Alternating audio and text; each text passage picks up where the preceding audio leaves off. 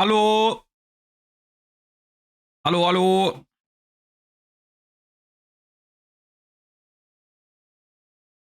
What is up, everyone? Welcome to the Tuesday stream. Um, like I said last week already, the stream schedule is a little different this week because we are deep in the World Championship prep. I'm a little tired because we did a little longer session yesterday once again. But we're moving at a decent speed, I would say, in terms of our prep. I'm happy with how things are going. So I'm doing fine. Thank you all for asking. But today I wanted to stream because I do want to check in with some of the things that are happening. We are going to take a look at some YCS Vancouver results. Of course, unfortunately, the YCS was not streamed, but we still have some written coverage, some deck lists, some deck profiles to take a look at. I do want to check that out, and then we are going to do some Master Duel. However, today I do want to take my mind off of Malice format a little bit, and I think we're going to check out the Theme Chronicle event and try to have some fun with it. I've already built some decks for it. Unfortunately, I don't have all the cards for all of the new decks that you can play in Theme Chronicles, like Six Samurai or whatever, but I still build some stuff that I think we're going to have a good time with. So let's warm up and then get started. You can play Sky Striker. I have built Sky Striker. And one of the decks I've built is Sky Striker, yes. All right.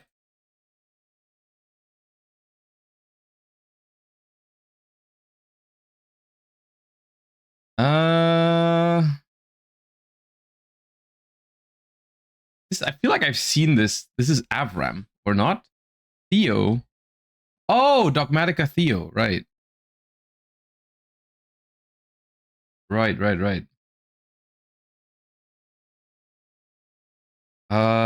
Is this this is some insect? Oh, this is howling insect, I think. Yeah.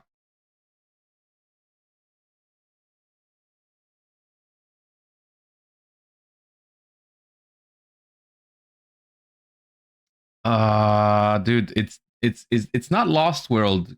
Lost World is not like shaking like that. Seismic shock. Yeah.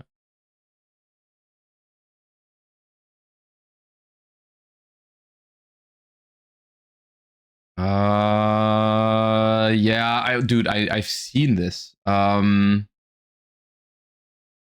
Salvage. It's like it looks like Union Driver, but it's not Union Driver.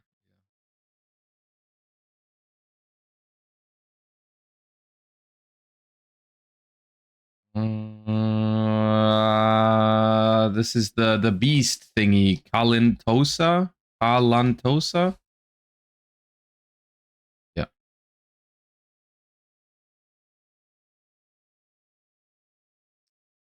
Shift.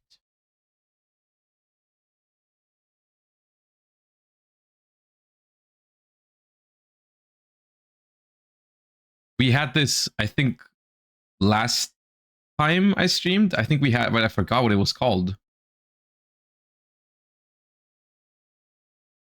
Yeah, we had it. Hypernova Burst, right? Dude, is this another Starry Night? I am very bad with those. CL or skip? All right, CL. Skip it is.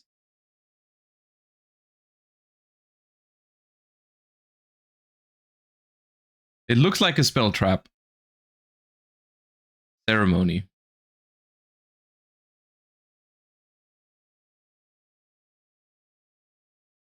Uh,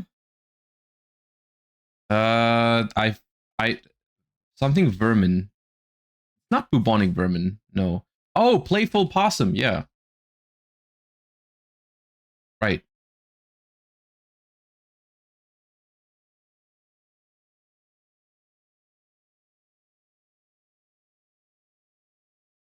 Something gusto. But there's too many for me to guess.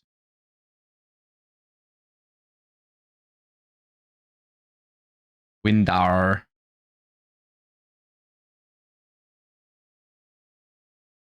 This gives me Hidden City vibes just from the color scheme.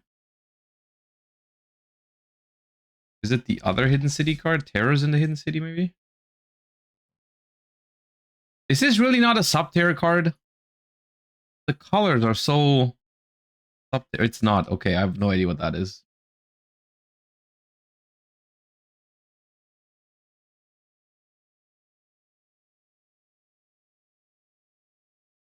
This is Gene Warped Werewolf.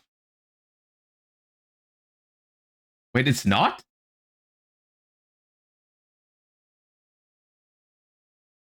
Huh? Assault Mercenary? Do I still think it's Gene Warped Werewolf? I still... No, I don't believe that.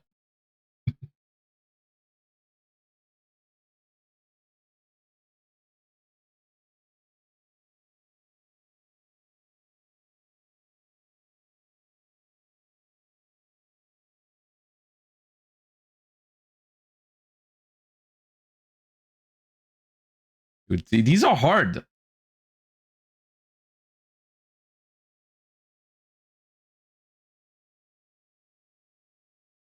Oh, the Blackwing. Blackwing. Here we are. Orochi, the Squall.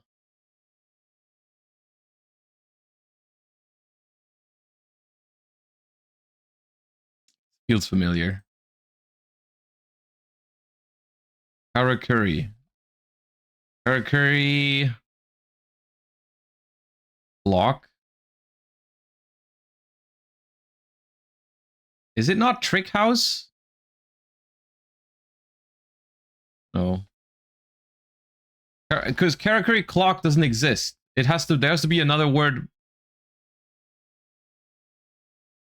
Oh, come on, man. It's, oh, okay.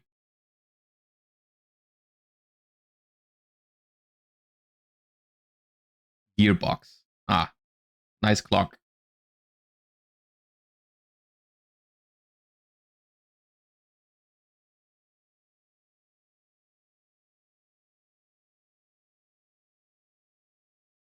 Oh, that.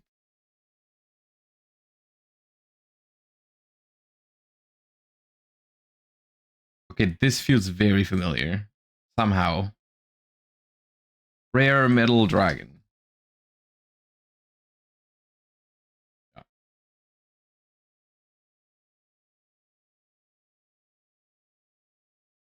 Sprite. Starter. Gamma Burst? Huh.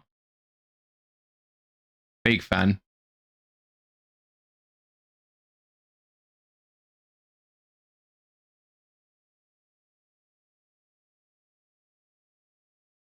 Virgil.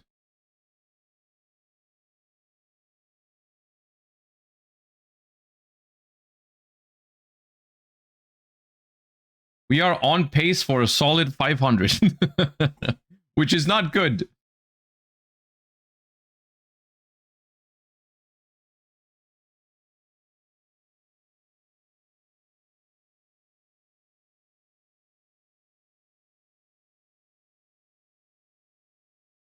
But I don't know these cards. Is this like one of the Valkyrie spells? Goddess Urds. I think that is one of those.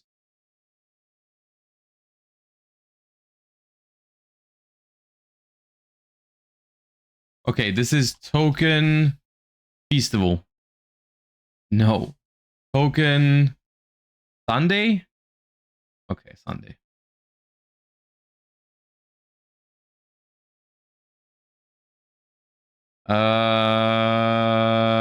Is this Life Twin? Challenge. Evil Twin Challenge. Okay.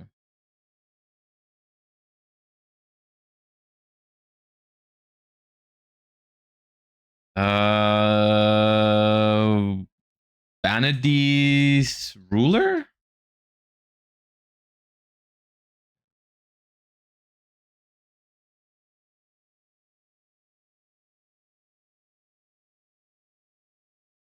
Time Lord. Oh, dude, which one's the blue one? Gabrion? Zaphion. No, Zaphion is blue. Yeah.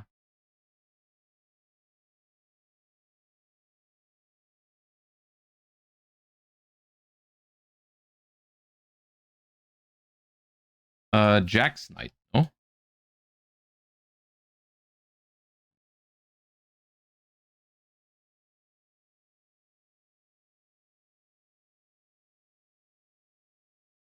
Oh, Relay Soul? No, it's something Soul. It's a trap card. It was a super rare in like a duelist pack. It's mega old. It's a trap. It's a super rare trap from like a duelist pack. Return Soul! Damn it.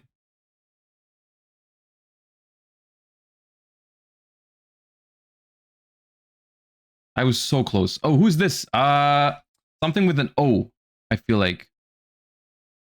Otto, no. Dude. Ojama Sheldon. No. Or something Sheldon? Maggio Sheldon. Yeah. Not Ojama Sheldon. This is Gyroid.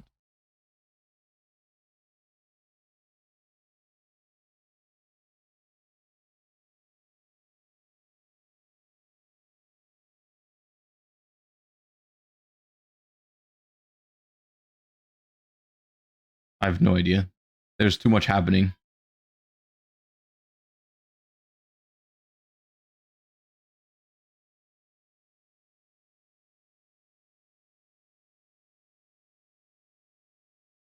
Abyss Actor?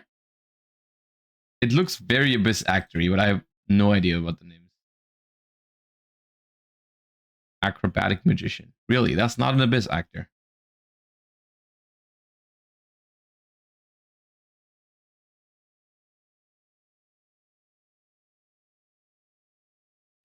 I feel like this was also last time. The DDD, right? Yeah.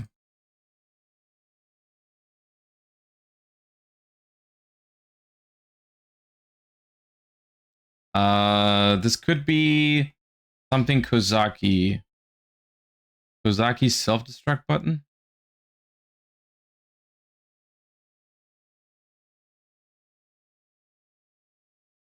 Dude, this is something like Soul of Fire.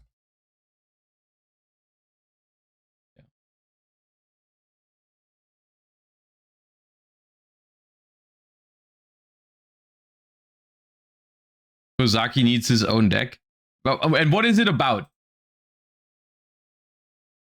What is the Kozaki deck about? Because all it has is like self-destruct button and stuff. You're just trying to lose as fast as possible?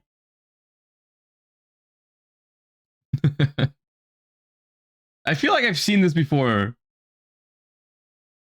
Yeah, this is Labyrinth.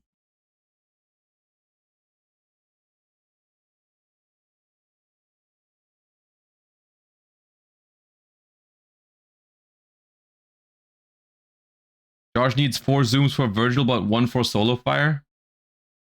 Yeah, I don't know why sometimes it is like this. This is a trap card. I've seen it before, but I don't know what it's called. Dark Mumbile? Mumbile? I don't know. This is Guardian Grarl.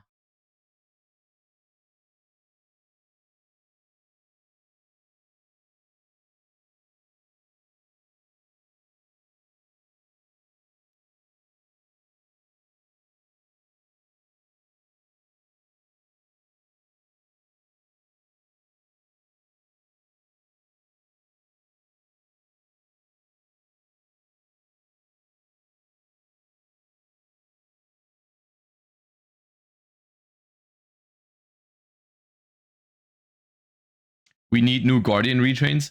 Isn't one of them still banned? Isn't Butterfly Dagger Elma still banned? This is World Shield. No. World what?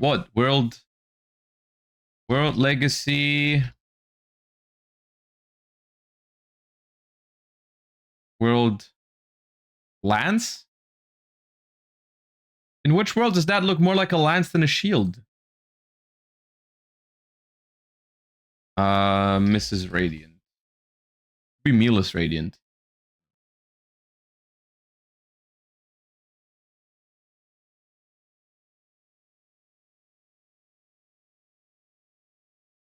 That's Digrepher, but it's a spell card, I think. Or is there a Chaos Grepher is a thing, right? Yeah. Could be Chaos Grepher. Is Chaos Grepher.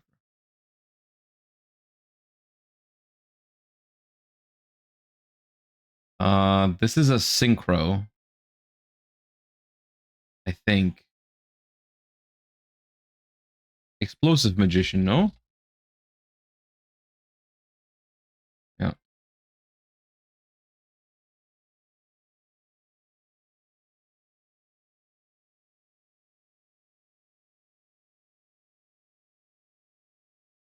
Dude, could be an Argenix. Scrap Hunter. Yeah, I don't know what to say, dude. Today was giga washed.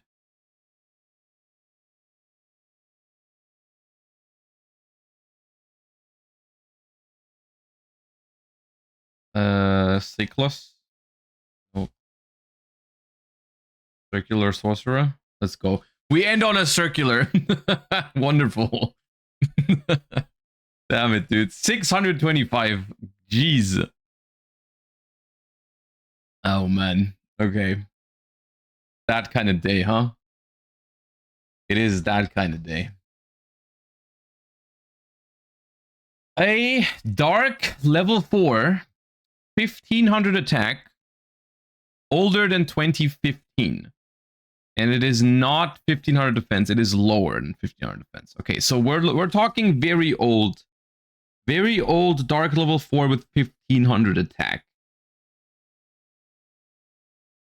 It's not a warrior.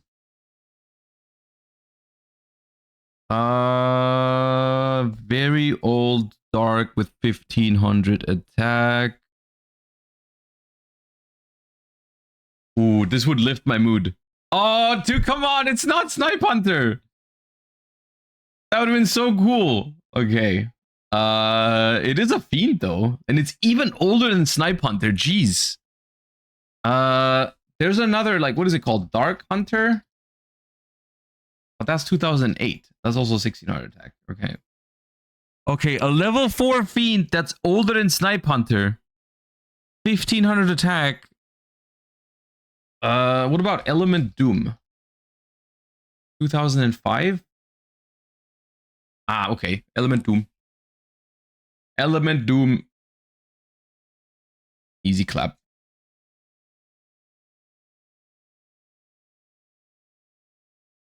All right, let's matrix it up. All right. Matrix is spell today. Ooh, Matrix is spells today. Okay, we are looking for field spell that boosts attack and is part of an archetype or series. Okay, now this is very broad. Boosts attack and is part of an archetype or series. All right, we can do, of course, we can do Perlorhino, or we can do Wraith Soth or whatever, right? Those boost attack. But those are also the obvious choices. I feel like everyone is going to take those, no?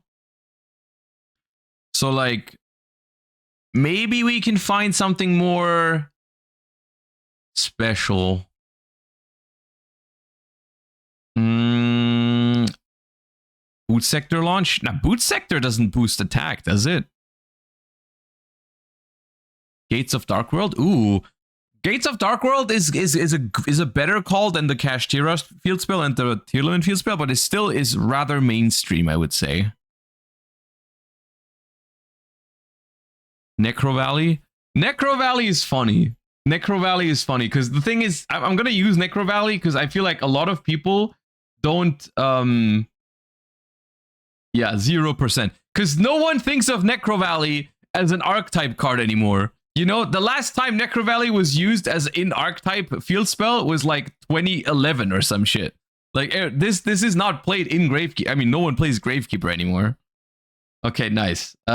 A field spell that draws cards and is part of an... Okay. Okay, a field spell that draws cards and is part of an archetype.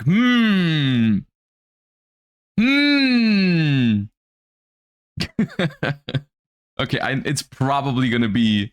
Is Runic Fountain the #1 answer? Okay, I can think of a couple ones. Runic Fountain, Punk Field Spell. I can think of the Rescue Ace one draws a card, I think. Ryzeal Cross draws a card. There's a Tenny one that draws cards. I'm gonna use Flawless Perfection of the Tenny. 4%. All right, solid. A field spell that targets a card in graveyard and is part of an archetype series. Okay, here we can use Runic Fountain. We can use Ryzeal Cross. We can use Manadium, because that, I think that the revive targets. Spellbook Tower. Ooh, Spellbook Tower. Memento Mictlan.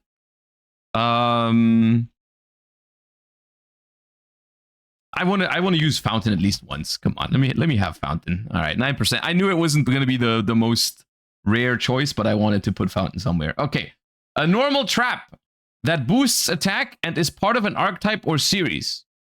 A normal trap that boosts attack and is part of an archetype or series. Dude, normal trap that's part of an archetype or series. Let me think.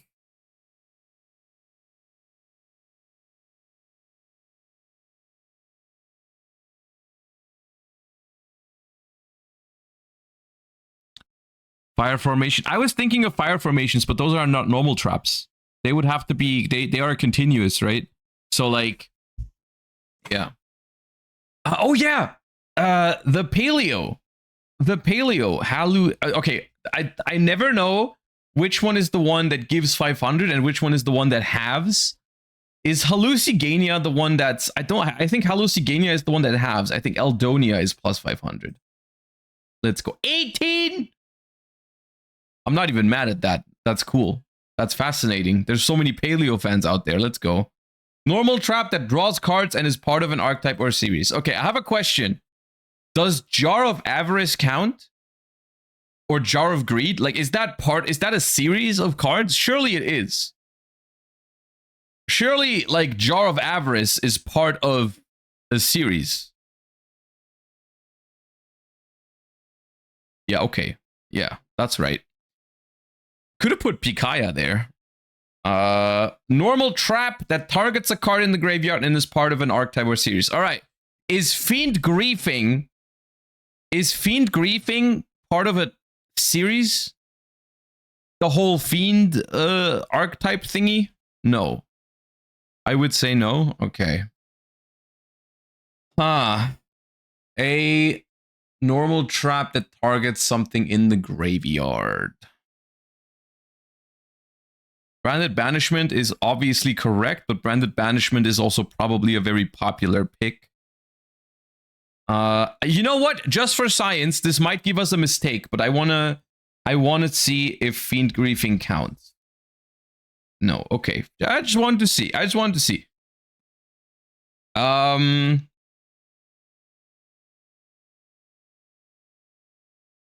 Archfiend's Roar. Archfiend's Roar revives an Archfiend. That works. I guess the only thing is, like, I don't know if Archfiend's Roar targets or if it just says summon an Archfiend from your grave. The same with Pearly Yeep. Like, I don't know if Pearly Yeep targets the 3. But okay, let's go with Archfiend's Roar. I think that targets. It does. Okay. Ooh, 0%er. Nice. Okay, normal or continuous spell that boosts attack and is part of an archetype or series. All right. A normal or continuous spell that boosts attack. Here we can use Fire Formations. However, those seem super obvious. Like, Tenki, I would say Tenki is probably the most popular answer for this. What we can do is we can take one of the other fire formations, because there's a couple ones that are like not as like Tensu or Gyoku. You know, I'll use 4%. Even those are still 4% because I'm telling you, I'm not the only one who thought of this. Who is like, I'm gonna put Tenki, but then I'm gonna put a less popular fire formation. Anyways, a normal or continuous spell that draws cards and is part of an archetype or series. Okay.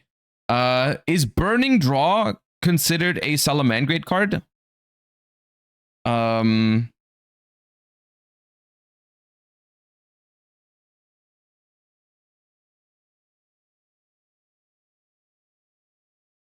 Let's go. Normal or continuous spell that targets a card in the graveyard and is part of an archetype or series. Does Will of the Salamangreat, does one of its effects target? Because I know the first effect to summon one from hand or grave does not target. But the second effect where you send it to the graveyard to revive like multiple monsters, does that target?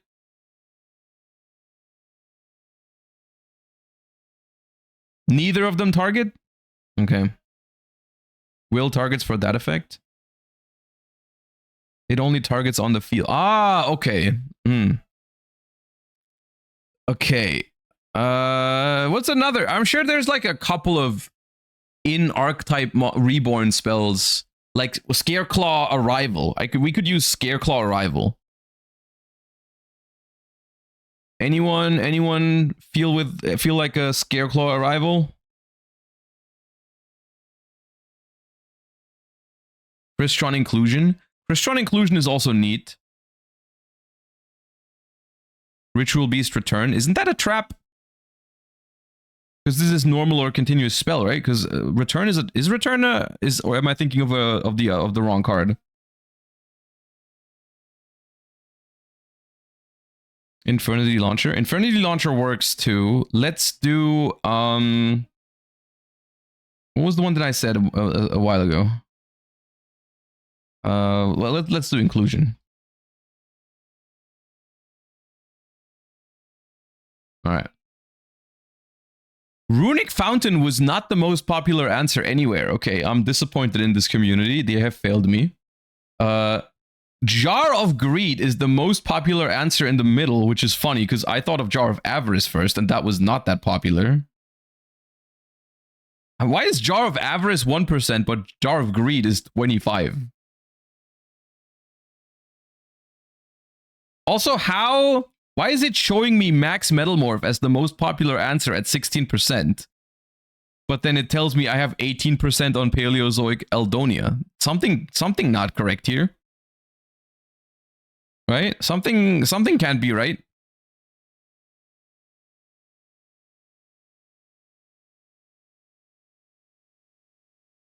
Too many people do this right now. Oh, okay, so it doesn't update like the most popular answers like in real time. Okay. Well, good round though. You know, we got a lot of very low answers. That was good. The Eldonia was the worst one, which is honestly that surprises me that that so many people think of Paleozoic Eldonia when they read this. But okay. What site is this? It's just yugimatrix.com. All right. There's like a new grid every day. All right. Warm up out of the way. The agenda for today is like basically 3 different things. First up, we have one new card to take a look at. I believe it is the new Mega Pack 25 TCG exclusive card that I want to take a quick look at in a second. Then we're going to take a look at YCS Vancouver results, a little bit of TCG today as well. And then we're going to hop into Master Duel and play the theme Chronicles. All right. It's two new cards. Okay, you're going to have to tell me what the other one is because I have only seen this one this morning. Maybe I missed the other one. We have a new card from the Mega Pack, and it is called Bot Herder. which is alongside the, I forgot the name of the Queen card that was already announced, but it is the second TCG exclusive in the Megatins. So let's see what we have here. It is a spell card that says target a monster your opponent controls that is a face-up monster you own or a face-down defense position monster. Okay. If that monster is no longer on the field or is a monster you own, if face down, reveal it briefly to check. Apply these. What is this wording? What is this wording? Target a monster your opponent controls that is a face-up monster you own or a face-down defense position monster. If that monster is no longer on the field or is a monster you own, if face down, reveal it briefly to check. Apply these effects in sequence. Dude, what? Okay. Okay, so what this means is you have to target a face-down monster, or you have to target a monster that you gave to them, or they stole, hypothetically, right? But if you target, okay, the weird thing here is that if they set a monster from hand, right? If they set a monster, or like let's say you play against Eniacraft, and you target their face-down monster, nothing happens, right? Like, literally nothing happens. You just can you activate it on that? They tried to word it in a way where it would work for Mimighoul. Yeah, I see that now that I'm thinking about it. Because, like, inflict 200 damage to your opponent, take control of all monsters your opponent controls except that monster. So this is very obviously Mimighoul coded. The reason I thought of it was because Mimighoul Throne was right next to it. I was like, okay, I got that hint. But it's just funny to me how this is worded, because if you think about what this means is if your opponent just normal sets a monster, right? Like they just set a monster and pass. You hypothetically you can target that face down monster with this card, but then if this card were to resolve, nothing would happen, right? Because if that monster is no longer on the field, not the case, right? It's still there. Or is a monster you own, not the case. Your opponent said it. It's not your monster. Nothing happens. All you do is you check briefly. You check briefly is what you do. Okay. Okay, but okay, that the wording aside, which I think is funny. This is a Mimighoul card, right? Which further solidifies my suspicion with the previous card already, that in this year's Megatin, they are basically just instead of making the TCG exclusives.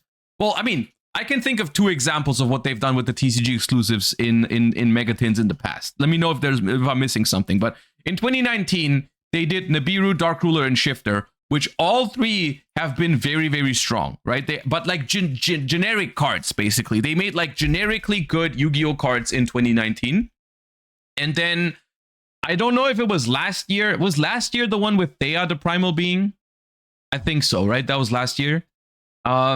Last year, they decided to also make generic cards, but instead of making them very impactful, they just made them unplayable as hell, which was an interesting approach.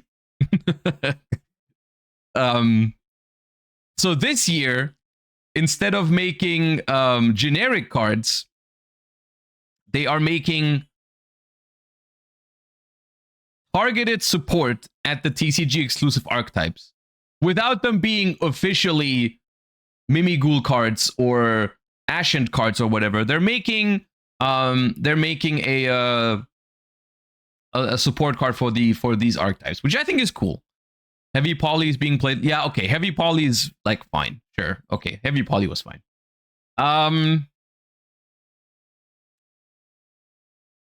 This is an interesting board breaker in a Mimighoul deck.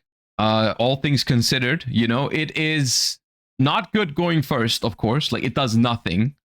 Pretty much. Unless you give them multiple Mimighouls and then you want to steal them. It's like, but not really great, right? But when you are going second, this is a potentially very interesting card. because you steal your opponent's entire board. And it's not even like until the end of the turn, it's just yours now. You own it. It's just yours. You go, your opponent makes a board. If there's no negates on it or whatever, you just give him one Mimighoul, activate Bot Herder, and take everything, you know? It's not terrible when you think about that, you know? Yeah, no, I could see it. I could see it. I'm less focused right now on this specific card. I'm more focused on the overlying concept here, which is that the Megatins of this year are supporting all the TCG exclusives of this year, of like the previous season. I like that concept. I'm just wondering how many of these we're gonna get, because I don't think they've said explicitly like how many of these we are expecting, because this suggests that there will be one for every archetype. And if they do make one for every archetype, that also means we get a Mitsurugi support card, right? Which would be crazy if it's actually good. Right? They were 3 last year. Last year there was 3 new cards in the Megatins. So, and 2019 was also 3. So it would suggest that there would be 3 cards, but at the same time, I think there's more than 3 archetypes, right? Because there is Mitsurugi still. There is Tistina? I have no idea how long ago Tistina was. Mitsurugi won't be in these tins. Is Mitsurugi too new to be in the tins?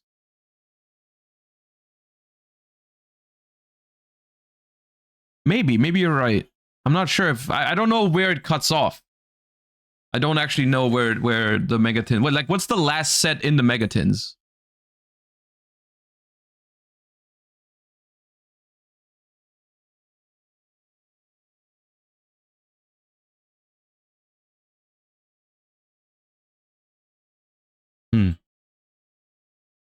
Rage of the Abyss?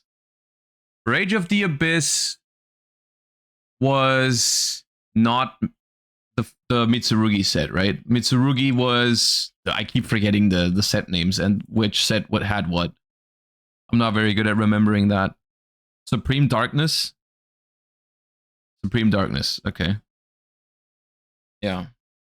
Okay, then maybe we are not expecting a Mitsurugi. Dude, I don't know. I think it's an interesting concept. Let's just wait and see what they announce for the other one. This one is reasonable, I think. I think the problem with this card in particular is that, like, of course, Mimighoul struggles going second, and this card can help with that 100%, right? Like, Mimighoul will appreciate this card for going second, and I think if you are playing Mimighoul, you probably include, like, at least one copy of this for, like, Thrust, maybe. Or you side deck, like, for going second, you side deck more copies. Also, depending on the matchup, you know, because in some matchups this might be better, in some matchups this might be worse. But, like, it's definitely a good card for Mimighoul. But, like, it doesn't do anything for the deck going first, and I do think that is a problem for Mimighoul. I do think Mimighoul going first is... It's good in some ways, but just, like, not convincingly strong enough, I feel. Yeah. And also it still kind of suffers from the impulse being in the format, but that's just like a very unfortunate, like, timing thing. That's just not gonna... You can't really do anything about that. It counters Izuna? Sure. Yeah, okay. If you go first and your opponent, like, does some stuff, like, it's funny because it doesn't target, so even if they make, like, an untargetable rank 5 with the Izuna and the Lupus, you just take it, which is pretty cool. And you get to keep it, so yeah. No, I like this card. I think it's good. I think it's good for Mimighoul.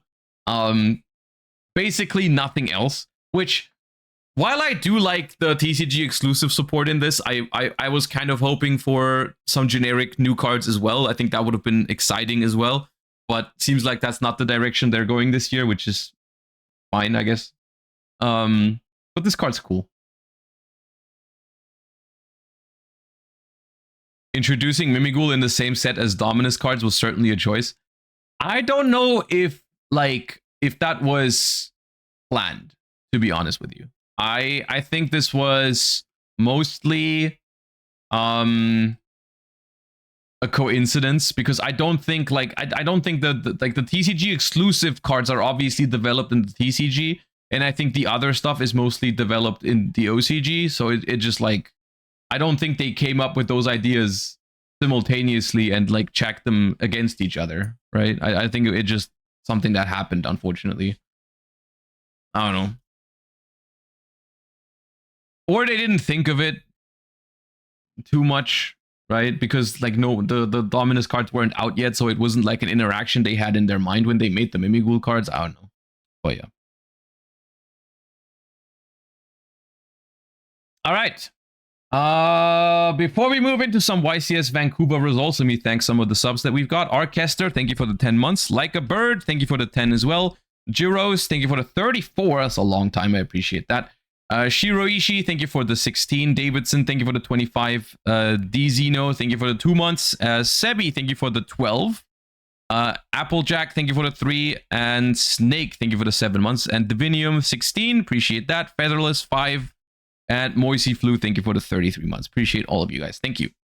New branded card. Oh, did I miss? Okay, which new branded card are we talking? Is it older than? Is it this one? First reveals from the Chronicles deck. Okay. I've seen posts about this on Twitter. I haven't read the cards yet, but yeah, I remember now. Okay, I remember. Yeah. Okay. The Stigmata. Is this just Dogmatica? The Stigmata Devouring Dragon. Level 8 Dark Beast Fusion Effect Monster. Materials. Fallen of Albaz, plus a lighter Dark Monster, plus an Effect Monster. Okay, wait. Hold up. I need to check something. Real quick.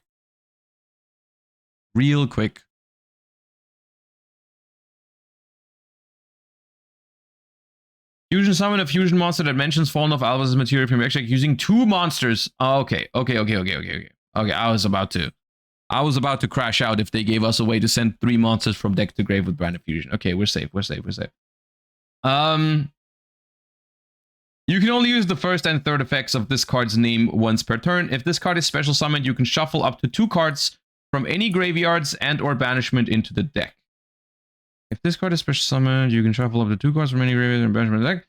While an Ecclesia monster is on the field or in either grave, this card gains 500 attack. Also, it's unaffected by other card effects.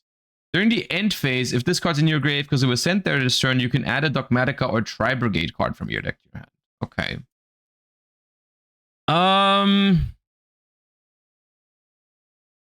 Shuffle 2 cards from any graveyard or banishment into the deck means disruption for the opponent, but also recycling for yourself. This means you can hypothetically now Albaz away 2 monsters, right? It's you can just Albaz away 2 monsters if one of them is light or dark, which is pretty good.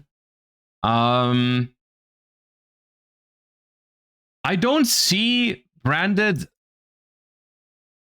like summoning this very often in their own combos. Do you know what I mean? Like, I don't think you would. This seems like the kind of card you would summon on your opponent's turn, because Branded these days has a lot of these interactions where you summon an Albaz on your opponent's turn with Rindbrum,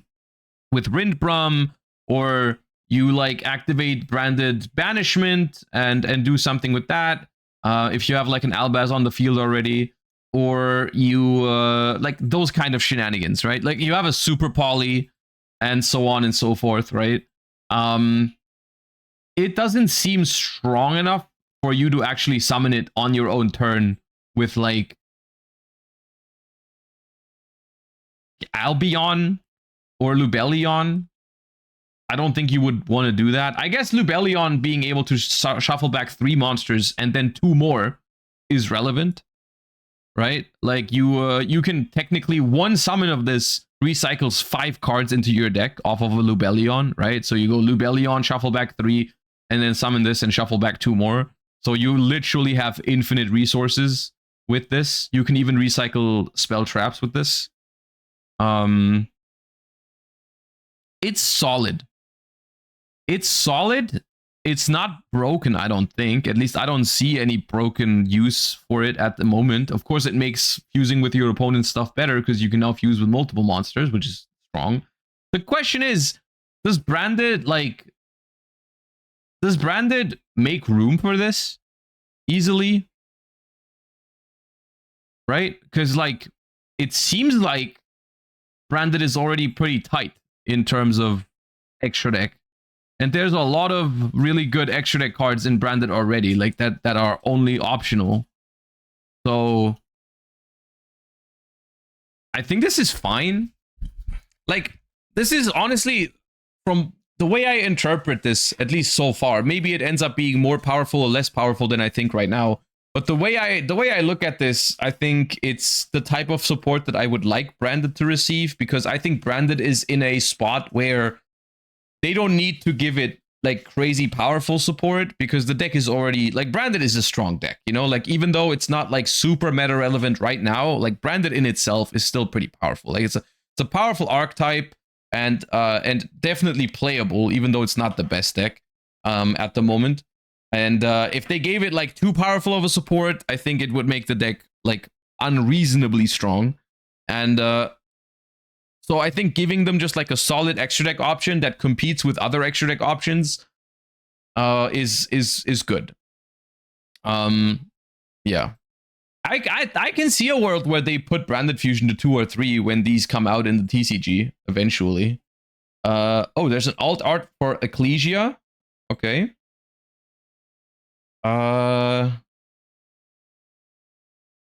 Isn't this just like a straight up screenshot from the anime? I don't know how I feel about that. How are we liking that? I don't know. I feel like they could have done something cooler. It is redrawn. Okay. I guess it's fine. It's fine. I don't think I prefer it over other, because there's 2 Ecclesias already, right? They have the regular one. Then there was an alt art, which was already, I think the alt art for Ecclesia was pretty decent already. And now I guess there's another option. Sure, if you like it, you can play it. If you don't like it, you don't have to. That's the nice thing with alt arts. It's like, whatever. What is this? Oh, Triple Tactics Thrust, alternate artwork. Okay. Okay.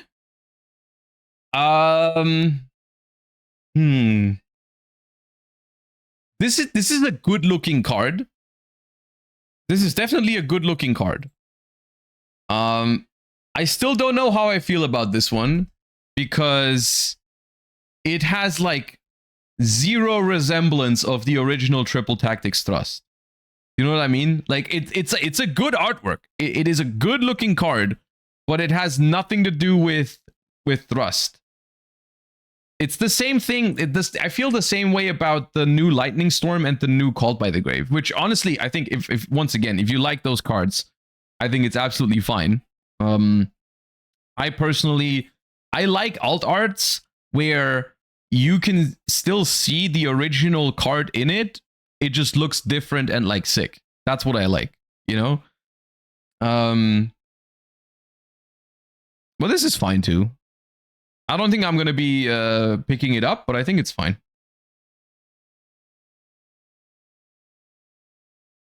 All right.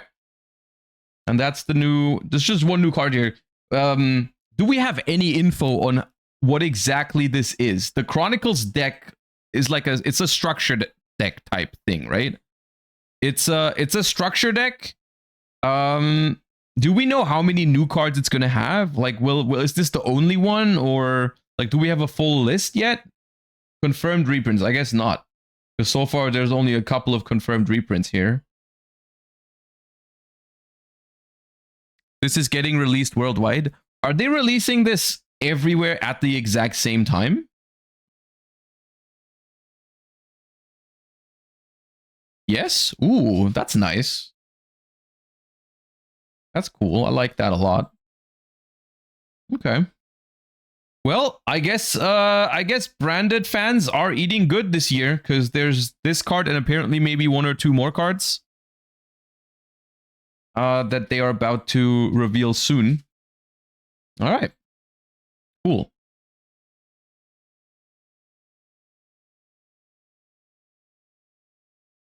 The question for me is, if all the animes get new cards and it's confirmed visas, will tier be back to the best deck soon?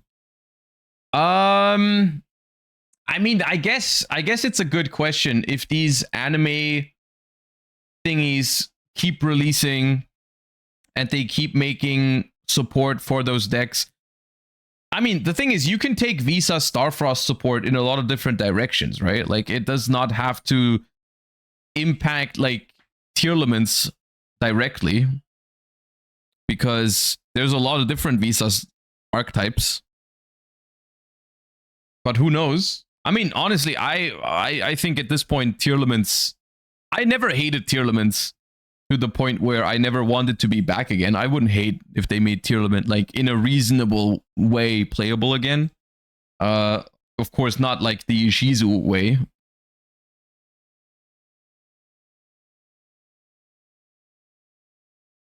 All right.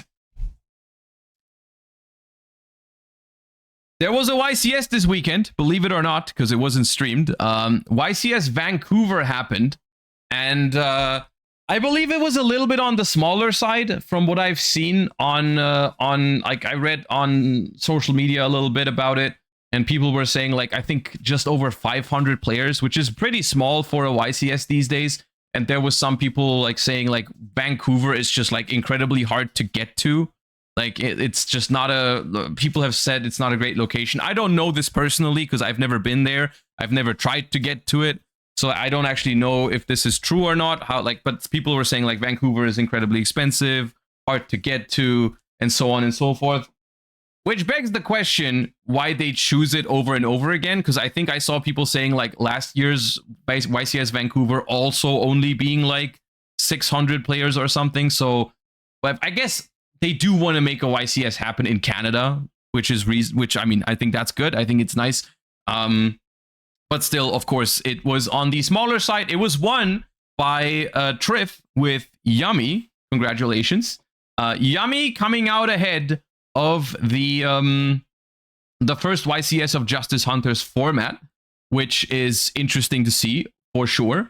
And while there was no stream for it, which I don't know the exact reason for it, but somehow the Canadian YCSs don't get streamed, which is once again unfortunate. But there was a written coverage, and I checked it out a little bit over the course of the weekend. It was, you know, it's like one of those things where you would rather have a stream, but the written coverage was still pretty nicely done. They had like feature matches from every round and some pairings and standings and everything, which I thought was neat. So I wanna take a look at some of the results. I believe they posted a top cut breakdown somewhere. Let me see if I can find it. Okay, there's a top 8 breakdown, but I want to get like the top 32 breakdown. Top 32 breakdown. There we go. Was there an overall deck breakdown as well?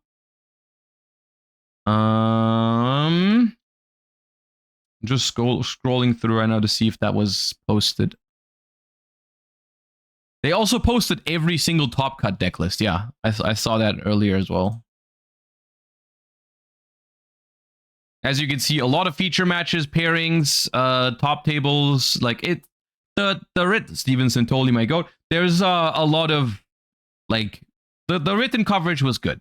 Of course, lack of stream is cringe, but the written coverage was good.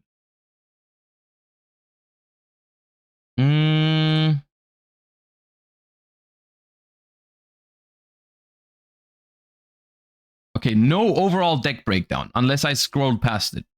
I hope I didn't. All right.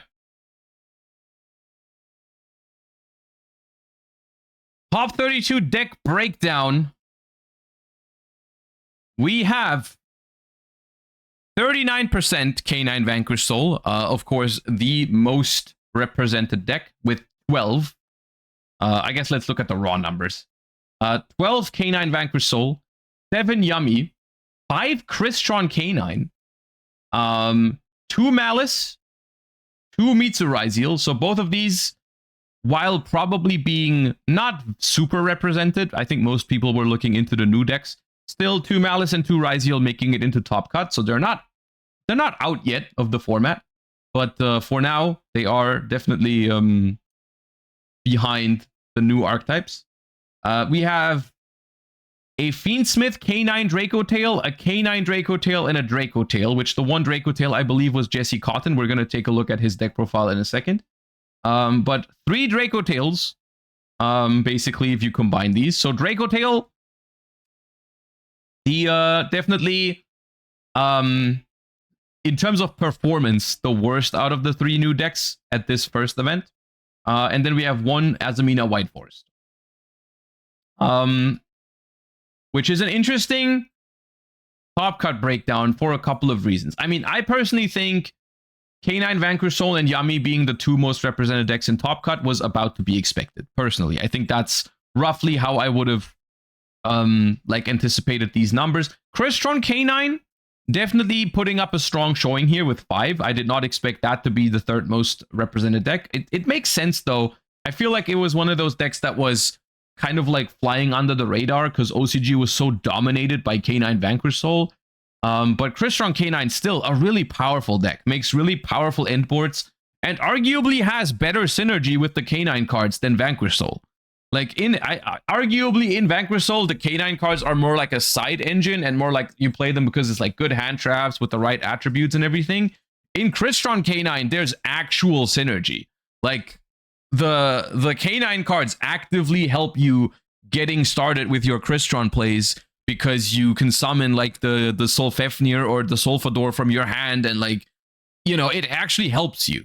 So the Crystron K9 deck, very strong apparently, which is a funny thought because maybe the reason why people are going to play Lancia moving forward is not Malice but Crystron now, which would be a very funny development, I think.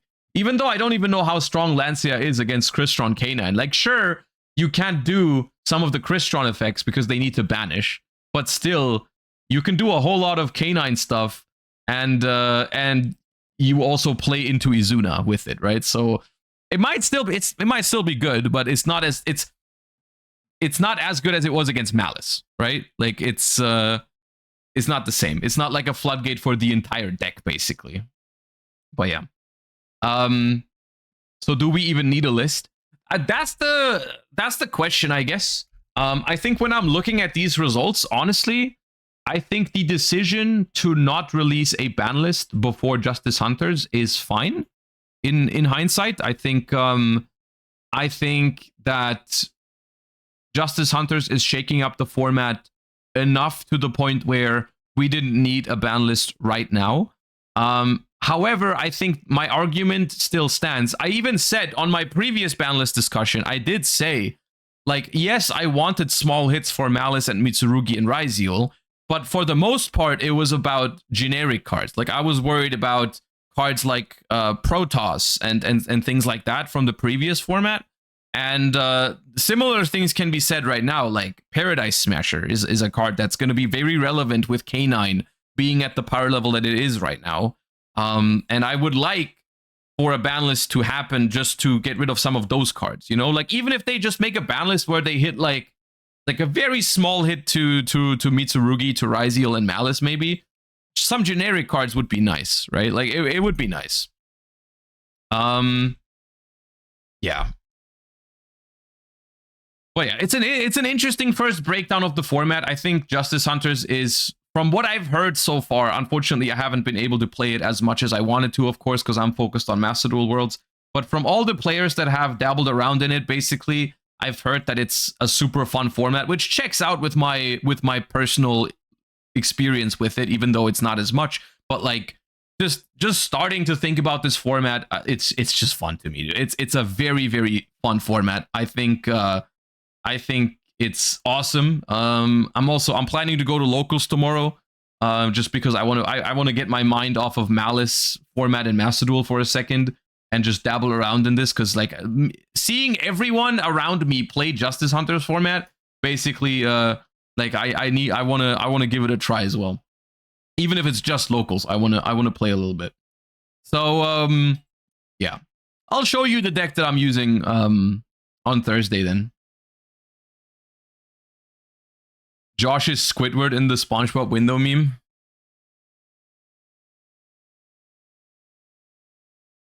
Dude.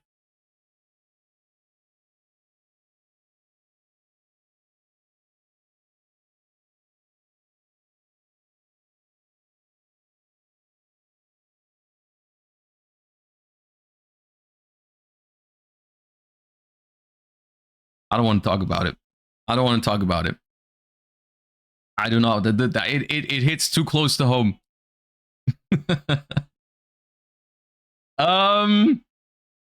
Yeah. Anyways, let's take a look at some of these deck lists. I saw while I was scrolling YouTube this morning, I saw my goat Stevenson Tolley has uploaded a bunch of deck profiles from all the different decks at YCS Vancouver. The only thing that's missing here, the only deck that does not have a profile here is Draco Tail. But for Draco Tail, we can take a look at Jesse's deck, because Jesse was the best performing Draco Tail at YCS Vancouver. He made top 8 with a pure Draco Tail deck. I think no Shaddolls, if I've understood correctly, but I'm not sure. But yeah, so first things first, actually, why don't we take a very quick look? They're not like the longest profiles, which I think it's fine to take a look at multiple. But one interesting question, of course, everyone is excited about the new decks, but I do think one interesting question is, how are the old decks faring? And we do have 2 deck profiles here from a Malice and a Mitsurugi Raziel deck that made top cut. So I do, before we hop into the new decks, I want to hear from 2 players that have decided to stick with the older decks and have performed well with it. Maybe they have some interesting tech choices for the new format, or just in general, like, why did we choose to keep playing Mitsurugi Raziel as opposed to one of the new decks, right? I think that's an interesting perspective to get. Even though the lists or like the cards are familiar and not the new Justice Hunter stuff, I still want to see exactly how these, hey guys, like, you know. Here with Kevin, who managed to get first after Swiss at YCS Vancouver with Mitsu Raziel. First after Swiss. So how do you think about the deck in this current format? You know, a lot of people think that the yugioh decks just power creep the older decks of the format, but clearly that was not your take on it. So where do you think it relies in the format? So I think the deck is still very strong. It's people taking control out of their main decks, which is definitely a definite advantage of this deck. And also, it's very, very good at going second. Yeah, you have your bricks, but it's basically the same consistency as it was before. So I decided to take it just because I was a bit more comfortable on it. I didn't want to play Malice for a 3rd Premier event in a row, and then I hadn't had quite enough testing with new decks. If I had maybe another week, I probably might have tried either Yummy maybe or Draco Tail. But glad I chose. You know, that's a reasonable take on the situation, I feel like. If people are taking out Droll and Lockbird from their decks, that's a big deal for this deck. And Comfort is another very valid reason to play a deck, unironically. Like sometimes in modern Yu-Gi-Oh, like there's just a lot of viable decks these days, you know? Like it's been a long time since we've had a format where you could only play 1 or 2 decks. And at the moment, you can play a deck that's maybe slightly worse than another deck, but if you play it so much better than the other deck, then it makes sense for you. This obviously. Okay, we'll get into the profile. All right. So 40 card main deck.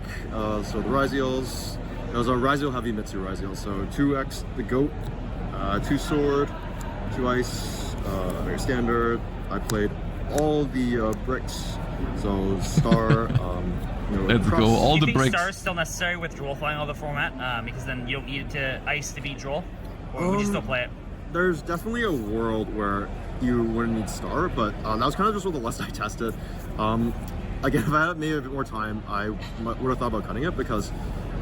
I do think, to be fair, Droll and Lockbird is not the only reason to play Star Raziel, I think. Star Raziel in general makes Raziel harder to hand trap, right? Like, if you have star in your deck, it means your duo drive is just more likely to resolve in general. I guess the question is, if you don't play plugin or the trap, then how valuable is it really for you to always force through the duo drive? But yeah. It does, like, it's kind of an unnecessary card in the deck. But also, post side, I think it should still be there, just because, like, people are sliding in Droll. Like, Droll hasn't left people's decks entirely, it's still in their side decks. That's fair. And then one Bonfire, Prosperity, Tachyon, because I played the bridge with the Mitsu engine, the Dreadlexion. Ah, okay. And then for the Mitsu half, just the minimum, 3 Haba, 1 Murakumo, 1 each of the little guys. I think from like rounds 1 to 6, I saw Kusanagi like once a match, so that was cool. 3 prayers, just 1 ritual, nothing else. This is the unfortunate part about this deck. Like it encapsulates a lot of cool things with modern Yu-Gi-Oh deck building, but it's also like the power level of this deck varies so much depending on like hand quality. Like you have hands where you draw none of those one-ofs are so powerful in this deck. Like if you draw X Habakiri, prayers, those type of hands, so busted. And then if you draw Aramasa, cross, star, node type hands, like it's just that, and that's honestly personally something I don't like about this deck. I like the way Mitsurugi plays, but like the way this deck draws such different quality of hands is sometimes is annoying to me sometimes. Really, I did get punished for this round 10 against Shrift, where I was getting my Ryziels and I was playing pretty much just Scuff Mitsu. And then the advantage of building a deck like this is there's quite a lot of space for non-engine, so I had 17, 3 Ash, 3 Fua, 2 Perulia. I want to keep it 40. I'm interested about the quality of Perulia in this format. I guess it is still one of the safer Charmies against Vanquish Soul, even though Vanquish Soul can sometimes ignore it completely. But if they do want to go for some K9 plays, they have to, like, most of the K9 plays or all of the K9 plays commit into Perulia, which is fine, right? Like you basically, I think what you do by using Perulia against K9 Vanquish Soul is you limit them to the Vanquish Soul plays, unless they want to give you a couple of Perulia draws for the K9s, which I think is fine. But ultimately, you also have to realize, like, Vanquish Soul was fine into Perulia before K9 came out. So if you limit them, quote unquote, to playing pure Vanquish Soul, if they have the starters for it, like, they are completely fine. So I'm not sure how I feel about Perulia. It seems mid. Like, I think for going second, it seems good. But like for a card that 50% of the time you're going first, you're not going to want to see it in your hand. I don't know if the risk is worth taking in the current format. But I guess there's another argument to be made that, like, you didn't know before this YCS, you had no real idea that, like, no one, like, how many people were still playing Ryziel. That's always I think that's a hard thing to grasp. Because of course, at locals and regionals, everyone's been trying out the new decks. Like, that's normal, right? The representation of the new decks was very high at local and regional level. But for like a YCS, which is like the pinnacle of competitive Yu-Gi-Oh, basically, right? Like, I feel like people would bring just whatever they thought was the best, right? And I think there is a reasonable argument to be made that, like, people could still show up with Ryziel to this if they just think it's better. Third one's in here for sighting patterns. Nibiru, because I play Gallant Granite. 3 Emperor. And I think the best card for me this weekend was actually when I saw 3 Droplet. Mm-hmm. So Droplets, in theory, was supposed to be for the decks trying to play under turn 0. That never came up because I didn't play VSK9 somehow until like round 9. So like, I guess we take those, but it's still good when paired with like the Charmies, when you're trying to make them end on a worse board. It was really helpful to kind of crack boards, and sometimes you just draw some like redundant cards or like bricks or whatever, and you don't really have any use for them, so getting them off Droplet is really nice. And then 1 call by 1 cross out. Yeah, I played Crossout with a Droll in the main just because like no one's maining Droll.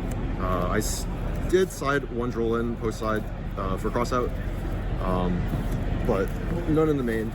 No one. I think my round 2 opponent maybe main Droll, but no one else. 17 hand traps. 3 plus 3 plus 2 plus 1 plus 3. Yeah, that's definitely 17. That's 17. That's not 12. That's 17. Yeah, 3 plus 3 plus 3 plus 1 plus 2. 17. Droll. I did side one Droll in post side. He said 17 non-engine. No, the chatter said 17 hand traps. I'm not saying that. Extra shout out the boys.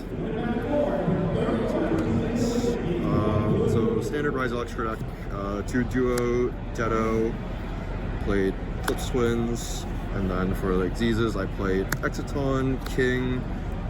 Is 17 non-engine even necessary in this format? I can't tell you the exact number because I do think the number of non-engine you play also depends on your deck. Like some decks allow for more, some decks allow for less, some decks need more help at breaking a board. I will say just from my first impression of the format, I don't think playing like infinite hand traps is even a good strategy right now because I feel like the current decks in the format are like, first of all, the boards that these decks make if they go uninterrupted or maybe just like hand trapped once in a key spot, like the boards are beatable with engine, more beatable than before, I think. So I think that's okay. And I think like for the most part, the decks are not so vulnerable to hand traps that like you want to play that many. Like Yummy is an exception. I think Yummy is an exception because Yummy has an extraordinary amount of space for hand traps, which lets you play like maybe so many that maybe it becomes good. But even in Yummy, I'm not sure if ultimately the optimal version of Yummy plays like only hand traps. Like I know Triff played a lot of hand traps. We can take a look at the list in a second. It's on the blog. But like I don't know if that's the way to go moving forward. German Granite, Baguska. We go only because you can does not mean you should every time. Sometimes yes. The Xsens, Aggregator, and Valon. And then to bridge between engines, I played the Drive Luxion. You just make this for the rank 8. And then I also played just Dynamondo for a link. I wanted to put SP, and honestly, it probably should have been SP instead of like this card. So Light Dragon is in theory for the Vanquish Soul Trap, but I realized like partway through, like after submitting my list, like, well, if they get there, you probably lose anyways because you can't out their dudes. So this should have been SP. Tornado would have come up. I think those two were the main ones that I thought about putting in the slot. So yeah, don't play this. And then for side deck. Can we watch Triff's video without our audio? Why would you ask for that? We can look at the written list, yes. Triple Lancia, still it's a funny request though. 1 3 Droll because I respect it's an hour long. 2 deck still. I mean, I don't have in general I don't mind deck profiles being long. I like it when people take the time to explain their things. I just don't want to spend an hour today, like on the stream. But in general, I think that's fine. The audio is Sam doing a lot of exaggerated questions. And oh, okay. You know what? Fair enough. Yeah. The third ruler for siding patterns, and then the Triff video is also 30 minutes of spreadsheet ads. Ah, that makes sense. Got to get those in there, right? Okay. I played also back removal, so 2 storms and a duster. These are pretty good.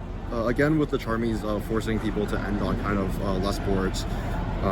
These are pretty good at cracking any like side deck cards they have because people are sliding in like Solemns, but especially like Warning, which like this is great against.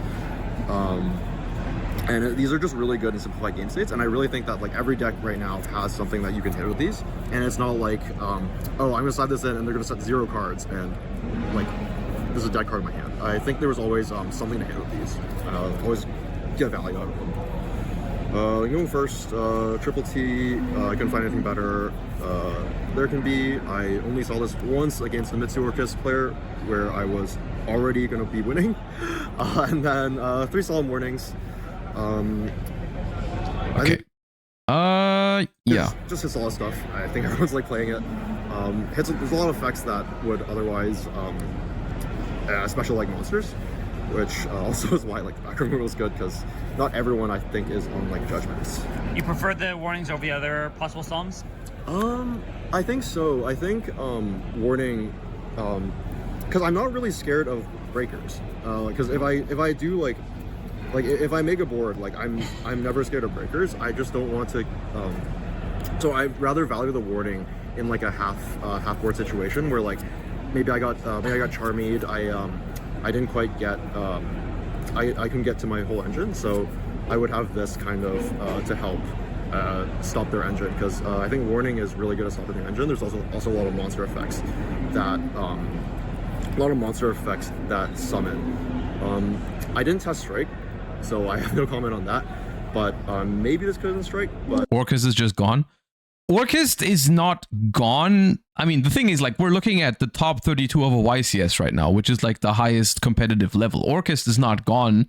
It's just not at the highest level of decks at the moment. I think Orcus is very much still playable. It just doesn't consistently like win against these decks at the highest level, which is different from gone. It's like, I would say it's not quite good enough to be considered one of the best decks. Yes, if that's what you mean.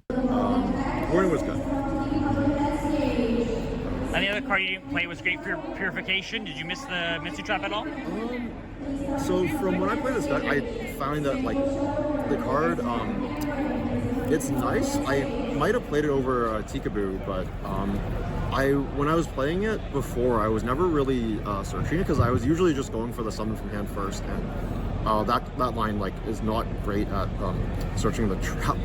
I think you have to go like summon from deck first to search the trap better, because otherwise you have to like after Prayer's Tribute your Murokumo, it just kind of unnecessarily plays into stuff. I never found myself missing the trap. I also tested Magatama, but it didn't seem very good in this deck, because Magatama seems better when you're playing like really heavy Mitsu, and you're playing like pre-prep, you're playing. Yeah, if you play like no Ryziels or very small Ryziels in Mitsu, Magatama is great for the Vanquish Soul matchup, because one of the best ways you can out a Vanquish Soul board is by going Magatama, pop the field spell to get rid of the protection, and then your Murakumo comes back and just wipes the board. Of course, that doesn't work if they've resolved the trap card, so it's more like something you can do when you go first. Which, of course, if you play Ryziels, heavy Ryziels, you don't have that problem, because you can just pop the field spell with Detonator, so they won't have it. But if you play like pure Mitsu or something like that, Magatama is something that you really want to hold, if you can, for the field spell. But I also have my doubts that pure Mitsurugi at the moment, even like the boards just for this format, they seem a little bit too small. It's a very cool deck, and you can probably still win some grind games, but I think the board in general is a little bit too small. All right, and so we've heard from Kevin why he still decided to play Mitsu Ryziel for this format. Why would someone play Malice, I wonder? Let's find out. What's up, guys? Santola here with Edward Liu, who managed to get top 32 at YCS Vancouver playing Malice. So what do you think of the deck in the current format? You know, a lot of people are saying that the Juhu decks just power up the old decks. Do you think that's true, or do you think the deck's still a very viable option? I think Malice can compete in terms of power level with the other decks, and because Malice is still doing the Malice end boards where your end board's nearly unbeatable. And I just thought it was the best option for me, because I didn't think any of the other decks were in such a high terms of power level compared to Malice for me to play them, because I have the most experience on Malice. And I think it's a decent meta call for now if you know how to play the deck, as you see less Lancias, because most of my losses were to Lancia. Yeah, I mean, it's funny because it's basically the same explanation as for the Mitsuraiziel, but with if you you just swap every mention of Mitsuraiziel with Malice and every mention of Droll and Lockbird with Lancia, right? It's just like, the deck's still pretty good. It makes pretty good boards, and people play less Lancia / Droll, so Malice / Mitsuraiziel can still be pretty good, and they were just more comfortable on the deck because they've been playing it for a long time probably, and just hadn't had enough time yet to figure out like which of the new decks was actually better, and like they were more confident in their ability to play this deck, which all of that fair reasonings, honestly. And I can see it. I can see Malice boards, like if you combo, you still win. Like that hasn't changed. Absolutely not. So again, the profile. Yeah. So we didn't. I didn't need to reinvent the wheel. It's just basic Malice, but you just because again the deck what it did before is still just as strong. It's just sometimes you'll get hit by the crazy new Justice format or Justice Hunter format combos with like Holy Shoe Revealing and Azuna. But if you can play, you can win. So we're playing 2 March Air. So how weak is Malice into Izuna? I would imagine not much, because you can't get Izuna until you activate March Share, which, depending on the lines you play, is like relatively late. And at that point, I think the Izuna is probably too late, I would assume. 2 Rabbit, 2 Dormouse, and 3 Chessie. I was thinking about playing 2 Chessie and 3 March Air, but you just need the names that summon themselves. So I played 2 Underground, Terraforming, Goldstark, Malice from the Mirror. I played GWC, MTP. So I played GWC because it helps you combo through when you get interrupted awkwardly, like with the Fimenas, the Azunas, whatever. And I also just wanted it to feel safe against the VS matchup in case I got burned for too much. But you can side it out for sure. And then I played 3 backup and 1 wizard. I think that you have to play the 3 backup, because otherwise, without backup, the deck's consistency is too low. Like, it's unfortunate that March and backup play into the Azuna, but you just have to play them to increase your ceiling. Then the rest is all non-engine. The choices are pretty self-explanatory. I started playing 3 Ash, 2 Nib, 3 Fua, 2 Perulia, Mag Druis, followed by Talents, 3 Imperm, and 3 Impulse. So the Bestial, like Malice and Yummy, I think it's not a coincidence that both Malice and Yummy are the decks that play the most hand traps on average still, because they are, I would say, in engine, they have the biggest problems at actually breaking boards. If you compare it to K9 Vanquish Soul, K9 Crystron, Mitsurugi Raiziel, and even Draco Tail, I think all of those decks share that they can play pretty well into half boards with their engine. I think Malice and Yummy both, because they both struggle from like the opponent removing their bodies from the board early, like they kind of are relying on stopping the opponent more or less like completely. Otherwise, they're gonna have a tough time playing into the half boards. Which is why I think those 2 decks are playing the most hand traps. Lose a lot of power this format, but Magnuma is still such a strong card, and it's also sort of a pseudo extender, so I still decided to play those.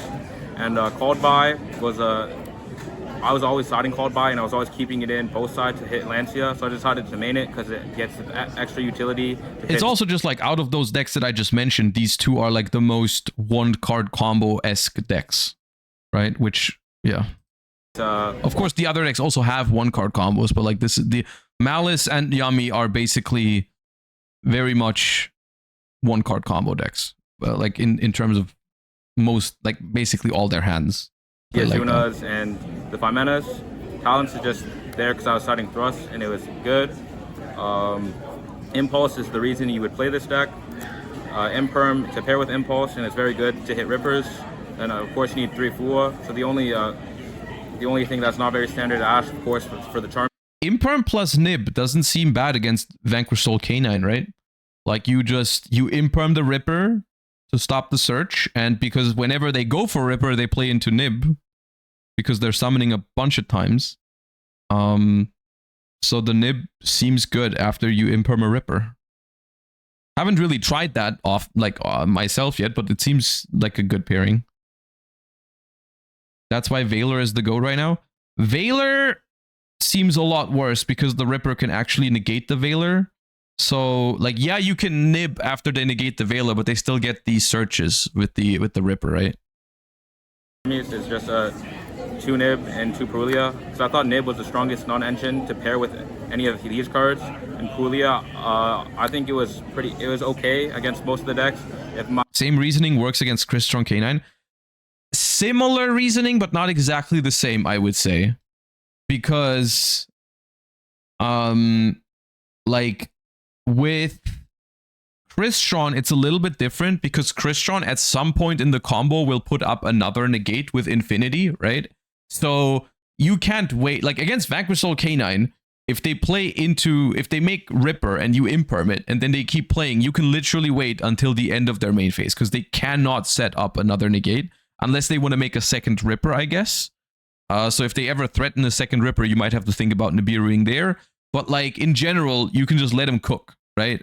But Crystron is like, okay, well, let me imperm the Ripper, and then they put up 2 more level 5s, make Nova, and you're like, okay, well, I kind of have to nib now, and then they might be able to keep playing after. Still, imperm nib is good there because you're taking away a bunch of things, right? You're negating the Ripper, and then you're attributing the Ripper and the Nova, and so on and so forth, and whatever else they have. So it's strong, but it's not exactly the same scenario. But it's good.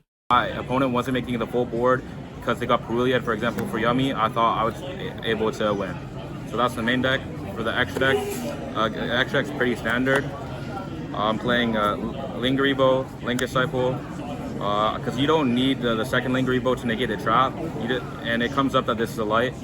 Yeah, I don't think we need to look at the Malice extra deck. The side deck? Well, they have some stuff. That it was necessary. I felt that the lines where I was ending on Bomber, I just ended on Firewall. And then I decided to not play the K9 cards because the K9 cards as hand traps, I don't think they're very good in Malice because you have to dedicate 2 extra deck slots, which are like the Almirage and like the Dark, which could come up. It is crazy though. Now that I've spent so much time in Master Duel in recent weeks, like looking at a Malice list from TCG again, and I'm looking at it and I'm like, this still seems like such a powerful deck to me. Like this is very powerful. Like it's in a Malice in the TCG is in a pretty powerful state. And then I think about just for a second how strong this deck is in Master Duel right now. It's absurd, man. It's absurd. All the starters are at 3. You have a second Gold Sarcophagus. You have Link Decoder. You have Appaloosa.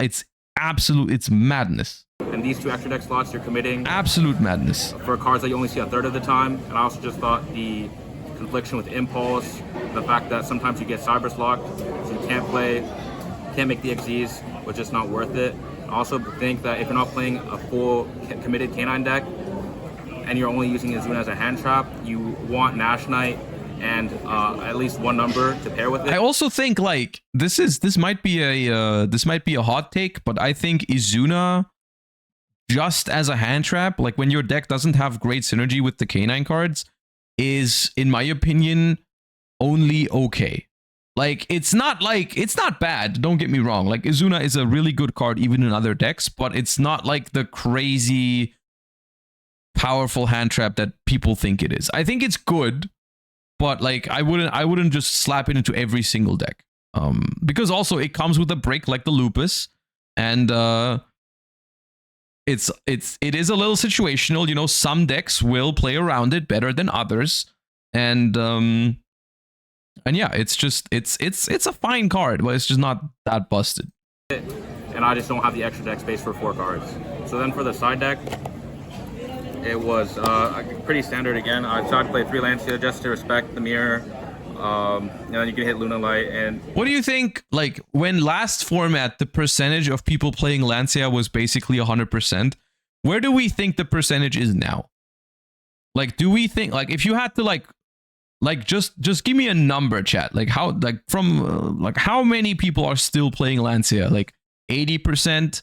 Like how many people stopped respecting Malice entire? Because I think most people still play it, honestly. I still think it's like a really popular side deck card.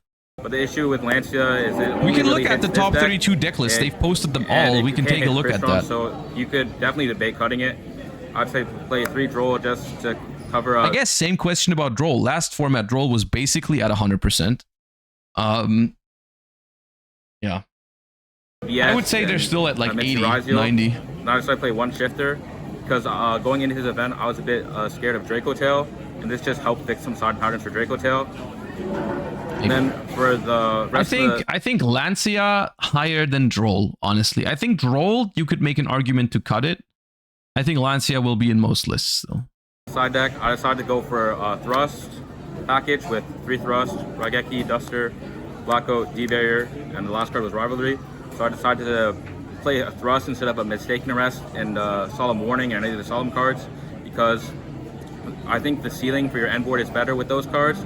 But if your opponent starts playing on your turn, Thrust is much better. And the targets to set are very good right now because Black Gold. Rust is an interesting card this format because of like the Izunas and stuff and 5 mana. It's very good against Yummy. And D-Barrier, again, I was a bit scared of Draco Tail, and it helped that. And Rivalry was... Half of the top 8 were not citing Lancia. 10 out of 32 in Top Cut weren't. That's interesting. That is less Lancia than I thought, honestly. really good to help fix some side patterns. Do you find there was much issue with people playing on your turn with the K9 cards, or are they easy to deal with? Or even the Holy Sue? Like the Holy Sue, like the good thing with this deck is it has the most like in-engine outs to those cards. Like I had games where I was drawing Malice in the Mirror to counter them. You have Ash and Impulse, so they're not that big That is true, but still, if they resolve Holy Sue, they probably win. a deal, which is why I think this deck can still compete. Okay, and any shouts before we wrap up? Just shout outs to everybody who messaged me and support, cheering me on round 1 and 2, day 1 and day 2. Like I beat every single Malice at Euros with Vanquish Soul. Because between you going first, where I think Vanquish Soul just cooks Malice when he goes first, and then going second, you also still have a very decent chance. Even though I played Lancia and Chaos Hunter at Euros to be like more consistent against Malice. Like, because that's how scary this deck still is when it goes first. And when people stop playing Lancia and Chaos Hunter, then deck becomes pretty scary. All right. So those are the Ryziel and Malice situations right now. However, I do want to hear from some of the players that have played the new decks, right? I want to hear from Vanquish Soul K9, Yummy, even K9 Crystron here, as well as we're gonna watch Jesse's Draco Tail list. So let's do K9 Vanquish Soul first, because that was the most popular deck in Top Cut. It was the most, even though it didn't win the event, it was technically the most successful deck at the tournament, just in terms of raw numbers in Top Cut.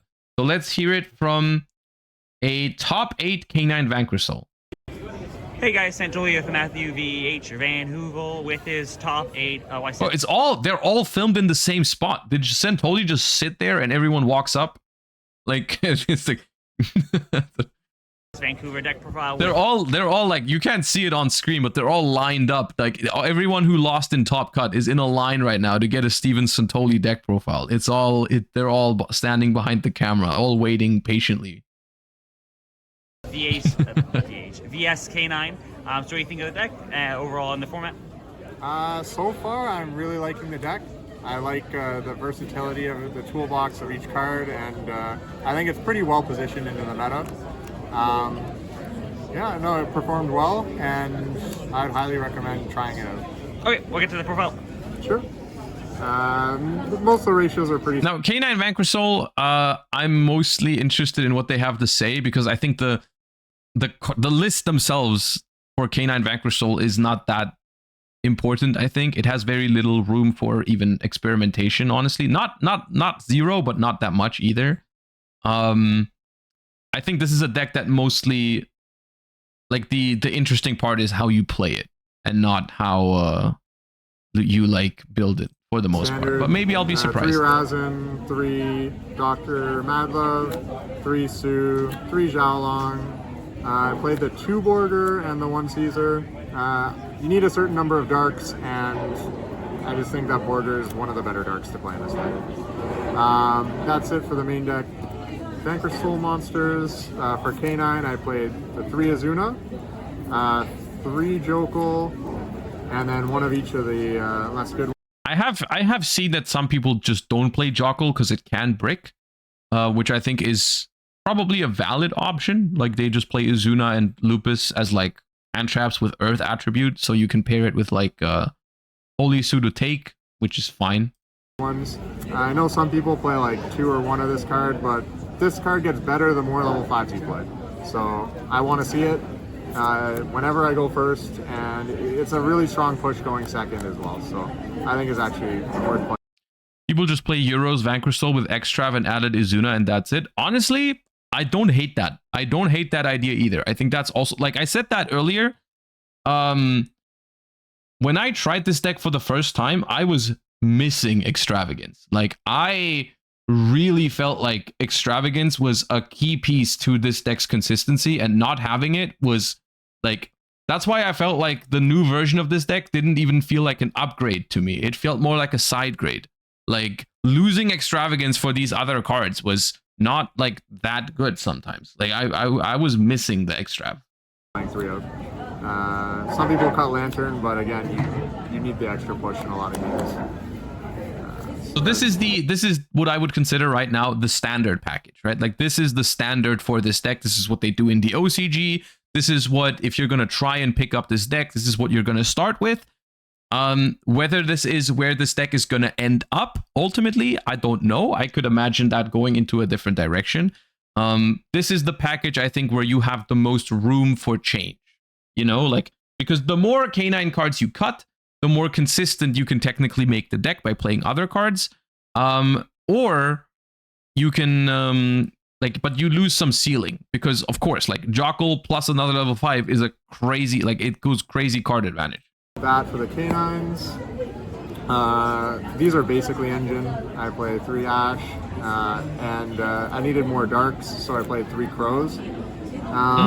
These were like Shifter and Bestials before this event, but I think this card is just more versatile. You draw a lot of cards throughout the game, so I don't want to draw a Shifter partway through. For the off. Is there, so which matchup are Crows better than Bestials in? I guess Crow can banish your opponent's Lupus because it is an Earth monster, which is very relevant in this format. That seems neat. Against Crystron, sure, yeah, hitting some of the water Krystrons can be good. You can hit Draco Tail because some of them are not dark or light. Yeah, okay. Fair. Chance that I open it in my and blow out like a specific matchup. This has more versatility as format. You can hit Crystron cards. You can hit Fimino when they're trying to add it back. You can hit Lupus specifically is pretty relevant. Yeah, it's not bad. In niche situations, you can hit like an attribute out of the graveyard that they're trying to add back with Rock of the Vanquisher or something like that. Or against Yummy, you hit the minion field spell. On specifically turn 1, this is pretty decent against Vanquish Soul, because most of the time, I mean, I guess if they start with K9 combos, it's different, but previous format, or like pure, if they start with like pure Vanquish Soul combos, very often you link off one Vanquish Soul for the Rock, and then you only have one target to add back.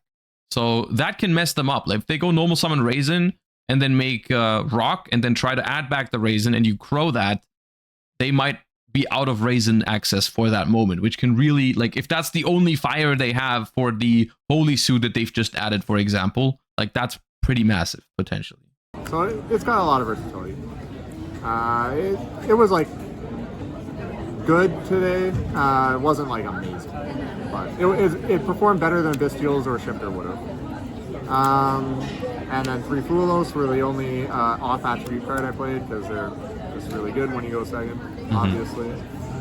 That is it for the main deck monsters. I didn't play like Droll or Nibiru or anything like that in the main deck because I just don't want the wrong attributes. Like, people complain this deck bricks, and I think part of that is you don't necessarily have the right attribute ratios.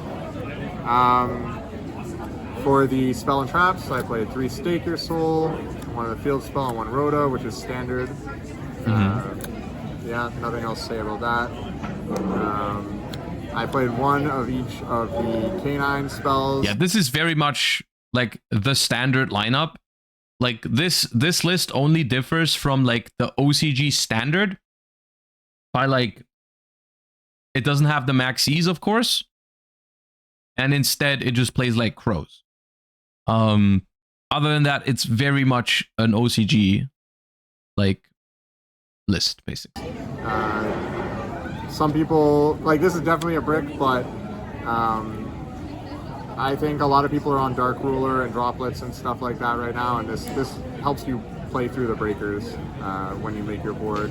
This card's really hard to play around, and it helps you also not play into talents and thrust and stuff in game 2, which is really nice. Like if you have this backed up with the last card a lot of Vanquish Soul Canine play 3 Pot of Extravagance. I tend to agree with that. I haven't tested it extensively, but I think my first approach for this deck would be to maybe cut down on some of the canine stuff and try to play Pot of Extravagance still, because that was the biggest thing that I was missing when I tried this deck for the first time. I was just drawing some hands and see how they would play, and like it just wasn't consistent enough for me. So I think some way to get consistency back into this deck would be appreciated. Played, you can pretty much not have to play into any of those kind of cards, or into canine cards on your turn and things like that. So, would you continue to main the force release then? Yeah, I liked it a lot. I sided it out when I went second every time. I know a lot of people keep it in because they want to OTK or something, but I think that's kind of greedy. I don't understand that. I don't think I attacked with Werewolf a single time in the whole tournament. Like. The deck outputs so much damage. Like I don't need that. So I definitely don't want it. The number of times I've heard you don't need to reinvent the wheel or something of that nature in these Vancouver profiles is pretty high. I mean, you forget something about Yu-Gi-Oh, which is that a big part of Yu-Gi-Oh is also playing the actual game. There are some formats where they call for a lot of innovation in deck building, and you'll have a lot of interesting deck profiles at the end.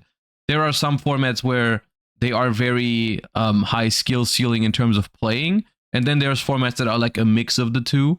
And I think Vanquish Soul Canine in particular is going to be more like the skill expression in this format is going to be. Of course, there's going to be some deck building decisions. Like I'm exaggerating, but like it's for the most part going to come from the actual gameplay. It's like tier limit format. Like, if you look back at most of the tier limit format deck profiles, they're going to be very, very similar to each other. And especially towards the end, like, the deck was just, like, solved. And there just wasn't anything better for you to do. But the format was still good because the gameplay was interesting, of course. Once again, that is subjective. Not everyone is going to agree with that. But, like, the deck building in tier limit format was not exciting. And there's different formats. You know, some formats you see a lot of variety, you see a lot of interesting choices in deck building, and in other formats, people just play what's best, what's proven to be best, and so on and so forth. So Vanquish Soul Canine is a deck that's been developed for a long time now in the OCG. That's the thing, right? Like it's just these cards are not new in that sense, because unfortunately they've like tinkered with these cards in the OCG for a long time. So people know what works. So of course they're going to start there. When I go second, but just having it to go first is really relevant. And like the only other reason you might keep it in is like you could potentially. I remember that deck profile that was just sleeves and people still knew what was in it. Yeah, exactly. Like the Walter Jewel deck profile in tier limit format. You could do the same thing with Vanquish Soul, arguably, and most people would know, like, except for like maybe 3 to 6 cards in the deck, people would know exactly what you're talking about. Out like start in the mirror match or something like that, which is kind of good, but it's not really worth it. But I would continue to play that card. It's really good. For the extra deck, I played 2 Rock and a SP Little Knight. You absolutely don't need 3 of this. I at no point made 3. Most games you don't even make 2. Like the deck just plays a lot different now than it used to. It's not as it doesn't need to be as grindy. That's it for the links. I didn't play Donner or whatever the hell the Baguska out is, because the only deck that's making Baguska right now backs it up with Cross and Detonator, and you can't beat that with Donner anyway, so there's no point to that. Code Valor Swordsman can't beat it over to you. Yeah, exactly. Like, it can't be destroyed by battle because of Detonator, it can't be outed, so like, either you stop them from getting to that point or you lose, probably. It is what it is. I don't know if that's a good argument, because I think like if there's legit concern for decks that make Baguska without all those cards next to it, especially when you play like Molcharmies. Like, you can Fuva a Mitsuraiziel and they can go Baguska past. That happens. They don't always have Cross and Detonator next to it. For rank 5s, So I think preparing for that moment is still valid. Fallon was okay. I played this. I summoned it one time this whole tournament, and it won me the game.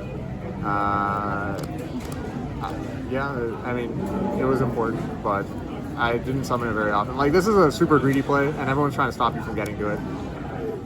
I think, let me throw out a number, but I think like 80% of the time that Paradise Smasher is summoned, it is incorrect to be summoned. Like, I think I believe in the finals, I read the finals feature match as well, and I think the Vanquish Soul K9 player was full comboing in game 1 and then made Paradise Smasher and lost because of it, because they got Ghost Ogre on it.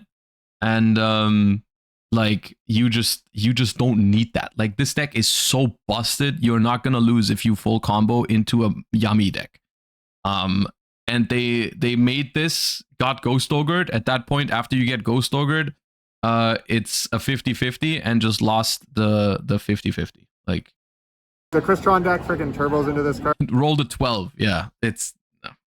but this deck, you kind of need a lot of stuff to align and your opponent not to stop you, and they're all trying to stop you from getting It's just not necessary. Like, you still play it for some unique scenarios, like when for example, as a parallel to this, I've been playing Paradise Smasher before it got banned. I played it in Memento in Master Duel, right? Like, for the last Duelist Cup, like for the Worlds qualifier. I played Paradise Smasher in Memento, but I wasn't planning to go for it very often. I only went for it basically when my opponent was playing Tenpai, like when they would send me first, or when it was like branded, because so I see like 60 cards, I'm going first. I'm like, okay, well, probably like branded with board breakers and stuff like that, so I'll go for it.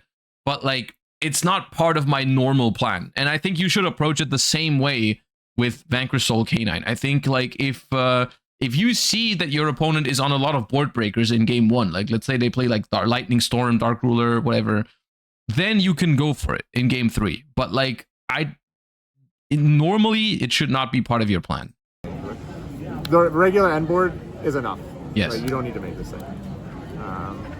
But it's in here. Like, people are just scared to play Yu-Gi-Oh! It's crazy. Like, people will sit there, will combo and be like, oh, but what if I have to actually use my interruptions correctly now? Like, what if I actually have to play Yu-Gi-Oh! With my opponent now after I make my board? Like, but yeah. For when you get like double Charmade, and then and you're gonna lose anyway, so you gotta go for it in those situations. I played 2 Nash Knight, because this card is actually the best card in your extra deck. People thinking Paradise Smasher getting banned will hurt or kill Vanquish Soul K9 are wrong. Yeah, I mean, I don't think anyone thinks that. I don't think people think that this deck is gonna die because of Paradise Smasher. I think there's a lot of weird information out there on this deck. Like, people are saying this deck just relies on, like, makes Paradise Smasher every time, which is not true, at least not if it's being played correctly. And like, this deck does not rely on Paradise Smasher. It plays Paradise Smasher as an option, which it still deserves to be banned, don't get me wrong, but this deck is very, very fine without Paradise Smasher. Why is there 2 Nash Knights? Yeah, like, you make one turn 1 with Azuna, suck up something, and then your opponent has to out this. So they do, and then on your turn, partway through the turn, you make another one, eat something, and then kill them with it. So Okay, sure. it went along with obviously this thing. I played this. This card never really uses negate effect. Like it's so easy to chain block it or just negate it with Dark Ruler or whatever. But the MST effect for this is honestly the most relevant thing. And the better card is this thing, because I can be aggressive with this. So like in the scenario Oh, where we play both. Okay. you eat something, like I usually, you put this under the first one, threaten it so they have to out it. The next one you eat something, make this, and then you make this and eat another card, and then you can make like a 5 or 6 material Zeus depending on the situation, and that's going to be game like every time. Going along with that is the Zeus I played. Card's good. And then the last 3 cards in my extra deck were 2 copies of Ripper and a Werewolf. This was mainly the second one, you want it in the mirror match. Like, you turn 1, you make this card, and then a lot of people have like Book of Eclipse or Droplets or something, they break your board potentially, and then if you follow up with this, they're not expecting a second one necessarily, and you catch them off guard with like the Holy Suit stuck in their hand or something, and just win through the game. I was playing Hound up until this tournament. Hound is a lot better for the Yummy matchup. You make it in that, and they can't out it. When Lupus is under it, you just make it, and they have no out, and then you just banish minion in the standby phase and kill them with it. But I decided the mirror match was probably more scary than Yummy, so I went with that. And for side deck, free Droll for my worst matchup, which is Mitsurugi Raziel, and then also depending on how People still respect Mitsurugi Raziel. I think most of the deck profiles we've seen so far, they still play Droll, even though it's been moved to the side deck. But, you know, if this deck actually has a tough matchup into Mitsurugi Raziel has to still be viable. what I see, I might put it in the mirror match or something like that. It's a good card. If I play against water, you need to not just die to that deck. So, Lancia for Malice, and if I randomly play against Lunalight or something like that. This card's really, really good against Yummy and Draco Tail, and that's mainly what it's for. I'm sure there's other applications, but that's that. For Yummy and or something else. Malice, yeah. This thing. Nibiru's, I don't like putting in the wrong attribute. Same with the Droll. I love Phantasme in this deck. It's so fun. On the Lancia, but if you can pair this with like anything to force the mirror match into 5 summons, like this can be a blowout. It's one of the only things in the mirror match that can be a blowout. And then the last 3 cards are these 2 always go in when you go first, and then this in some matchups is a blowout as well. Self-explanatory, I think. You love Phantasme in every deck? Yeah, true. I love Phantasme. Yeah, that's pretty much it. The deck performed really well. I bricked a couple times, but even the brick hands, like, as long as you can put something on the board, like, there's a lot of things that each card does, so you can pretty much grind out of most situations. I bricked pretty badly in the top 8, which would have been okay, but it was a mirror match, and you drew a lot better than me, so... I think that is the type of thing that you sign up with when you play the standard K9 Vanquish Soul deck right now. Like, if you forego Pot of Extravagance, I think it is, like, of course it's still likely that someone is gonna do well with the deck at an event, but like, for one player specifically, I think the most likely outcome when you play K9 Vanquish Soul, if you play it well, is you're probably gonna make day 2/top cut with it, because it's just good like that.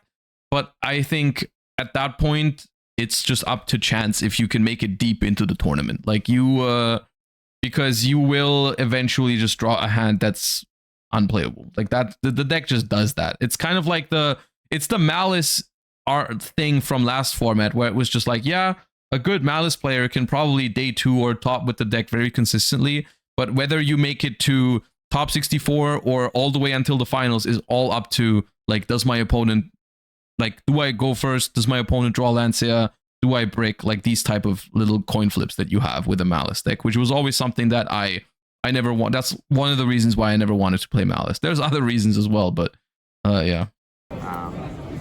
He played it well too. It is. It's like this for almost any deck? No, it's like this for not many decks in Yu-Gi-Oh! Most of the time. Like, a lot of the decks that I've chosen in the past specifically don't have that problem. What it is. But Yeah, that's all I got to say for this event. All right, thanks for profiling. Congrats again on the top. All right, so that's Vanquish Soul. Let's get Yummy from Mario D'Amico, who keeps performing. You know, obviously very close to making it to Worlds this year. I think lost like 1 or 2 games away from it, like in the main event and the playoffs, so very close. So we can expect to see more, I think, good results from Mario. Let's see. Hey guys, Sanjol here with Mario D'Amico, who managed to get another top 8 at YCS Vancouver playing Yummy. So what do you think of the deck, of the format overall? Format's good.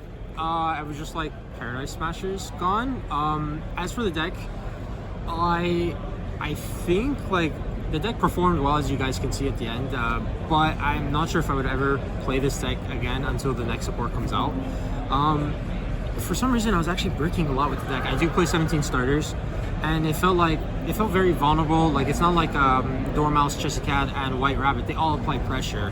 Whereby this deck, like if you Ash my Engage or you Ash one of my monsters, like it could be pretty much game over right there. But overall, for this event, in the end, I did get to. I think.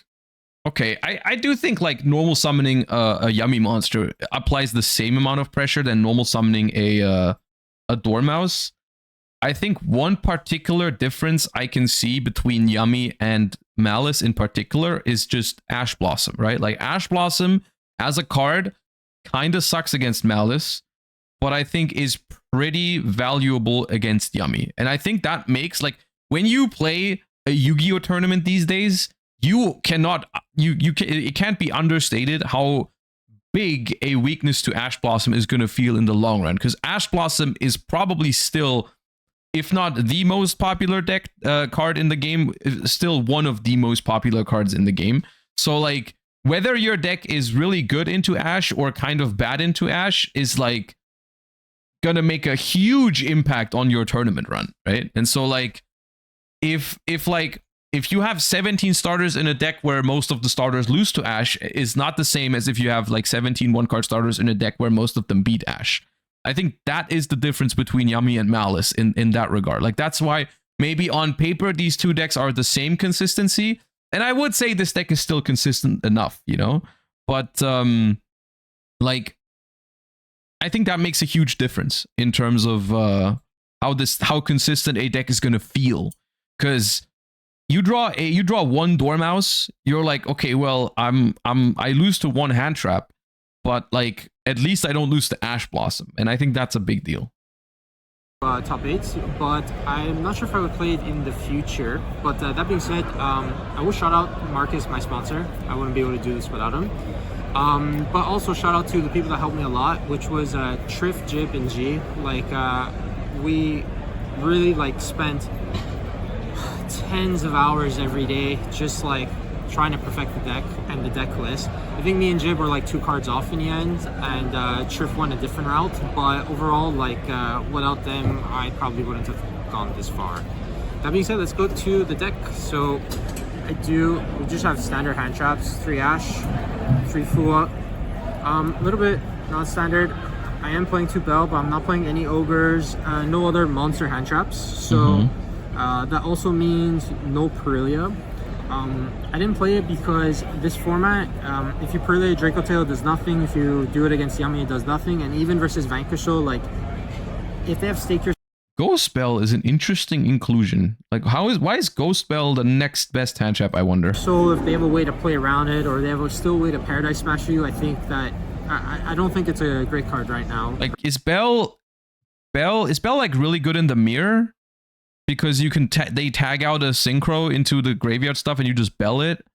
You can use it on the Draco Tail traps, but like where does it work against like Vanquish Soul Canine? Do you just Bell like the rock to add back or something? Personally, it could get better with the new Yummy monster in the next set, because you're gonna have to special from your hand. But for now, I think this was okay hand traps. Bells were kind of weird. Like sometimes they're really good, sometimes they're really bad. I was considering putting 2 thrusts, which I do think that maybe Jib was on at the end, 2 thrusts. So Bell was the only thing that was a little awkward for me. I guess you can hit Lupus, But yeah, that being sure. said, Yeah.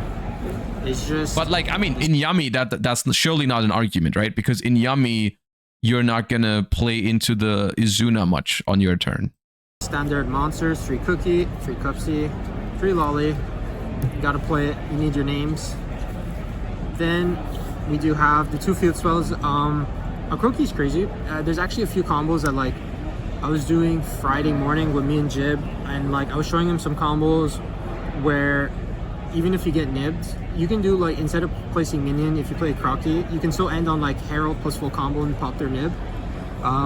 So that was pretty cool, and we did utilize it. So this is crazy this weekend.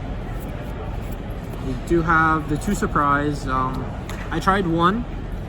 I really wanted to cut down 1 because I wanted to cut down on bricks. But you know, like when a Vanquishable player like beats over your board like a lot, or they use a lot, you always want your cupsies to search another one to just guarantee the kill. And then the MVP of the deck, obviously, this card should probably be banned in the future. I don't think they'll do it right now though. But other than that, I honestly, I don't know how I feel about that. Like, I think I mean, of course you play Obedience Schooled, but I kind of like Obedience Schooled in terms of what it does for this deck, just conceptually, like from a game design perspective. Of course, it is a broken starter for the deck, but like the fact that by going through Obedience Schooled, you can't make Herald of the Arclight, I just think that's an interesting approach. Like giving a deck a really strong starter, but locking it out of one of its most powerful endboard pieces, I think is an interesting way to go about it. I did play the Engage plus the Hornet Drones. So one cool thing that people didn't realize is that like if you open Engage or Hornet Drones plus a Yummy monster, you can actually make or threaten the Herald even before you do any of your actual combos. And another thing too is like that combo you don't actually use the Hornet Drones. So if they nib you, you actually get to keep the Hornet Drones as well, because it can't be tributed. So there's very cool ways. So if you open drones plus any name, you can play crazy. It's actually crazy how good the combo is.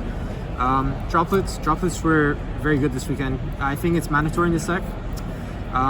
Prosperity it was fine. I was always managing for 3 though. It's kind of hard to do for 6, but yeah, definitely needed. And the last 2 cards I played was Cowboy and Talons, because as you can see in most of my deck, all the cards were like, they're fine into everything. So like Talents is good into Vanquishable to mess up their attributes. Yeah, I think the most this list, I like this list. It looks very solid. The only card that I feel like is a little hit or miss is the bells, like he said. Everything else seems pretty solid. Cowboy is great versus Draco Tail in the mirror match to I did not realize you can't nib a drone store. Yeah, it's like one of those very weird things where it has that small sentence of it can't be tributed, just to stop you from using it in a tribute summon deck, I guess. Just to stop their floodgates, or from who knows why, like doing Famina, I think it's called. But at the same time, I did draw them a lot going second. I did lose 9 die rolls this weekend, including in top cut, so that was very fun to always have this in my hand going second. But yeah, that was the main deck. We'll go to the side, which I did play Droll. I found Droll was pretty good this weekend. I did play quite a few Vanquishables, and I don't mind them making a half board. I think Yummy can deal with the Vanquishable half board. It's just kind of like if they get the trap plus they have 8 cards in hand, I think that's actually when you lose the game. So I do have 1 Dark Ruler, 1 Duster, and 2 Thrusts. Thrusts were crazy this weekend. Duster was fine. I did Duster a few times, but it was like maybe one time it was a game changer. Dark Ruler was useless. I never used it. I mean, Dark Ruler is also, I think Dark Ruler is one of the weirder thrust targets you can play, honestly. Like, because then you're basically committing to searching Dark Ruler after they've already used some of their board, which is awkward. Because most decks at the moment already have layered end boards, so they're gonna be able to do stuff after you Dark Ruler them. So it's like you let him use an effect, then you search Dark Ruler, then you activate Dark Ruler, and then you still have to play through whatever layered interruptions they have left. I did it a few times, but it never mattered. But to complement Thrust, I did play Dimensional Barrier, and I played the MVP of my side deck, which was Black Goat's Laugh. Like, I actually hard drew this a lot this weekend, and this card, when you hard draw it, it's a crazy card. I've activated Thrust into a Herald so many times and they never negate, and I wanted this card a lot. Sure, okay, if your opponent like doesn't expect it and then they're like, oh, I'm gonna let the Thrust resolve, because technically, right, technically the argument is you shouldn't negate Thrust with an Omni negate, because Thrust, they could technically have a second Thrust, right? So you just say like, okay, I'm just gonna Herald the card that they search, and that way I play around a second copy of Thrust. Yeah, definitely I would not remove this ever. And then we played a lot of fun cards going first, so a whole bunch of Solemns and Rivalry. Yeah, fun. So yeah, I didn't really want to... Yeah, dude.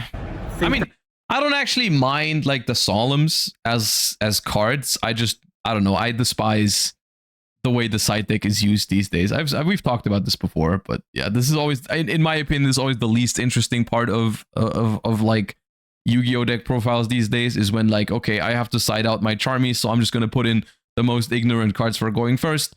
Of course, the Solemns are not floodgates, but like, if your opponent always only has them in their deck when they know they can go first, it still feels a little busted. That much going first. I just, if they hand trap me, I'll set up a small board, set a Solemn, call it a day, or set a Rivalry. Well, so Solemns are very good, Rivalry is very good, so this card should probably get banned. But yeah, overall the side deck, I don't know. I think I want to make like a more in detailed discussion about this at some point in the future, because I feel like maybe the solution is not to like keep hitting one floodgate after another, because people are always going to find replacements.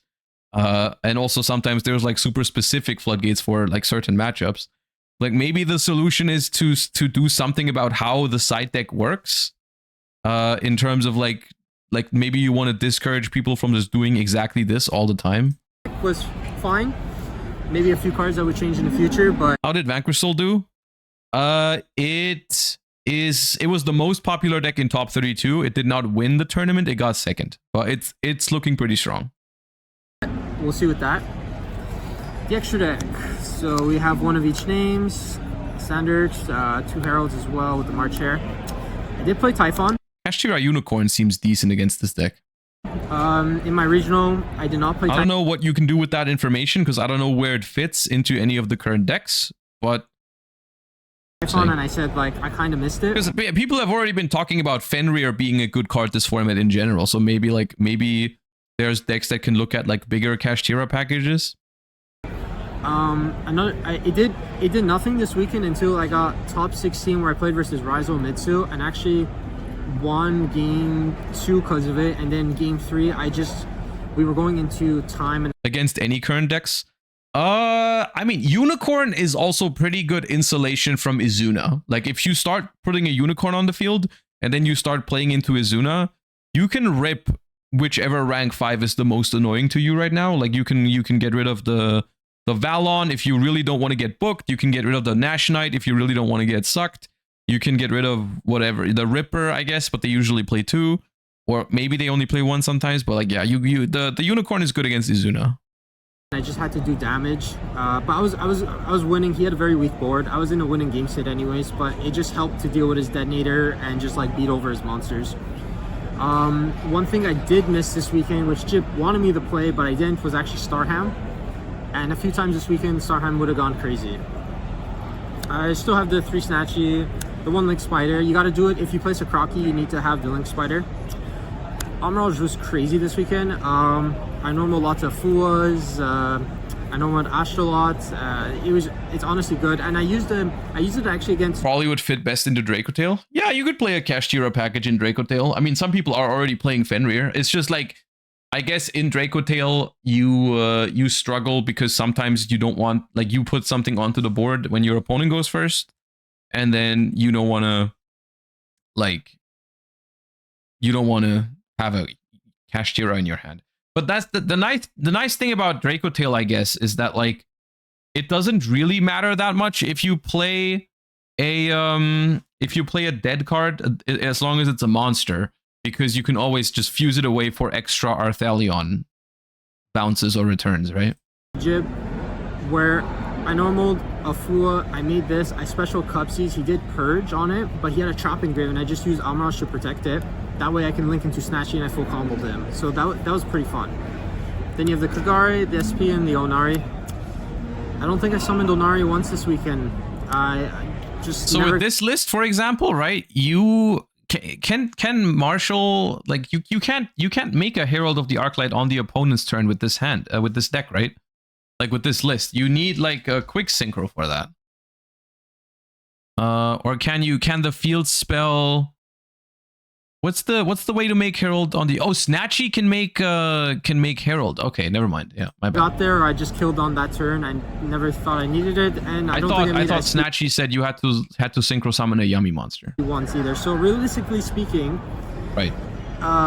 Everything needs to be in here. I do think Starham is needed. Like Typhon did save me that one time, but I think Starham would have came up more. So overall, I'm happy where I ended.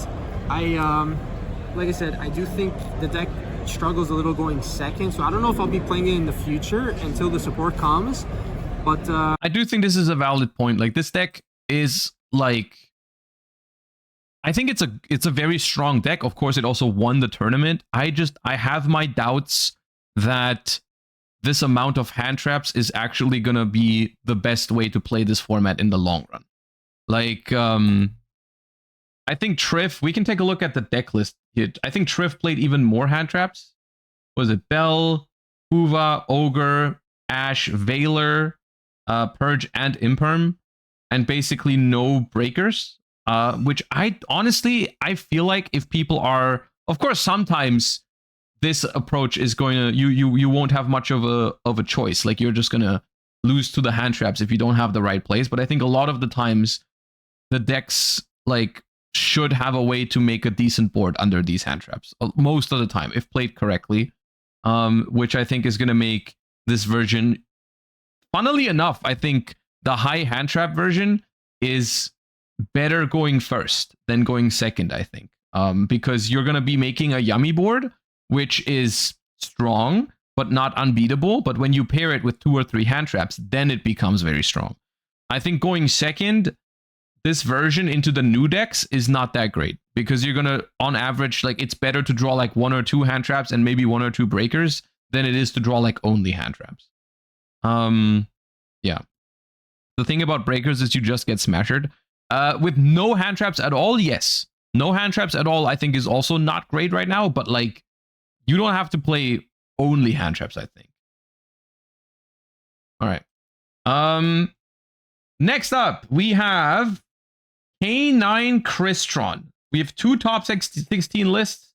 Let's go with the one up here. Hey guys, Santoli here with Matt McRae, who managed to get top 16 YCS Vancouver playing Breaker or Crystron. So how'd you feel about the deck? I like the deck overall. It's my type of deck, like a lot of crazy combos and a lot of like cool lines for outplay too, with a lot of the breakers as well. So heavy engine deck, really fun. Had a good experience. Okay, we'll get down the list. Okay, so I like the Crystron package. 1 Foolish, searches everything. 3 Inclusion, obviously. Triple Smiger. I wanted more ways to inclusion, and I wanted more names for the grind game, and it just pairs really well. I've seen Smiger being a one-off a lot of the times nowadays. I guess maybe if we're on Breaker, I assume there's Droplet. It is a really good Droplet send, so I could see that. I played the Thistfern. I'm on a larger Crystron package, so it makes sense. I played 3 of each of the bigs. Those cards are crazy. And then I played 2 tuners. I think you need at minimum Citry. 2, because a lot of the time one gets taken out of rotation and it's like bad.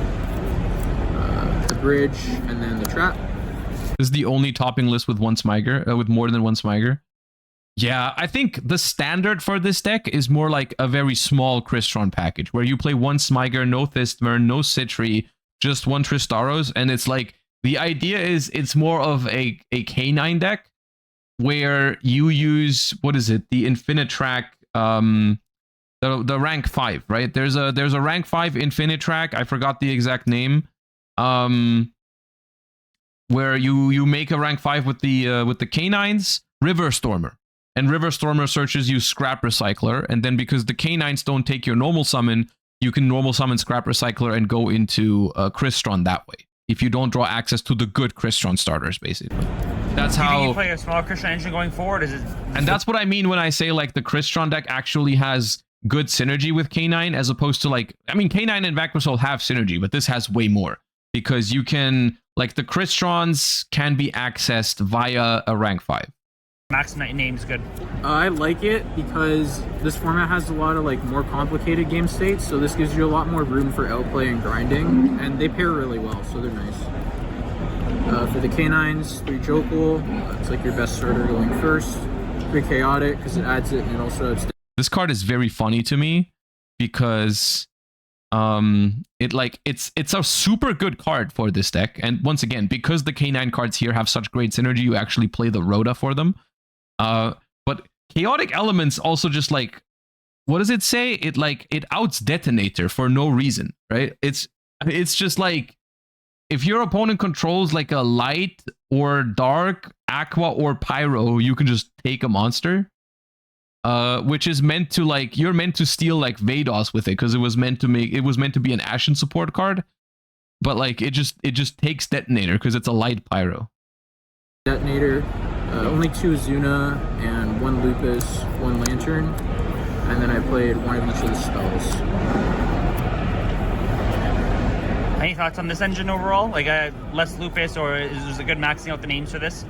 I didn't play the 3rd Azuna just because I thought there'd be a lot of like Yummy and like Ryziel Mitsu, and it's kind of bad into those decks.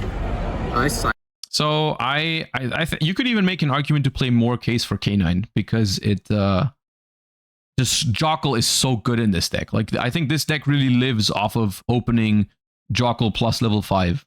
I did it 2 in the main because when you use it as a hand trap, but of course you would rather hard draw the Jockle or search it with Chaotic Elements so that the once per turn case for K9 can still be done later. Going first, you want to search the second to play on their turn.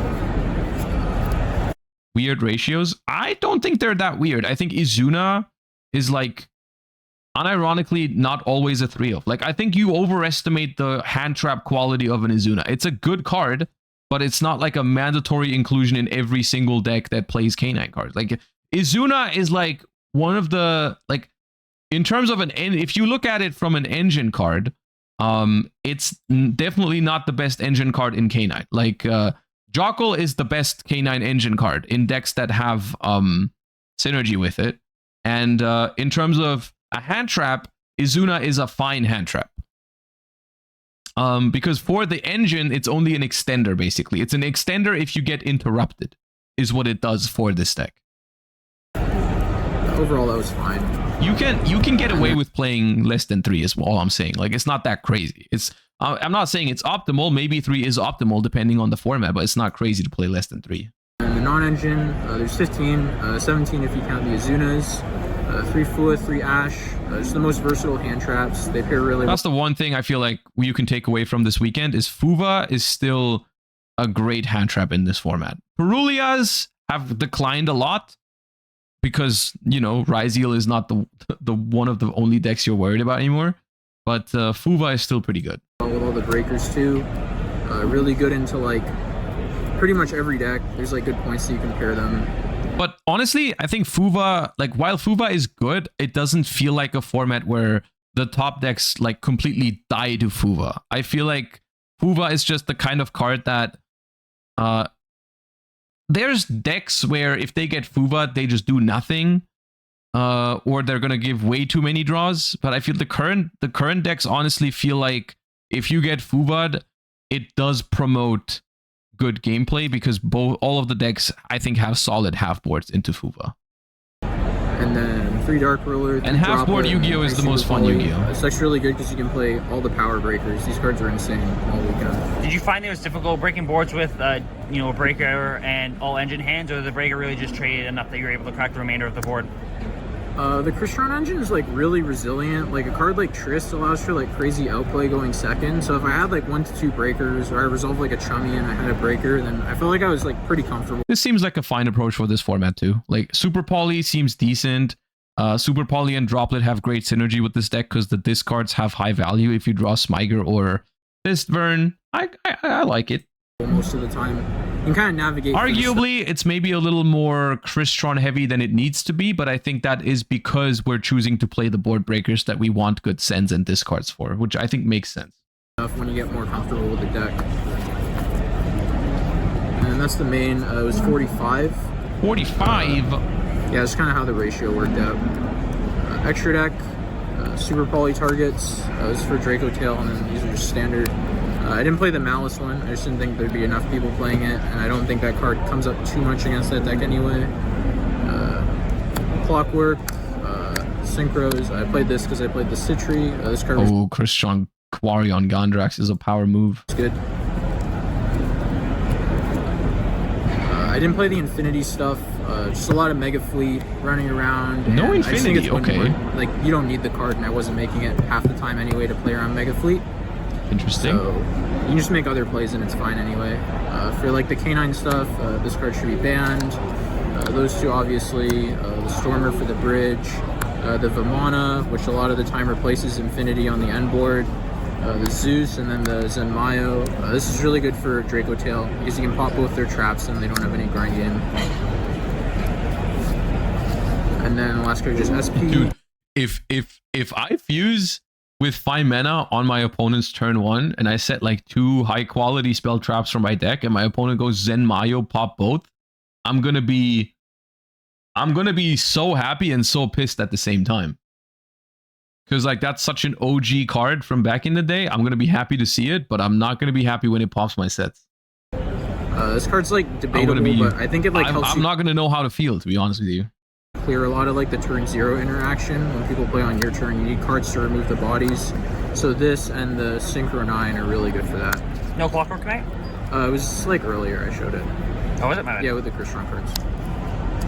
And then inside, a lot of hand traps just for the old decks, like Mitsu Rise and Malice. You need coverage for those. This card's like alright into like some of the Canine VS. This seems like how most people have approached this format, which I think makes sense, or this event rather, because no one knew exactly how popular the old decks were still going to be. So what people did were just like they were building their main deck for the new format, but they still respected Malice and Ryziel in the side deck, which I think is a that makes sense. You know, it makes sense to be like, okay, I'm not going to focus too much on Malice and Ryziel in the main deck because I don't know exactly how many people are going to be playing them and so on and so forth. But just in case I run into a couple of them, I'm still going to play Droll and Lancia in the side deck. Yes, decks too. Yeah, mostly just for those. And the third Azuna as well. Decided more ways to Jokul for going first. Ah, there it is. Okay. These are just for patterns. Regulus. This is like just a flex card for going first. It like helps insulate your plays, but it also gives you an extra Omni on the board. So it's just like a generic good go first card in a lot of matchups. Helps a lot in the Draco Tail matchup too. Being able to negate the effects and not the activations is pretty huge. How do you get to it with Engine? River Stormer. Same way as Scott with Cycler. Yeah. And then this is just for time. Because games go long, especially when you're playing Strike breakers. Fighter, Jesus Christ. Sometimes it does River Stormer search any Earth machine? comes up. Okay, congratulations on top, and thanks for deck profile. All right. And that was every new deck except for Draco Tail. We still got Jesse for Draco Tail to go through. Hey guys, Sanjoli here Oh. with Samuel, who managed to get. Hello guys, I'm Jesse Cotton here, and we just got top 8 at YCS Vancouver. For those that don't know Canada, obviously where I'm from, so I want to defend the homeland. So I always Defend the homeland. want to do well at these events, and I've tried for a long time, and I've topped every single Canadian YCS since 2015. But there's another streak, and that is, for one, I was the last YCS Vancouver champion, and that also I've won the first NAYCS the last 2 years. So keeping that streak alive would have been great, and while I was close, wasn't able to close out. That being said, this is also the highest placing Draco Tail deck, I believe. I was very happy with how the deck played. It's a lot of fun, and you're looking for something more old school Yu-Gi-Oh, but still very, very powerful. This is it. Really cool deck. Yeah. We agree on that one. Draco Tail is by far the coolest out of the new decks. Like K9 and Yami are fine, but this is where it's at. Prizes, which, great. So I'm gonna be a little more in depth with the cards here. So Lucas, okay, so I guess the thing with the Dracotels. Oh, you can see down here the YCS playmat is now stitched. That's cool. They used to do this only for like the Continental Championship, like the Euros or NAWCQ playmats for Top Cut. They were stitched, but yeah, that's a decent quality improvement. A fusion-based deck. All of your monsters will have an effect when they're fused away to set from deck a Dracotel spell trap. Some will have a little bonus effects up top. The dragons will, the spellcasters won't. So it's half and half. Yeah, so Lucius has that effect like the rest of them do. Lucius is one of the spellcasters, so it doesn't have. I never noticed like that's how you remember it. Like the spellcasters have no bonus when fused, but the dragons do. I never looked at it that way. I was just like, okay, some have bonuses, some don't. You just have to remember. Okay, all the spellcasters have no bonus. All right. Bonus effects on its summon. It's Stratos for a Dracotel monster. This deck has a little bit of a problem with not enough monsters in the deck, so anything that gets you somewhat started, you play 3 of. 3/5 mana, which is the most broken one. Also spellcaster, so no bonus effect when it fuses, but still searches a Dracotel. This one is quick effect from the main phase, discard it to fusion summon a spellcaster or dragon. So you can actually do stuff like Winda, and like some other cool cards I play. I don't play Winda, but we'll get to that soon. Malulu, so this one is a dragon. Its extra effect when fused away is after you search, you can negate the effect of one face of monster your opponent controls. Non-target. Why would you negate a face down? Anyways, yeah, so it negates. Important to note the bonus effects of all 3 of the dragons do not target, which helps you a lot when you're breaking fields and through stuff. And it makes it so that, yes, Vanquish Soul can be a little hard. It's still not the end of the world. They can bounce back stuff. Its other effect is that during the main phase, quick effect, you can fusion summon a Dracotel monster and then locks you into fusions. So it's like Cartesia. However, it will lock you into fusions, which does matter. And it's only Dracotel cards, which, while not the biggest deal, can be important. Still, it's very good. It doesn't have to use itself as material, but it can, and you will decide what you do. Obviously, it may seem good to use field material for that extra search. When you have enough searches, you'll instead want to keep enough field, that way you can use it as disruption to the opponent's turn. Next is 3 Dracotel Pan. I'm not sure if I should have played 3 of this card, but I was decently happy with it. And the OCG, it is normal to play 1 of this card. Yeah. What it does, and it's high level, so obviously it looks bricky, is that its bonus effect when it's fused with is after you search, you destroy a monster your opponent controls. Obviously, you can see that's very good. It's a lot of free value and great for breaking fields and preventing fields. And then when in the graveyard and one of your Dracotel, or sorry, any of your fusions is destroyed, you put at the bottom of the deck to revive a non-fusion Dracotel from your grave. So ideally, you're going to be reviving your fusion summon, the Malulu or Lucius. So the reason people don't always play 3 of this card is it's obviously a brick. It is a brick. However, I do vibe with the decision to play more Dracotel names. That is something that I was planning to do when I'm going to build this deck eventually, because I want to try it out as well. I was thinking about playing more copies of Urgula, because Urgula seems like the one that gives you more card advantage early on. But like, I think one of Dracotel has 2 things it needs to worry about. It needs to find a way to fusion summon, and it needs to find enough good cards that are good to fuse with. If you do those 2 things, you're going to be fine, in my opinion. But Dracotel Pan, I could see this card being more than a 1-of for sure, because it is one of the best things to fuse with if your opponent has a board, for sure. You need to be able to fuse it away for it to do anything. That being said, you have enough fusion cards, I think you should play it, as well as it makes the really powerful turn 1 play on your opponent's turn to find me to fuse away this, like, crazy strong. So yeah, a lot of us you be able to play 1, but I went with 3 because I wanted to draw it, as well as you always want to end up yeah, no, that's I think that's a good point. Like, it makes the 5 mana like busted if you draw it with Pan. Not having to search it is nice, or if you get Ash and you're not able to search it, then higher chances of having 1 Urgula. So this is the other one that people are playing 1 of, but in TCG more people are playing more of this card. I think that's honestly fine. I haven't decided which one I prefer more. This is better to play if you're getting like Holosuit on turn 0, like on your first turn.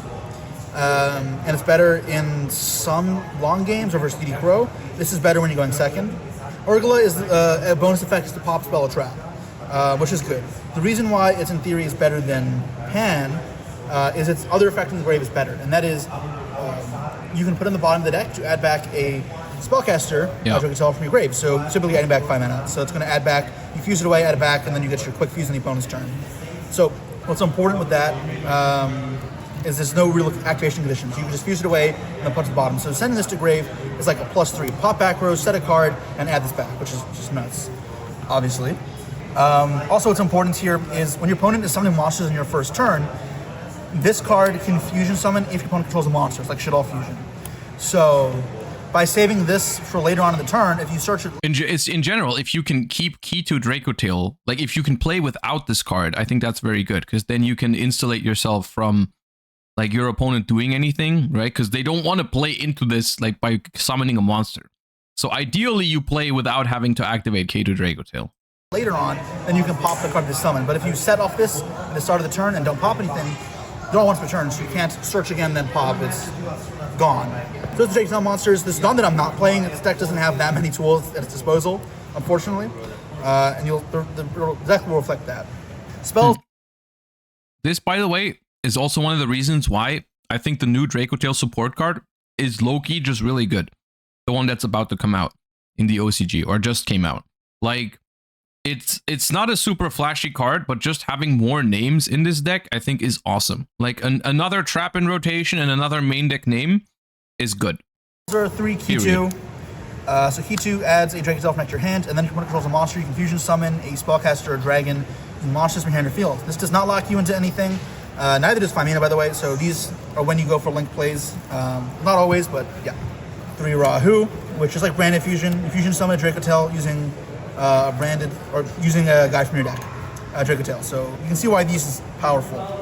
Now you could argue that because these are effects that search these, you don't need 3 of each of them.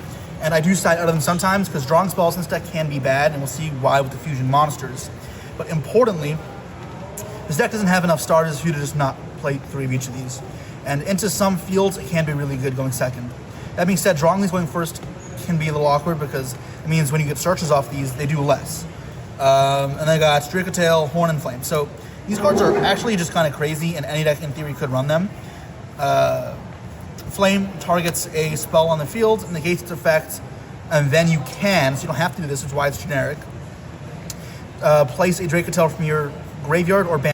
That's a good point, actually. You could play Dracotail Flame in any deck for going first, just because it is straight up a spell negation, right? Like, you can just negate any spell with this. Manage zone, bottom of your deck, and draw a card. So it's a negate and then a draw and recycle.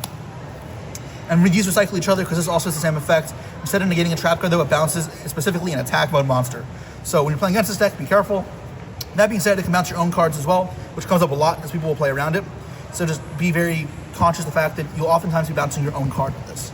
And then again, you place one at the bottom of the deck to draw 1, so these will cycle each other in theory. And this is why people like to ash your bell, because if one is in the grave and you ash the second one, then in theory they're cut off infinite loop, which isn't the main game plan of this deck, but it can be. Which is another reason why the third one in rotation after the next set is crazy, right? Like, having a third one is good for exactly that reasoning. Like, one trap goes into the grave, you ash the second one, you can't get back the traps anymore. With the third one, you don't have that problem. Now, there's one different thing about my deck, and that is Cartesia.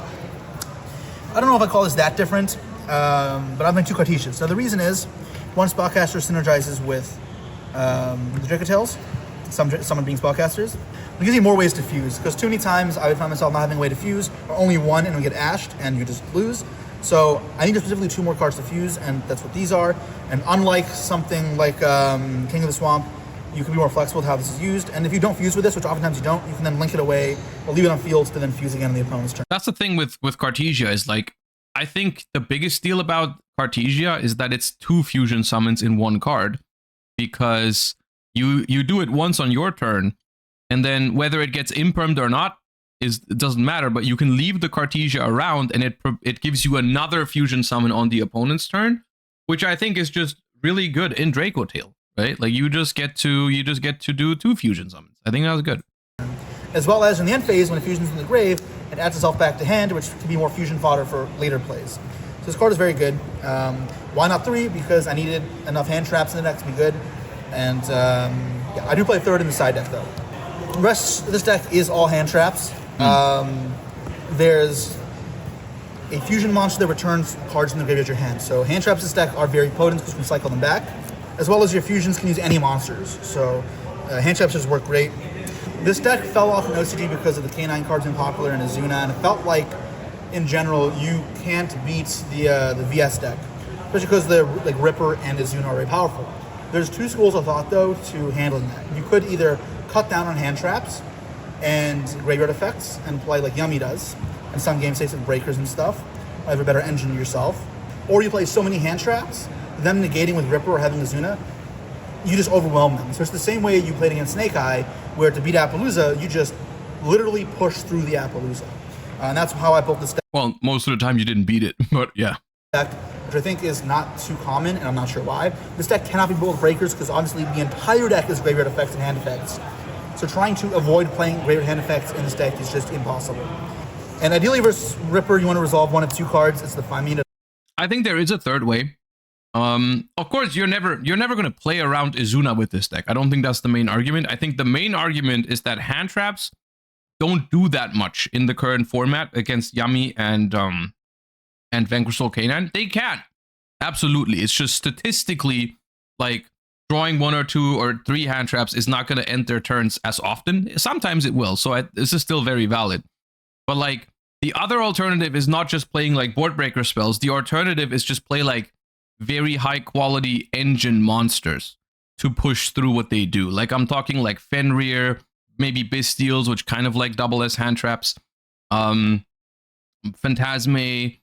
this type of stuff, and then play like some select hand traps that you think are still really good, like maybe Ash, Nibiru, Veiler, or something. That's basically the way that I would also like to try this deck. But the all hand trap approach is fine. It's gonna work.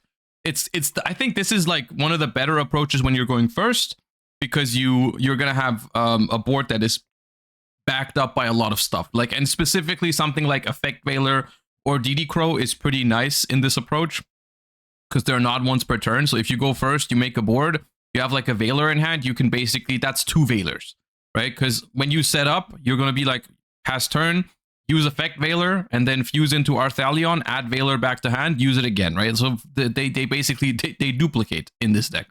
The Fuse or the Nibiru. Nibiru was probably one of the best cards in my deck. This card is just crazy. You want to put the token in attack if you can, as long as it doesn't kill you. That way you can bounce it back with a trap. There are a lot of matchups you will Nibiru during your own turn, so you can bounce it back. You can nib and bounce it back and over again, or you kill them like nib. Nib Summons, is crazy. fusions, trap, bounce their token, attack their game. Happens a lot as well.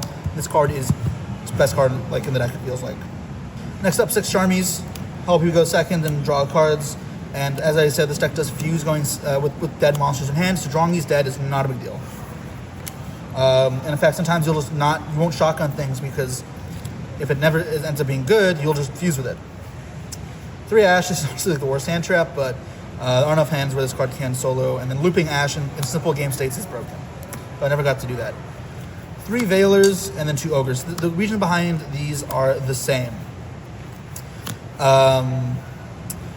What I found is when they summon Ripper, you need a card that beats Ripper, because you need to force the negate on it, and then that way your Famina or Nib can resolve. And there's a couple cards that in theory can do this. So Ghost Mourner can do this. Ghost Reaper can hit Ripper. You could play... It's crazy how bad Ash is right now if it doesn't negate Charmies. I think it's fine against Yami to hit stuff like Engage or Obedience Schooled. I think it's good against Vanquish Soul to cut them off of Vanquish Soul specifically. It sucks against the Canine part. But if you can hit Stake Your Soul, that's pretty good in my opinion. The Canine package.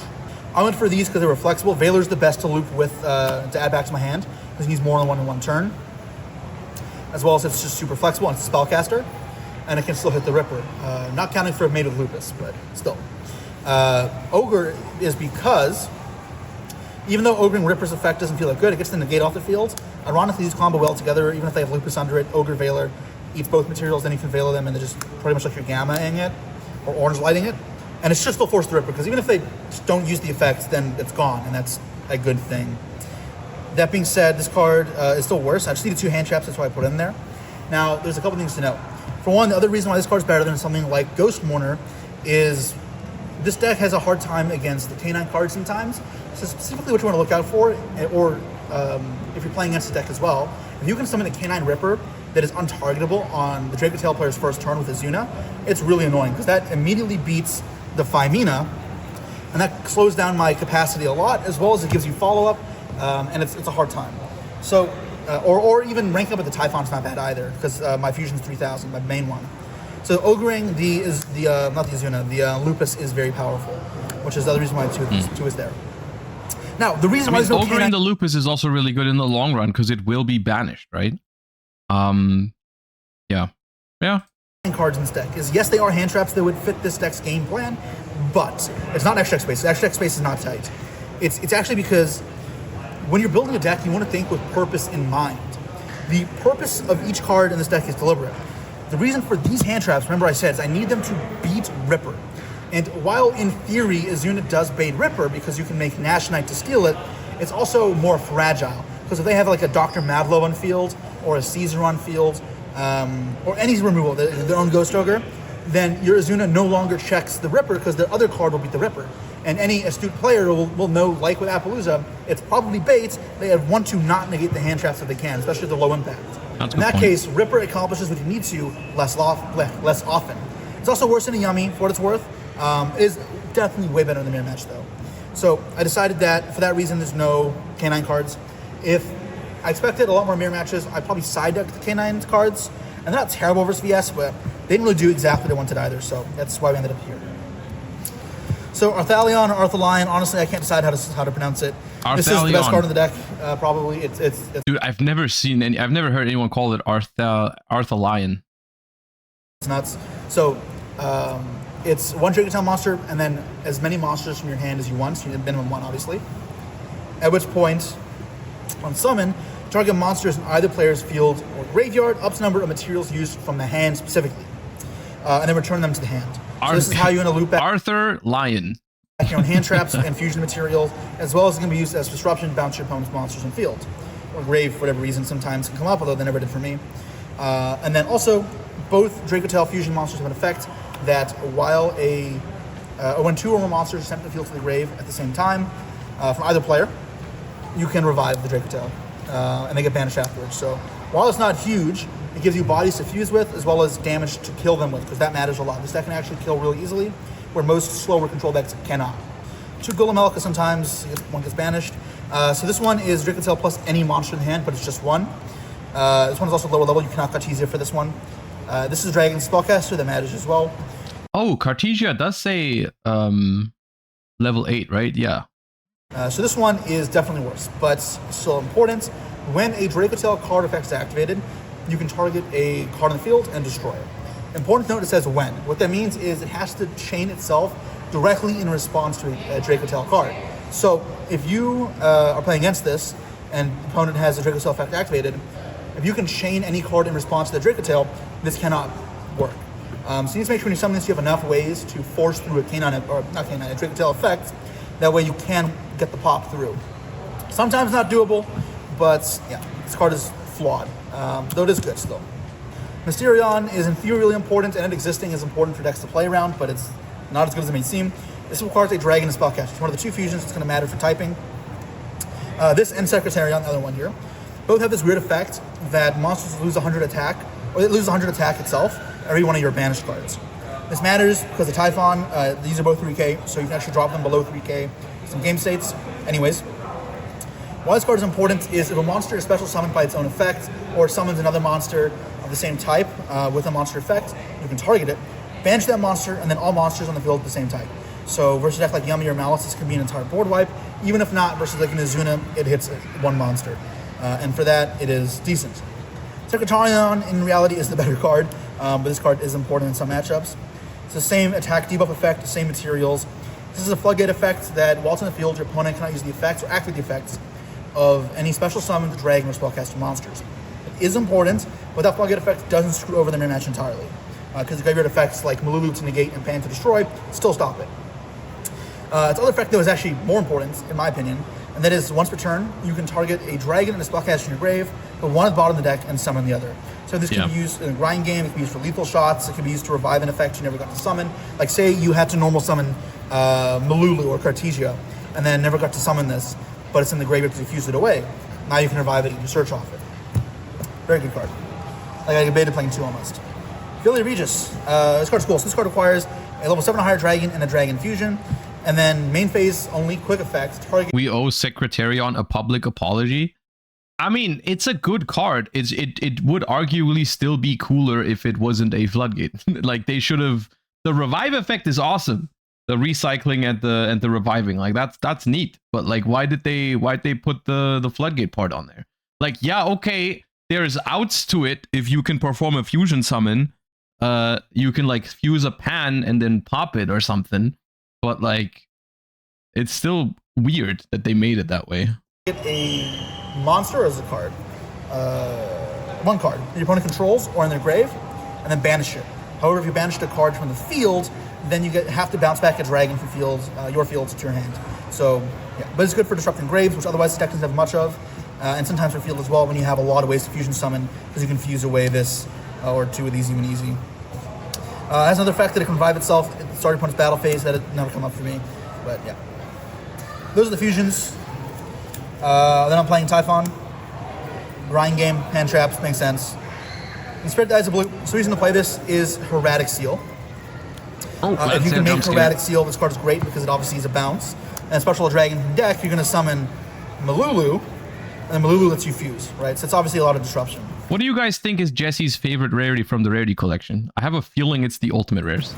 That being said, you don't always have enough dragons to make this. What you can do is if you started off with the Lucius, is you can link it off for Blue Eyes, it's a spellcaster, and now it's a dragon.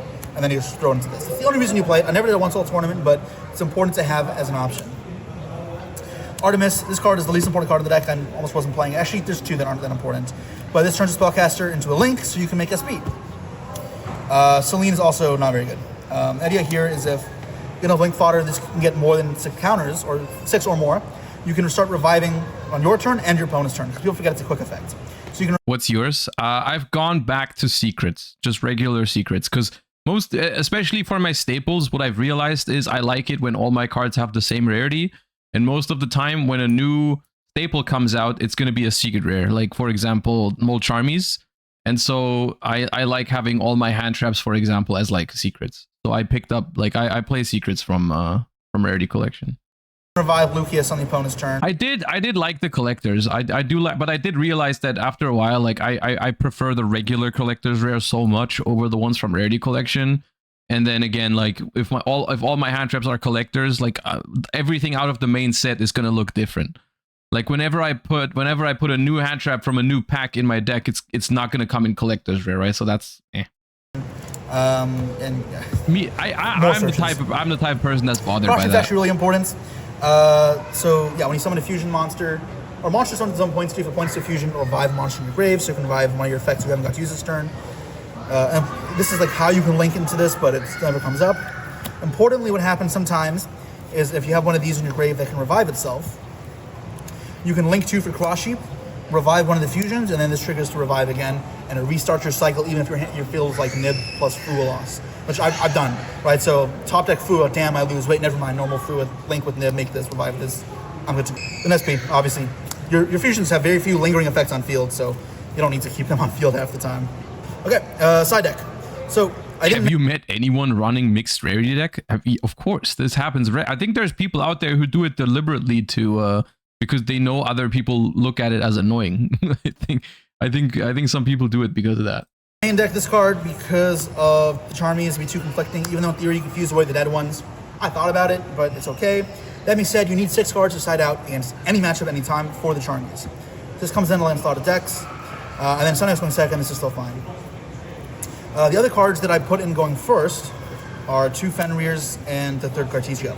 So the idea is to have 6 going first cards in the deck. This fills the role for most matchups. 3rd Cartesia because it's really good going first. You use some more consistency. And left me 2 spots left. I decided Fenrir because Fenrir is good into Retaliating Sea, which is a problem for this deck, even though I didn't have it happen to me once. As well as Fenrir gets people are like that's the nice thing about Dracotail at the moment. It is arguably the 3rd best deck out of the new Justice Hunter stuff, so people aren't really expecting it to the point where, you know, like people are not putting Retaliating Sea in their side deck right now, so you don't really have to deal with like targeted hate when you play Dracotail, which is cool. Copy itself to fuse away. Also importantly versus Yummy, that deck isn't very good against strong attack monsters that don't start a chain, and Fenrir summoning attacking is very good.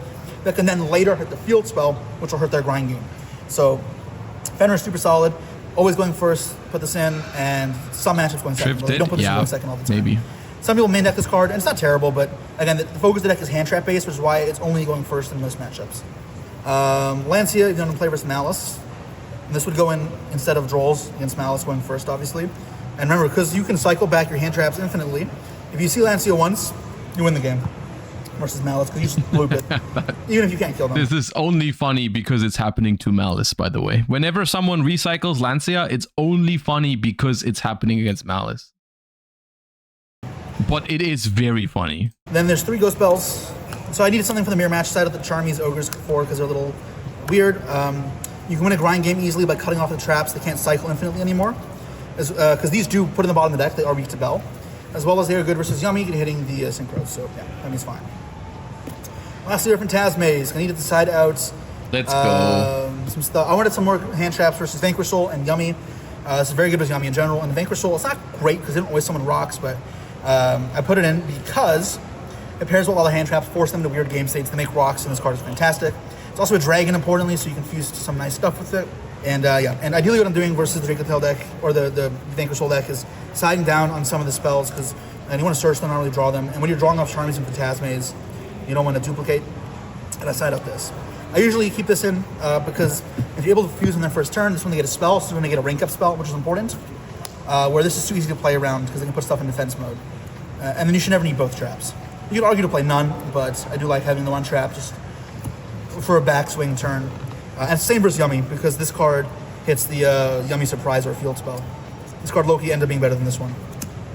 That is the idea, though, behind this deck. I was really happy with it, and I know this may seem like a simple solution style deck, but I was happy with it. Now, one last thing to promote.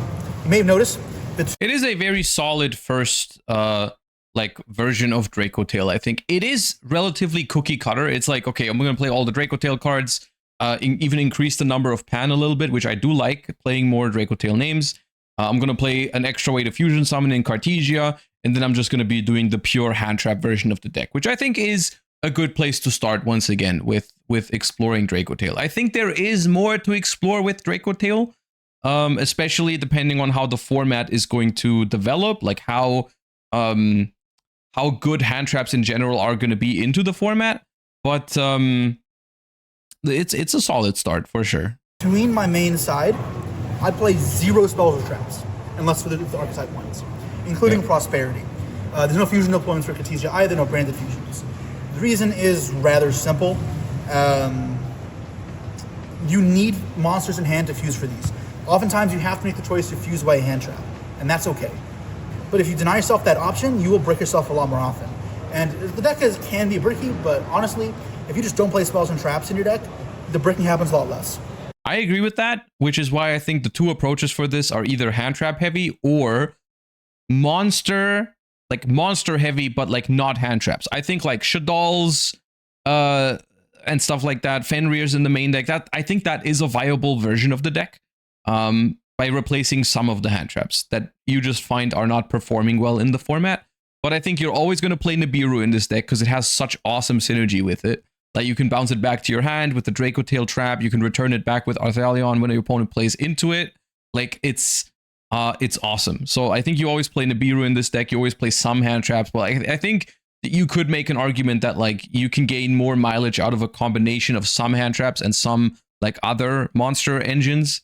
But yeah, it's interesting. Okay, guys, that was the deck. I'm super happy with it, and I really like this deck. Yeah. I'm probably going to keep playing it for the foreseeable future. So if you guys have any suggestions as well, feel free to let me know. And we can engage in some civil discourse and discussions on how to build this deck, because I think it is far from solved just yet. I agree with that. I do agree. Draco Tail is, out of the new decks, probably the one with the most innovation still to be done, personally. I think it's the most interesting one for that reason. And see you guys at the next YCS. Peace. All right, so real quick intervention before we head to the wrap-up. There is one thing I forgot to mention as far as deck choices. So another popular way of playing this deck is with Shadal cards. The deck can fuse with just about anything, any monster in hand. So any graveyard effect is, in theory, valuable as you can put it in grave very easily. So even something like Keldo and Medora can be useful. Now, to some extent, these are win more, because the idea is to summon it during your opponent's first turn with 5 mana. You should already be doing really well if you have that set up, and you don't need more on top of that. The other problem is Winda, but Winda's not particularly good into any deck right now, so I didn't feel like it was really that special. Now, Shaddoll's are very simple value. Shaddall Be Strong is very good. Shaddall Dragon Pop Back Roach is solid. Hedgehogging another Shaddall. And then obviously you can add them back off Arthaline, giving you more fusion material. However, these cards are all just worse than resolving a Draco Tail effect. So playing more Panzer Urglas, for example, they are just less value. And the thing is, you could... I think that part depends. I think if you, like, yes, you always need Draco Tails to fuse with, so you always have to play enough Draco Tails to hit that number, so you're able to fuse with Draco Tails.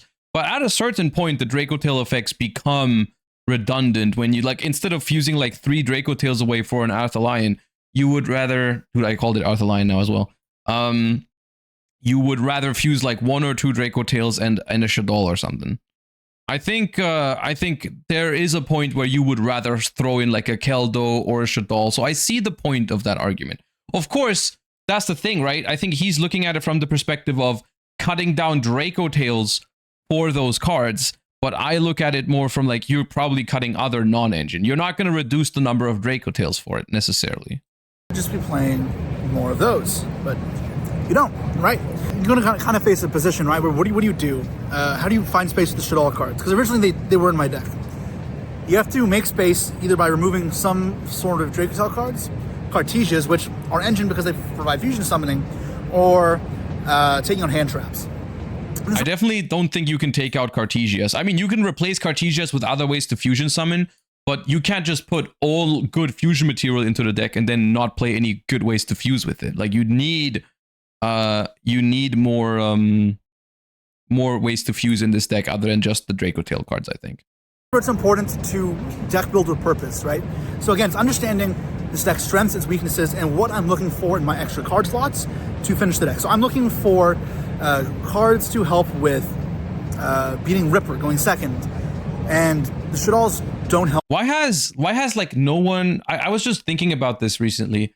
Why has no one? I've never seen anyone play the patchwork stuff in here. Of course, like King of the Swamp gives you some neat extra deck options. Maybe patchwork is just too many spells that you have to play, compared to like King of the Swamp, where you just play like one poly. Where like with patchwork you have to play like multiple polys probably, but just like in terms of like card advantage, it's really good because you can patchwork for Edgim Chain and Poly, and then the Edgim Chain, like King of the Swamp goes to your graveyard and is gone for now. You can add it back later, but for now it's gone. But like with patchwork, you get an Edgim Chain that you can fuse with immediately to get value from like an extra bounce with Arthalion. So like, I don't know, it's I'm not saying it's optimal. I'm just saying I thought it was interesting. I've basically seen no one actually play those. But maybe people have been trying them and just didn't think they're good enough. And maybe some people are trying them, but I just haven't seen the lists. Help that. And that's why I end up focusing more on hand traps instead. Or my other weakness is bricking. So I need cards that get me fusion summoning or not get advantage off fusion summons. So Cartesia. And that's why I had about 4 loose spots in the deck that ended up going to 2 Ogres and 2 Cartesias. Because those were the problems I found, and that would make my deck balance out the way I want to. And you could argue to play Shaddall cards for the side deck to make your deck greedier going first, make the end board more powerful, which sometimes it is lacking. But if you like other cards, do that better, like Fenrir and more Cartesias. So that is why there was no... Hello, Adam. Yes. Fucker woke me up at 2 in the morning, his bachelor party, just to see if I'd answer, showing off to his friends. Anyways, yes, that is why there's no Shaddall cards in there. I think it's not the crazy hot take, but I do think it kind of should be cemented that at least for this time and place, Shaddalls are completely suboptimal and you should not be playing them. But you can play them in this deck because you do have some ways to fusion summon without locking yourself. And you can also just play the Fiends with cards. And the reason to do that is to fix 2 problems. I did test this briefly at locals. For one, it gives you more engine cards. That way, if you get go first, you don't just brick and pass. you have things to do. Even just pure Fiendsmith, that backed up with hand traps is fine. And then they also let you make Caesar before getting Retaliating Seed, so it beats that problem. I think for the version that he chose to run, all of this makes a lot of sense. Like, I think if you are going to play heavy hand trap Draco Tail, it should look like this. Like this is how that version works. I think if you're trying to do something else with Shaddolls and stuff, you should be playing, I think, an entirely different approach. Like you would not be like trying to hand trap your opponent and Winda them at the same time. Like that doesn't make sense to me. That's decent, as well as it's just another engine in grind game mirror matches like the mirror, more pushes. So I ultimately felt like it was like fine, but it would have required extra deck spaces. It would have required a lot of side deck space as well, or main deck space. That ultimately I didn't feel was worth committing to, and again, going back to the philosophy of how the deck is built. This deck is super cool though, it's very flexible, and you have a lot of different ways of building it, and I'm excited to see what everyone else has in mind. I guess before I send you guys to the original outro, shout out to Tier 0. I'm going to do a in-depth tournament report. All right. And that's Draco Tail. Dude, the new format is awesome. Like, it's awesome. I really want to play more TCG. But it's like, Master Duel Worlds is in 1.5 weeks. After Master Duel Worlds, I'm gonna be so locked in for TCG. I've already registered for like 3 regionals next month. So it's gonna be a good time. I'm looking forward to it a lot. Oh yeah. All right. Locked in Master Duel prison indeed. All right. Okay.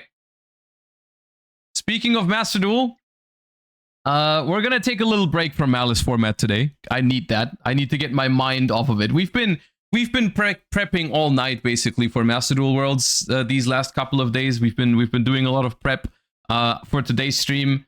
I do not want to hop into ranked. I want to just have some good time. We're gonna play some theme Chronicle. Quick toilet break, and then we'll hop into that.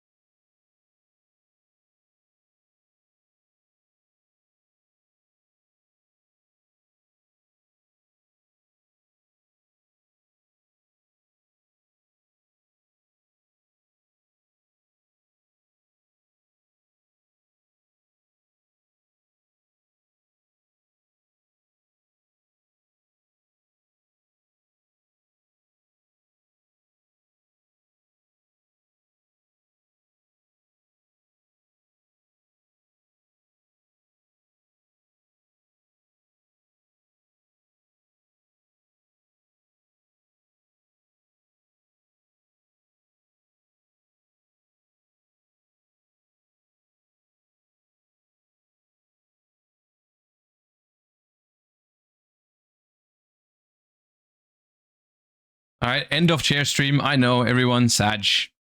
Okay. Theme Chronicles. Now, I've already built the decks that we're gonna be playing today. And you can guess, I mean, most of you guys probably can guess what types of decks I've built for Theme Chronicles.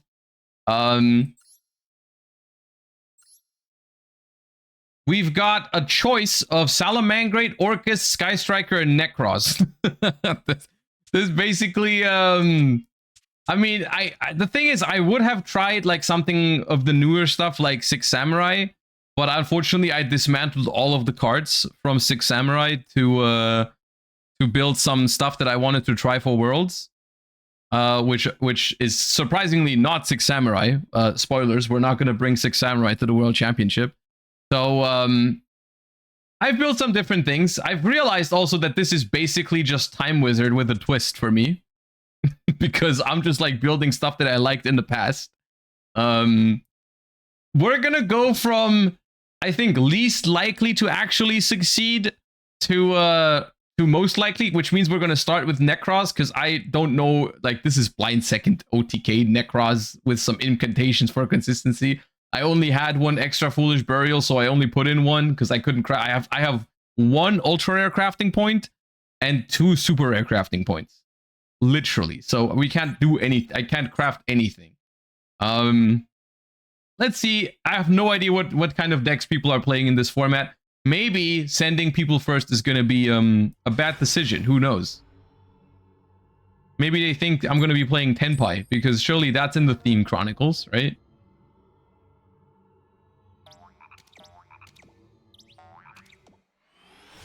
Blind second is Hell, Six Samurai is a loner. Ah.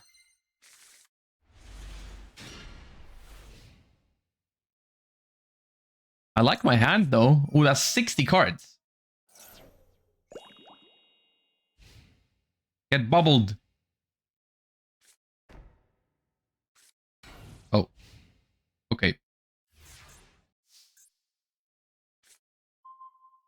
Okay.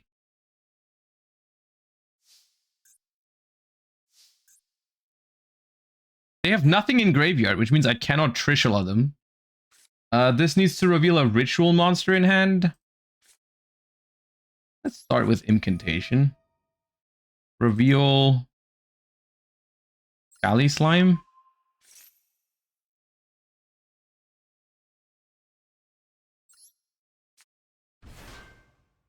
So this one adds a ritual in the graveyard.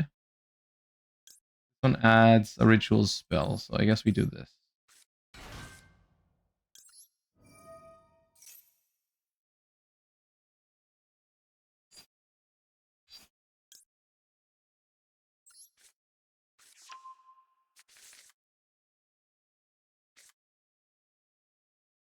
Reveal this card in your hand, discard a card if you do special and incantation from your deck.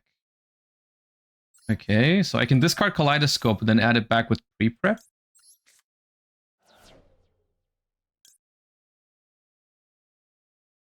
Oh, you can only activate one of these effects per turn. Okay, that's awkward. Dude, I always forget how bad they made the incantations. Okay, now I just lost my Kaleidoscope for no reason. Okay, well, because this adds a ritual monster from grave to hand. Okay. Damn it. That's bad. Okay. Let's go. Emergency teleport. All right. Give me this. And then add this back.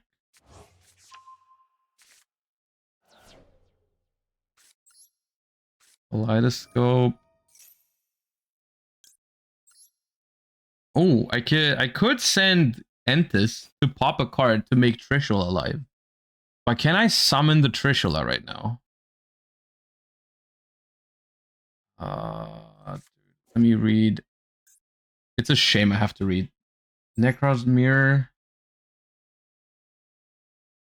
Tribute monsters from hand or field. And okay. Yeah, okay, hold up. We can do something cool.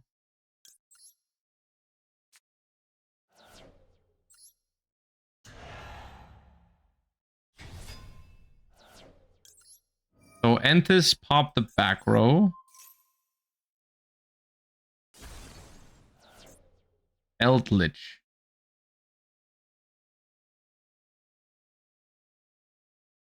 Oh shit, they can chain this to my Trishula. Wait, this messes me up. Can they chain this? Yeah. It's a quick effect, right? Because it's a trap. Do you think they know that? Do you think they're aware? Hmm. I mean, the problem is they're definitely going to play around this. Because why wouldn't you? Why would you not chain it? Because I'm trying to banish, even if they don't know it's going to, like, not resolve, they're going to chain it because I'm going to try and banish from their grave. But I don't have any other plays.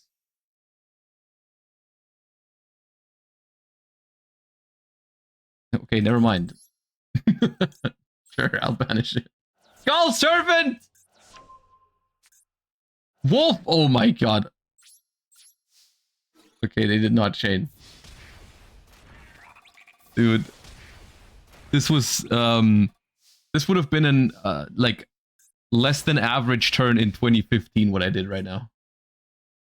This is 10 years ago, this would have been mediocre.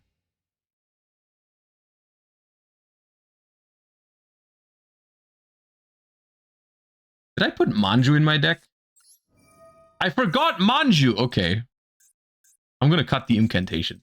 Or Manju and Senju.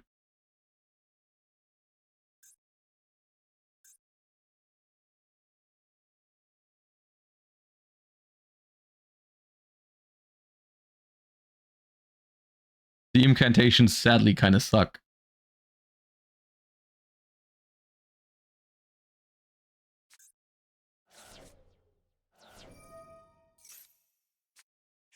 Uh-oh. What are you doing to me? Uh...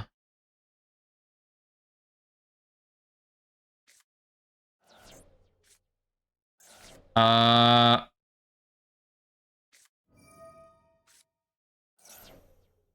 Uh... Uh...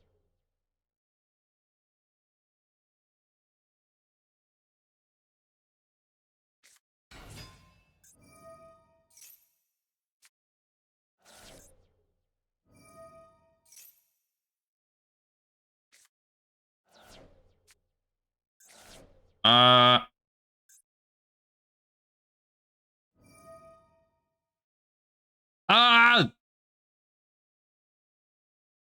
Bro, that was one foolish burial!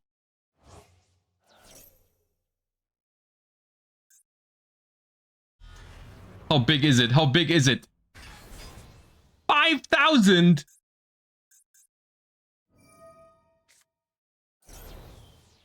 Ah!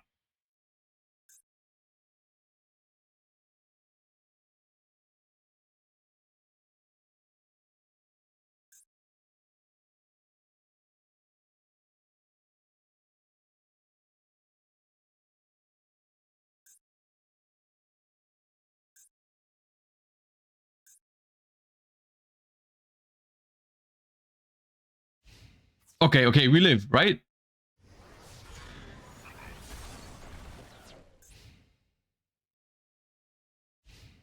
Okay.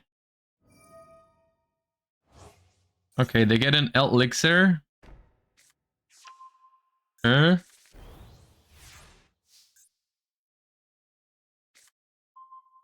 Oh!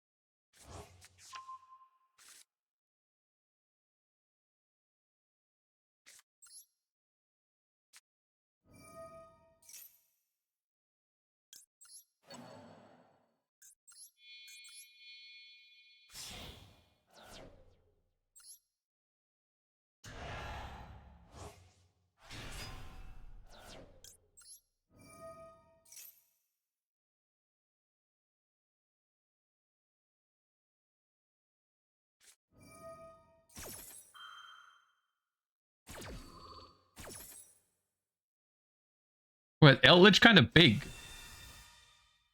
I can't beat Eldritch. I mean, I have to banish this. It's way too big. Okay, and then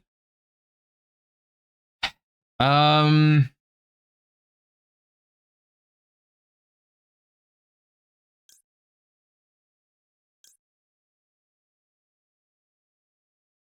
have to get rid of this, I think. I think this is the one that destroys me. Yeah.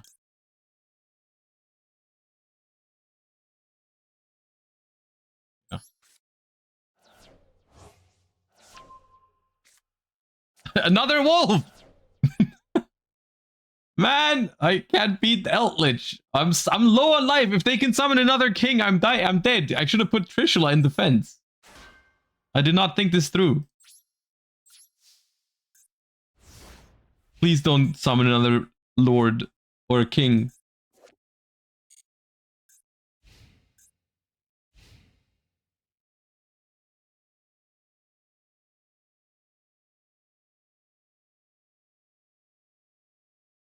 Please. Okay. Okay. Oh god, good thing I banished the wolves. Oh man.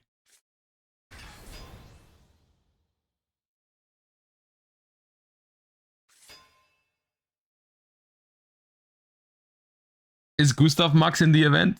Please tell me I'm not getting Gustav Max for game right now.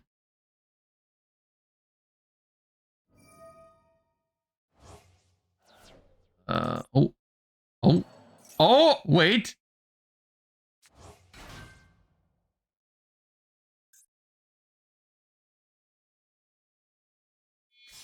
Oh, I might be dead. Oh, I might be dead.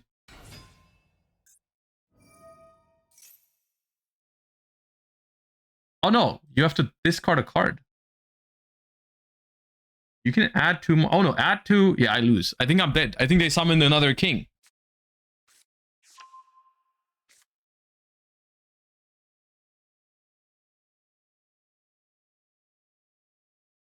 I should have put Trish in defense. Then maybe I live. No, I don't live. I die. No, no, no, no, no. Don't bring back the king.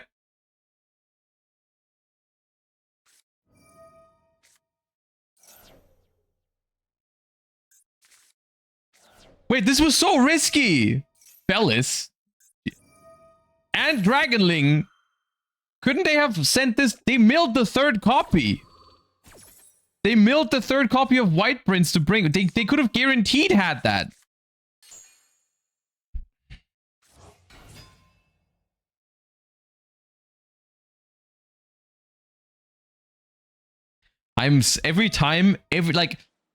Sometimes I forget how bad the incantations are, and then I try them again, and then I'm reminded like how shit they are. It's so sad.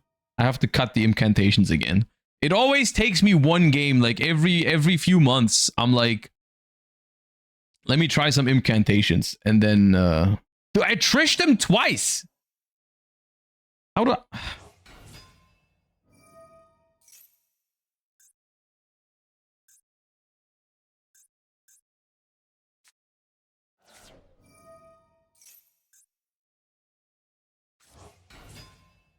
Dude, just kill me. You know the card in my hand.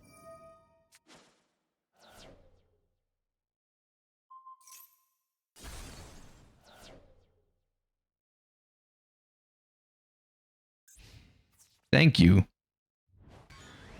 All right, great start in the theme Chronicles. Great, phenomenal start.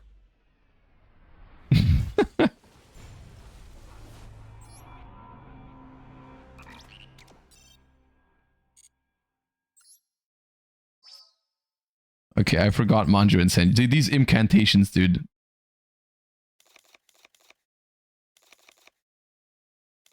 Okay. Manju. We're gonna play 5 normal summons. Sorry, Josh, you're not playing this for Worlds. You can't tell me what to do. I have my own little submission panel up here. Here, look. I can register my own decks. I can put Necros. You can't stop me. I can register it.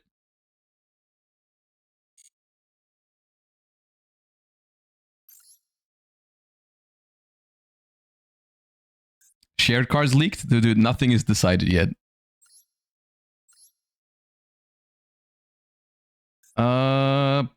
Okay.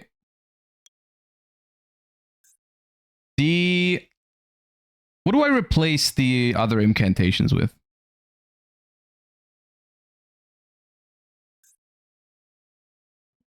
I put that 3 weeks ago. Yeah, whatever. Play pots. I thought about playing Extravagance, but then I did want a bunch of different levels for Kaleidoscope. You can play Diviner, but the Baron is surely not legal, right? No. I guess I could play Talents, because I am blinding second. Like this. Lightning Storm is not legal in Theme Chronicle. Well.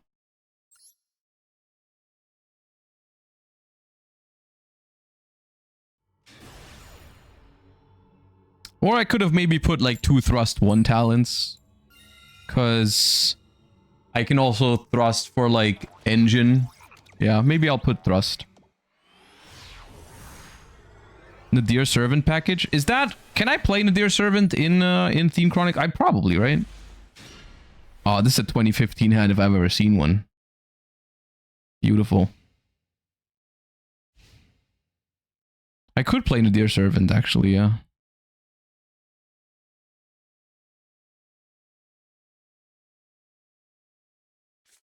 Nadir is banned? Oh, oh god, not Thick Samurais, dude. Jesus.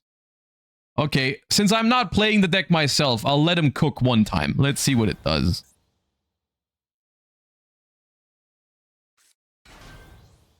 Let's see what it does. I think it's gonna be cringe, but... I guess we'll see.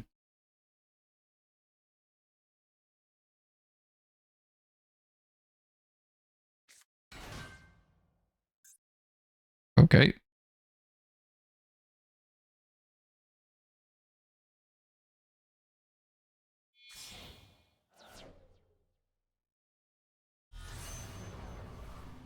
This is a monster negate.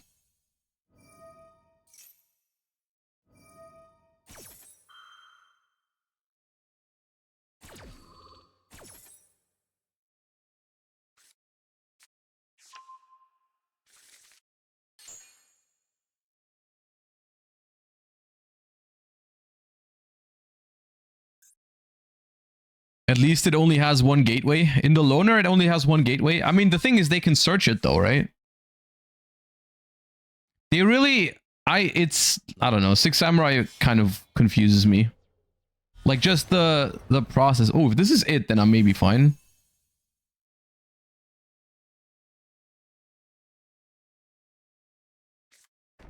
Oh. What does the spell trap do that they added? Ah, hello.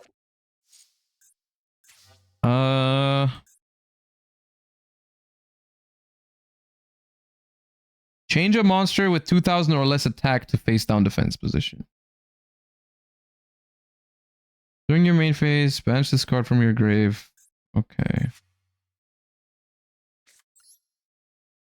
Well, I guess let's see if they negate this, because if they don't negate this, then I can summon Unicorn. Cool.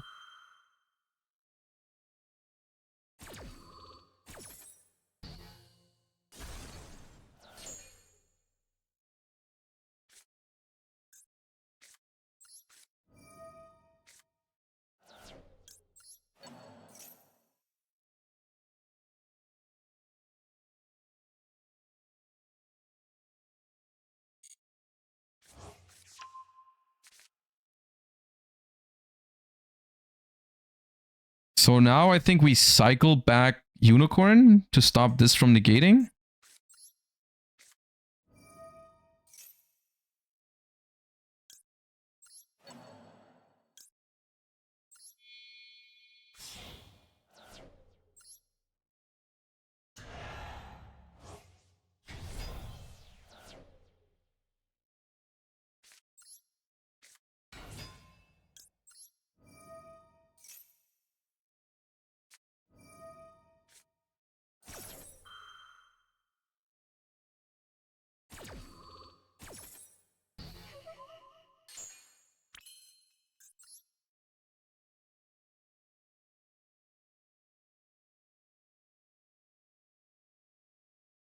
Well,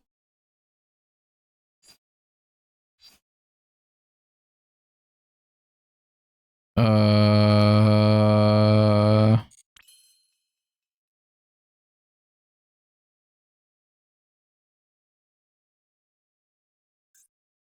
don't have a rank 4 that's bigger than these, which is bad. Exiton nuke. I mean, the problem is that they are monster negate. They haven't used it yet, and if I exceed with the unicorn, they have that again. So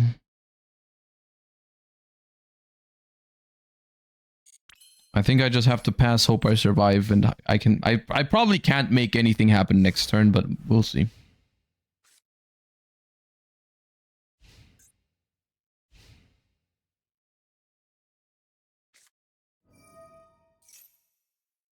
Ah, they drew 2 cards off the top. Cool. You're supposed to draw 1 card for turn.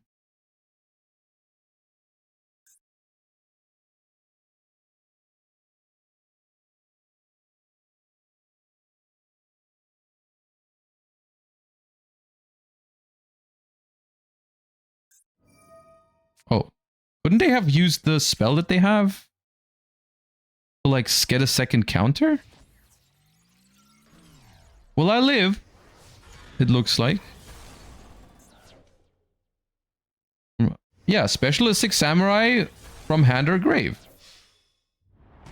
Okay, well. Who am I to judge? Alright.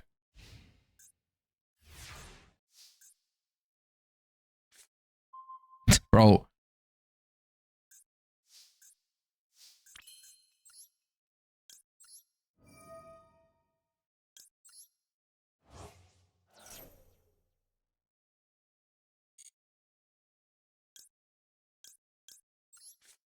I lost.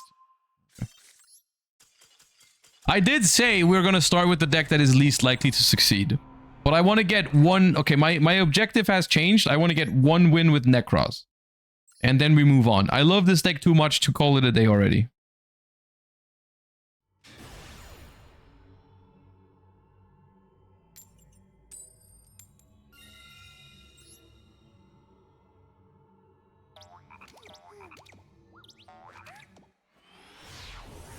Don't say 24-hour stream pog.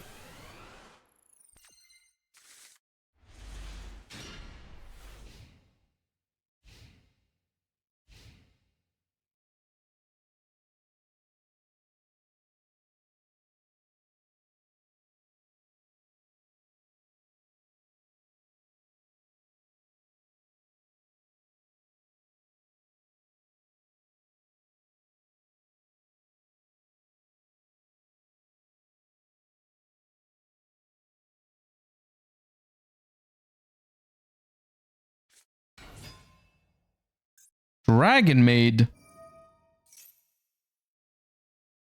Okay.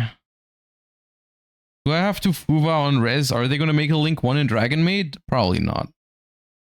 Add a Dragon Maid from your deck to your hand, then send a Dragon Maid from your hand to the grave.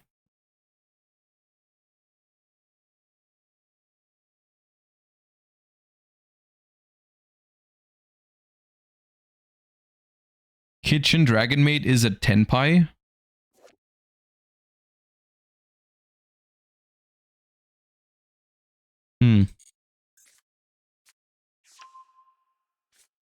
No, I don't think so. Lore par. Can you set a couple spell traps for my heavy storm? That'd be cool. More than one. Okay, well. Nice Fuva, by the way.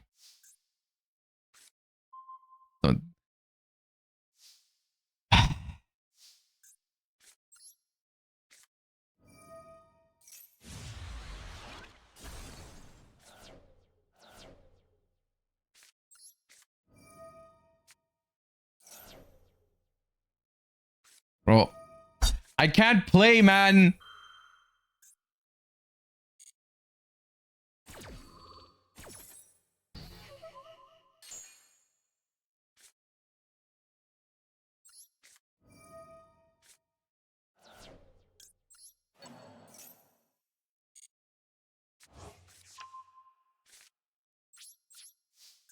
Yeah, it's on purpose. I want to play Charmy control, guys.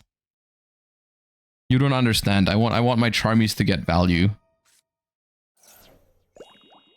My favorite deck from 2015 definitely just doesn't die to one Ash Blossom most of the time. It's a deliberate decision.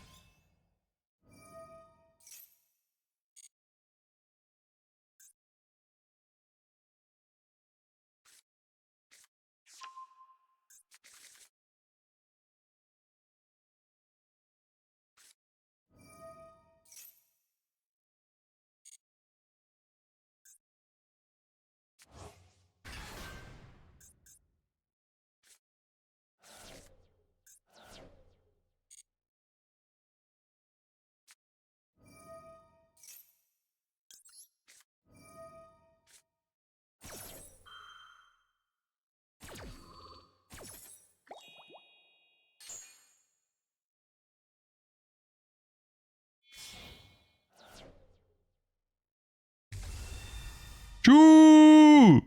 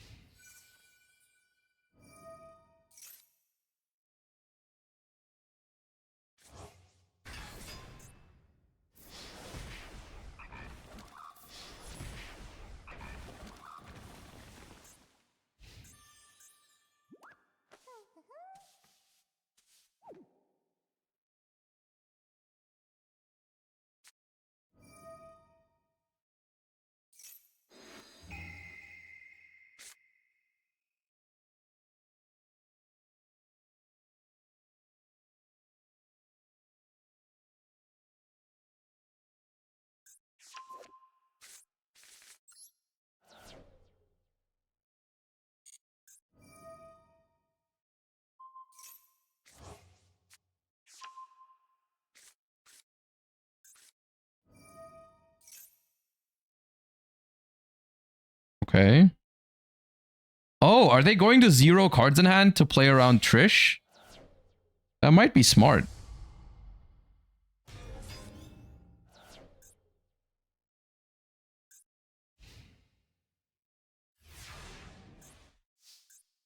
It is once per turn, yeah, I checked. Oh.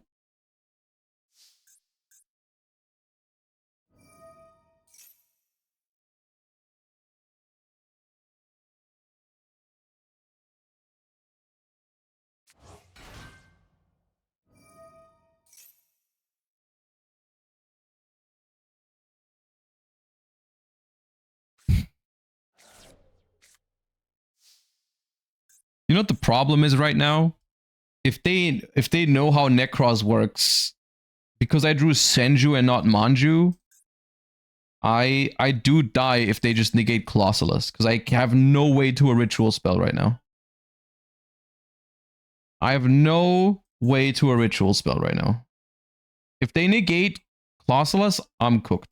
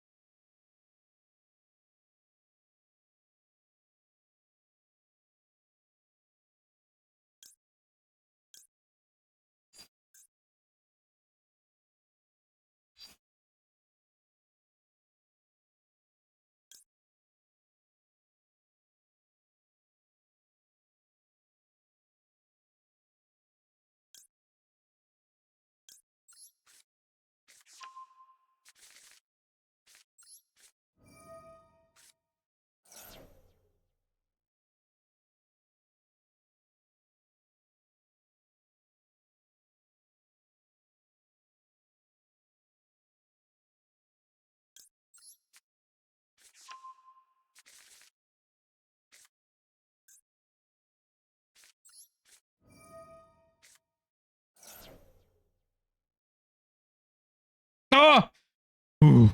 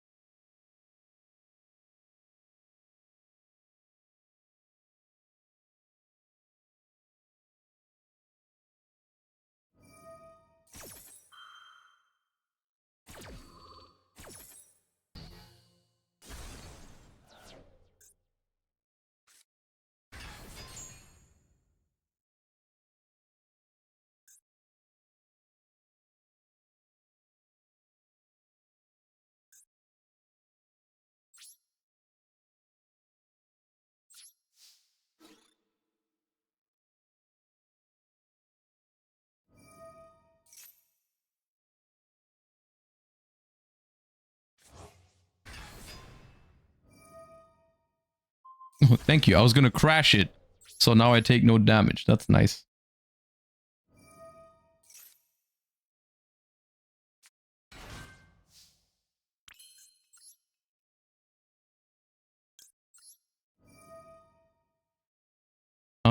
I should probably banish Unicorn.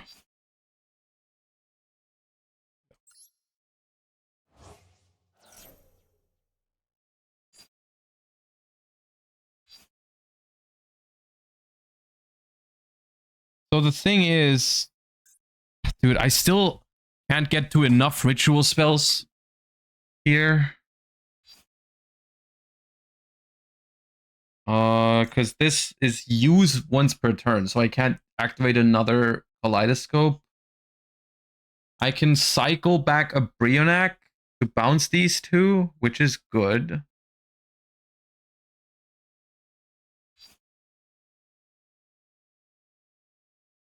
Don't the spells search each other? Only if you have no monsters. They fixed that with the new support, but we don't have that yet.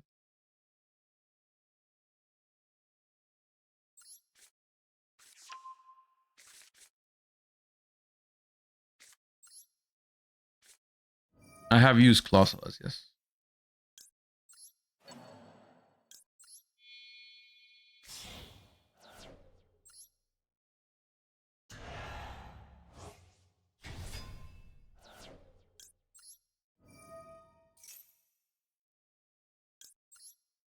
This should have been a Valkyrus.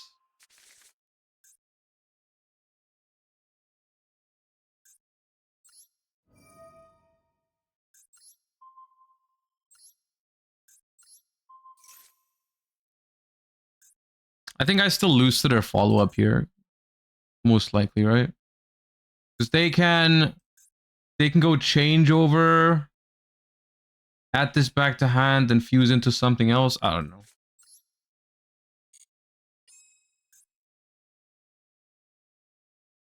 Maybe we can survive.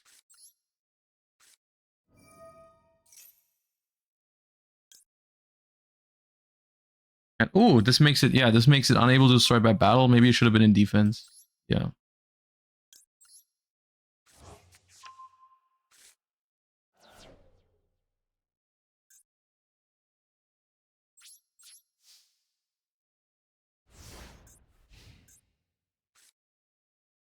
Yeah, with Brio in attack, maybe there's a way they can actually kill this.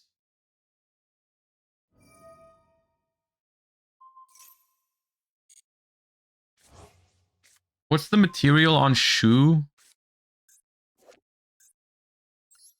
Dragon Maiden level 5. Then the Dragon Maid. Unicorn Clauselus ritual spell. Do you understand what the phrase once per turn means?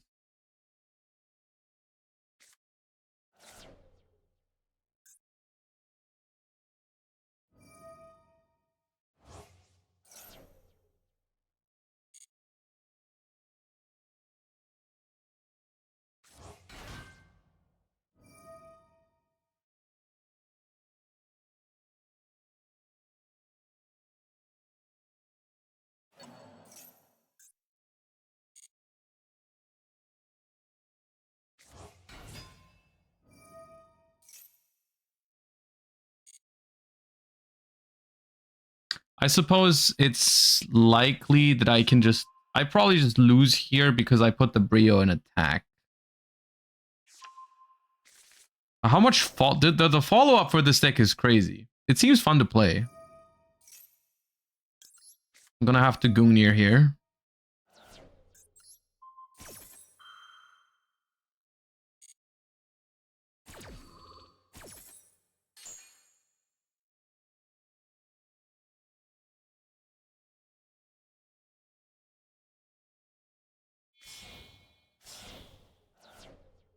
Why is our board Brionac? They had a shoe and a house. I had to bounce. I could have summoned Trish, but that would have only outed one of them.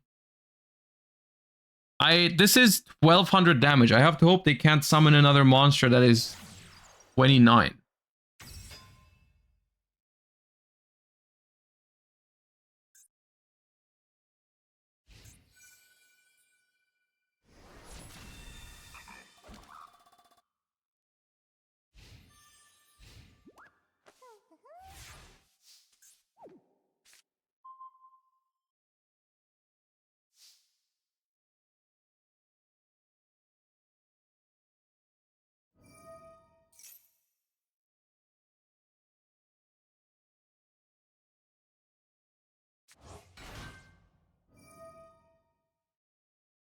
Oh, they keep coming back!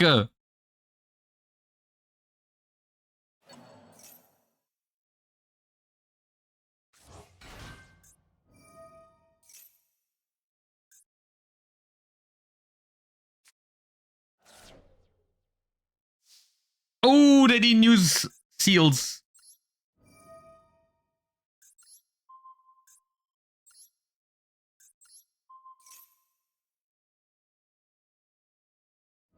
Yeah.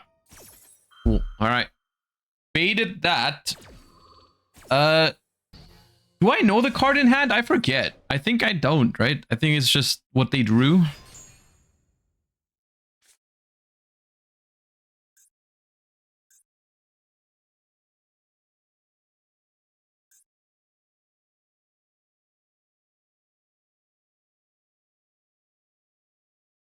I definitely can't go look at their hand.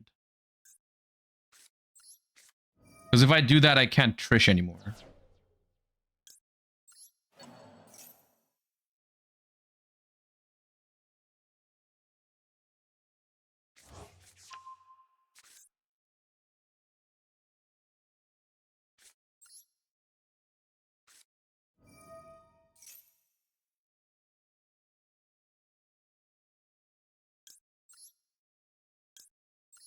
Trish, then look at hand? There's no hand after I Trish.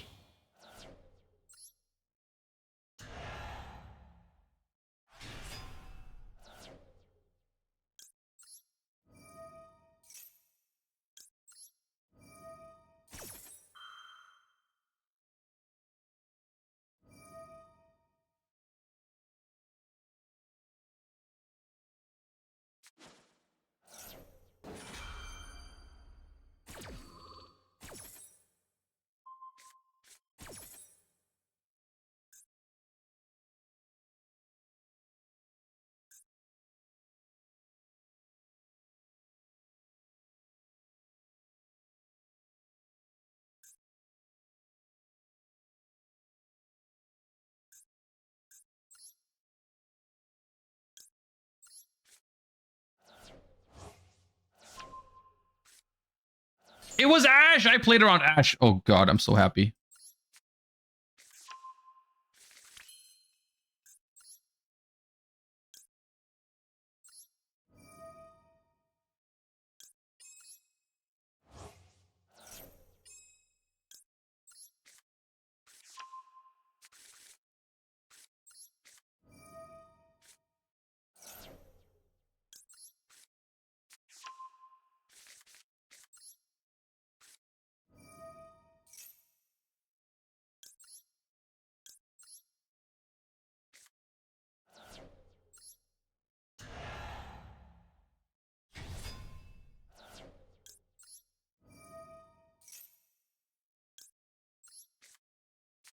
I think I'm gonna go Talon's Take and make Dynamondo.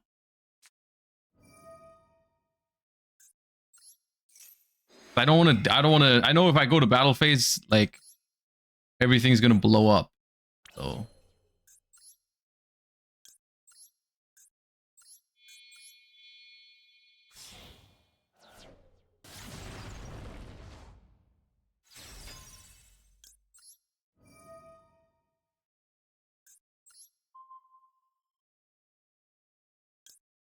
Recycle Gungnir. Okay. Nice.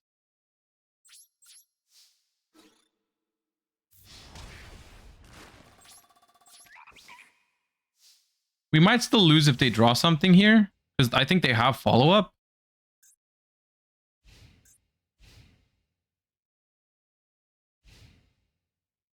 But they didn't.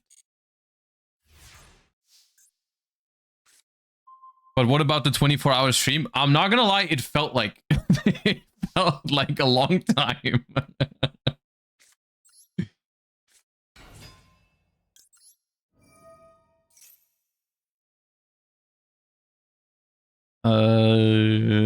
Dude, I'm out of kaleidoscopes. It's fine. I can crawl across the finish line here, I think.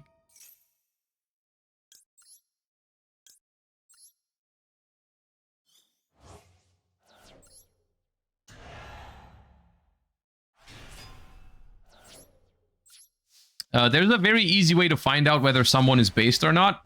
You can just ask them their favorite Necros card. And if they say Necros of Valkyries, they're based. Honestly, no, to be fair, anyone who has a favorite Necros card is probably based. I take it back. Okay, we won a game with Necros. Which means we can do anything. If we can win games with Necros in 2025, we can do anything. Okay, let's play. Let's go first for a change, because the Sky Striker deck I built is also going second. Let's go first. Let's play some Orchist. I threw together an Orchist list. Let's see. Now this is a jump 4 years into the future from Necros.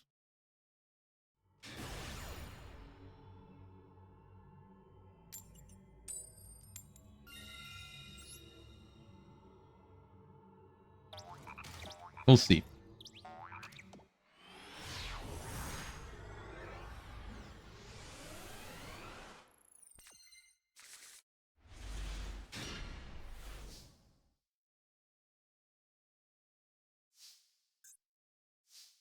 It feels just like Orchist in 2019 felt.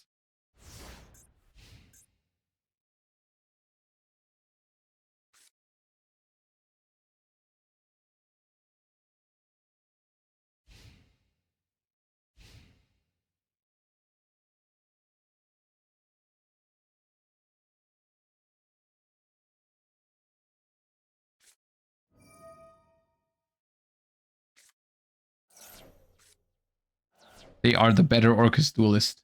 What should I say? They are the better Orchist duelist.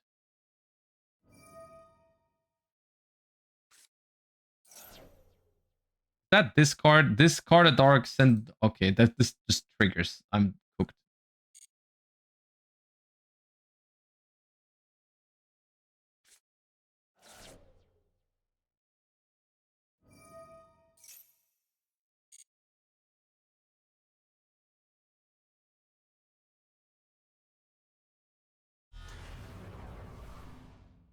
Nessie.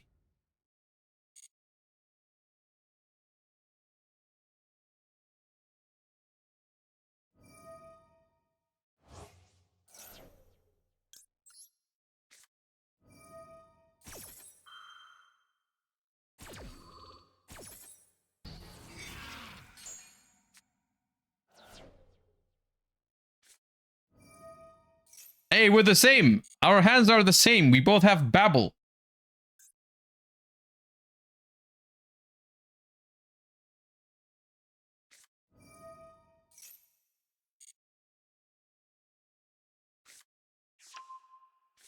Ah! What you get.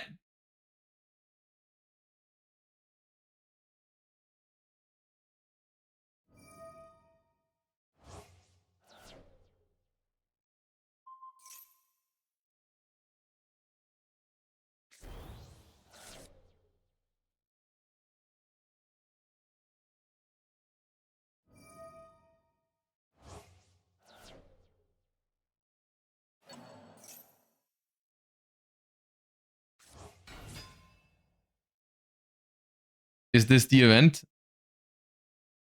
Yes, this is the event. I did not run into an Orcust mirror in rated duels, believe it or not.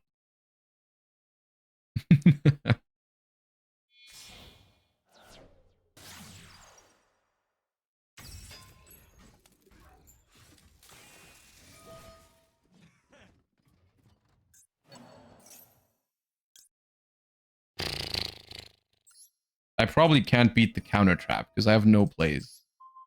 I can maybe beat the Dingirsu with Babel up because like they can revive a Dingirsu if they go Ding now, attach Nightmare, make a Link 2, like they can have a Send on my turn with the Dingirsu, but I have Impulse for that and I have Talents. So like maybe if they don't have good non-engine in hand and they just call it a day here, like they do what I just said.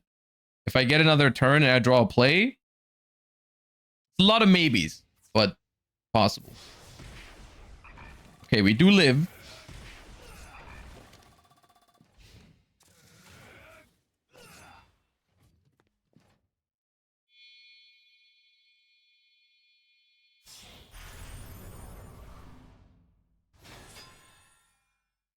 So this can attach the Orcust Nightmare now, and then if they link it off, the Orcust Nightmare can make a symbol skeleton on my turn to bring this back, which is a send. Oh, never mind. Okay.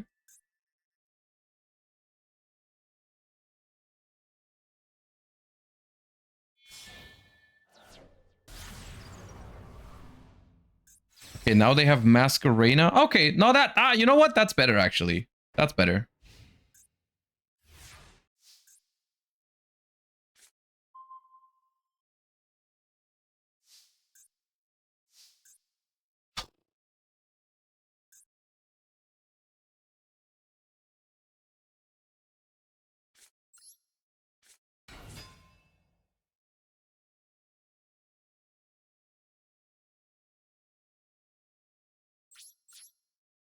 Just summon the Link 1. I should have. My bad.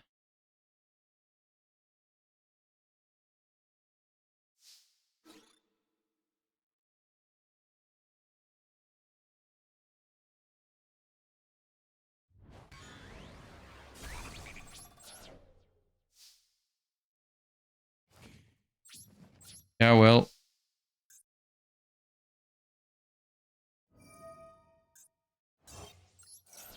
One impulse is not enough. They can play on this turn and on next turn. Okay, let's just not brick this time. Because that could have been an actual good game. Orcust mirrors are fun if both players draw normal hands. Or I guess the normal hand is what I drew, but like if both players draw good hands.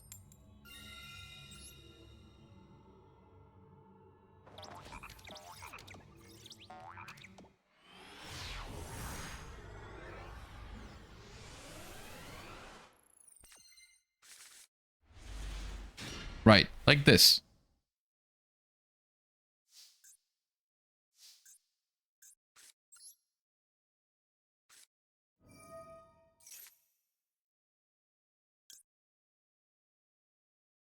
A lot of normal summons.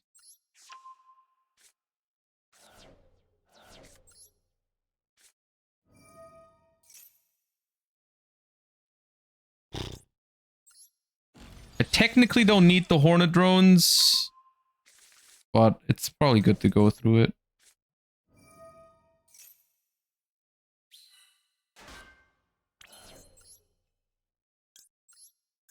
I think I can afford to engage for a Widow Anchor. Maybe I could be greedy here. It's very greedy. I could engage later. After I put Orchestrated Return in the graveyard to draw a card. It is very greedy.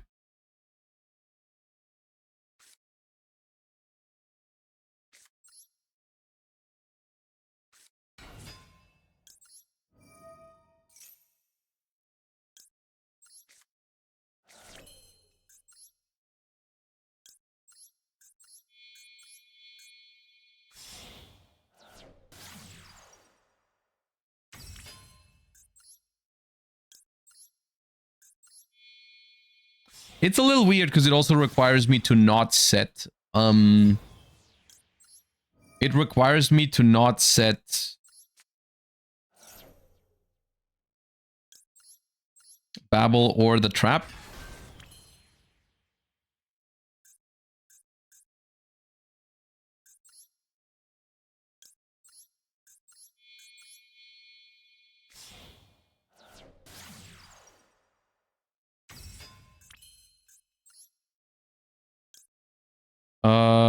Let's recycle. Okay, let's go Orchestrated Nightmare. Target this. Send Wand. Now this. Shuffle a Nightmare. Set this.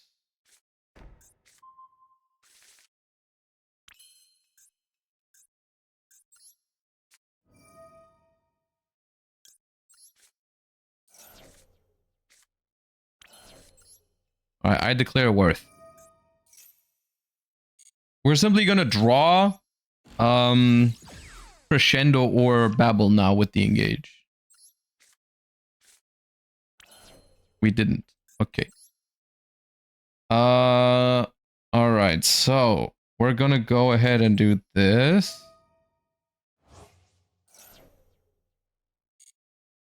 Get the skeleton. I have to remind myself of these lines. Wand.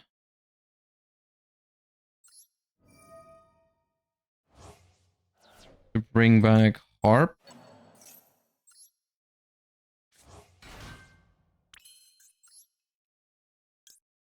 Dingirsu. To attach.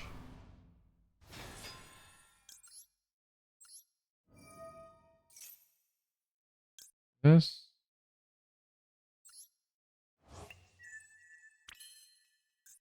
I guess we make IP now?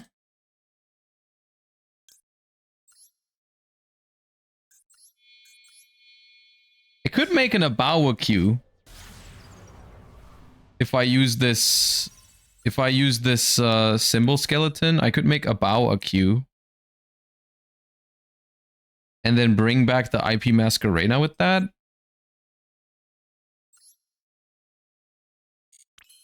Ah, you know, that's kind of cool.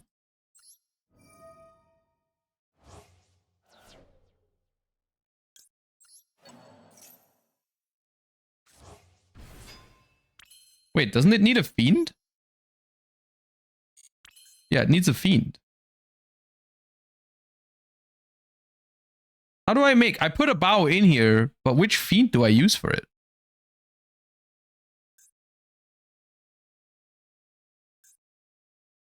Well.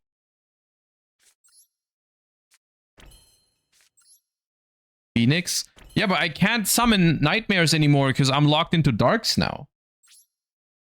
Do I have to keep the Nightmare Mermaid like just chilling up there after I use it? Oh, I got nipped. Awesome.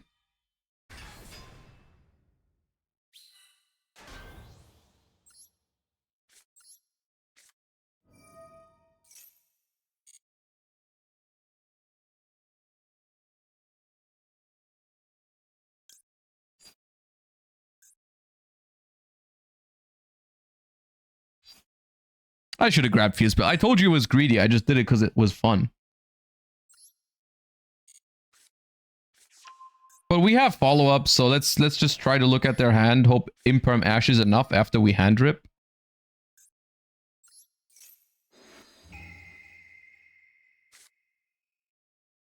I don't know what any of this means. If you control a dinosaur with 2500 or more, destroy all cards on the field. Add a dinosaur tuner or normal from your deck. Destroy a card in your hand. Banish this card. Fusion summon. I think I just take Ovi and then I ash this and imperm if they like. Yeah, I think it's fine. Hopefully. So Aeolo and the trap don't do anything. We have ash for that spell. And imperm if they draw another summon.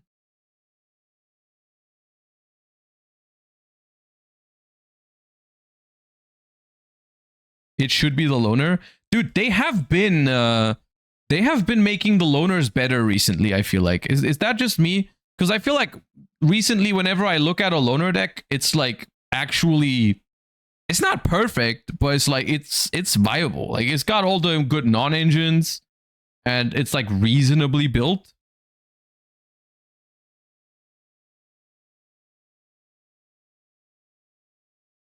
Like I played the synchro event off stream just a little bit to get some of the gems, and I started by using the Crystron loner, and that was like fine. It was just I didn't want to spend the time to build my own deck in the beginning. I just wanted to see what the format was like, and I just played the Crystron loner, and it was okay.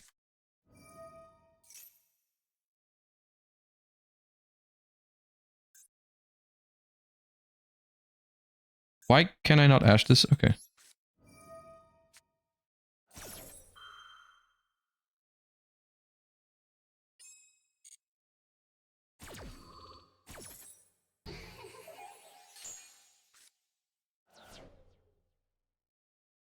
If only they give Dino the croc and the pill. I mean, I do think they like purposely make them like not perfect, which I think is fine. Wait, this is busted now. I can't imperm now.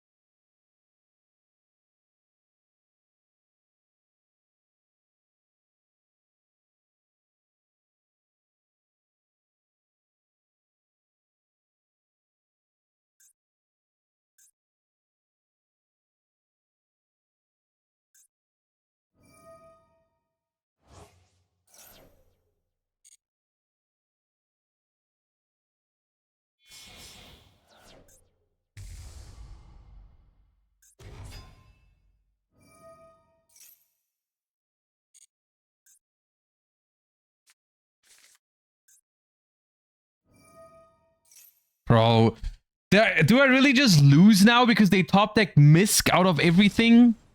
Like out of all the cards?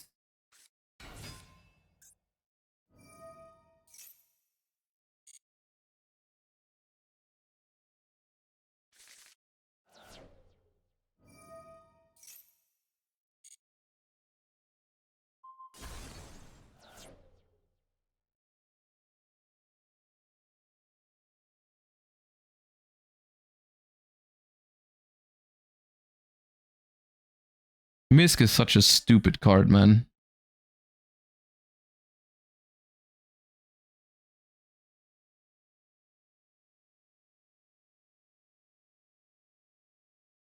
If you hate Sangan summoning, but you like Misk, you're a hypocrite. I know you don't like to hear it, but I don't make the rules.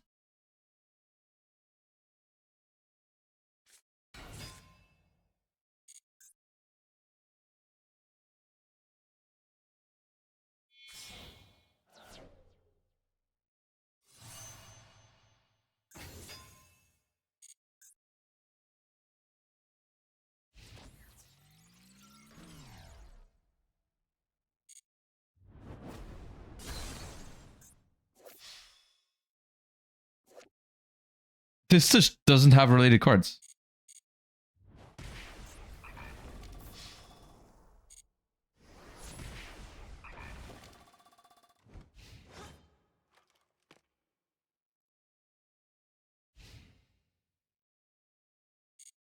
Okay, I live.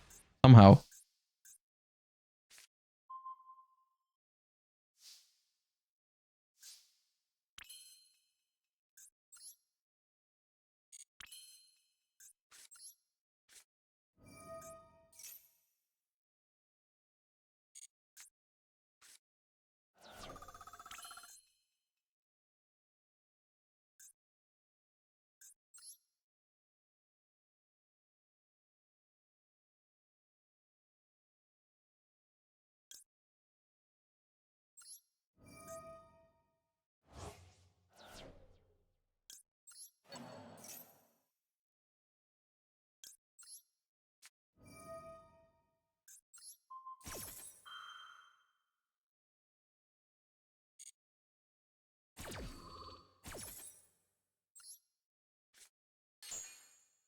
Give me that.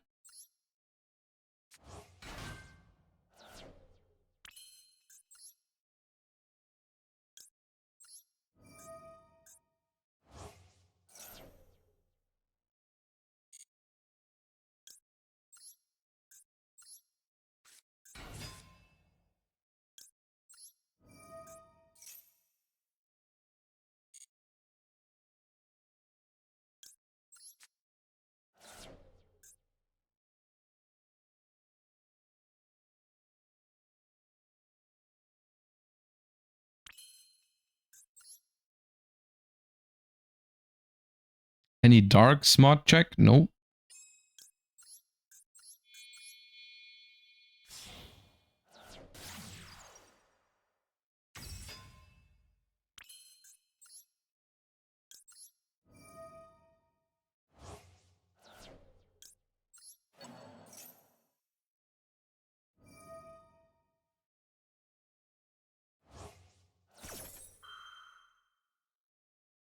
Oh! No, no, no, no. No, stop.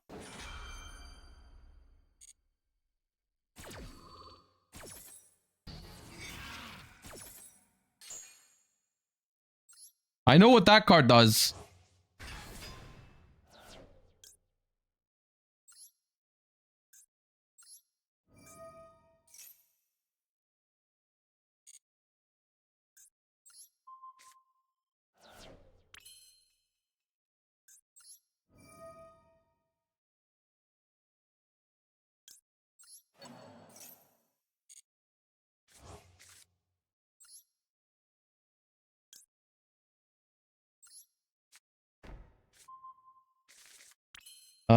Do I have game?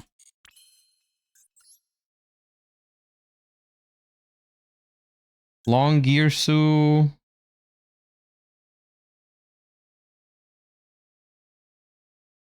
Armor Dragon.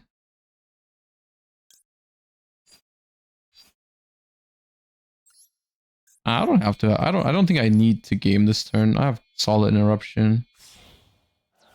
Here's the nib.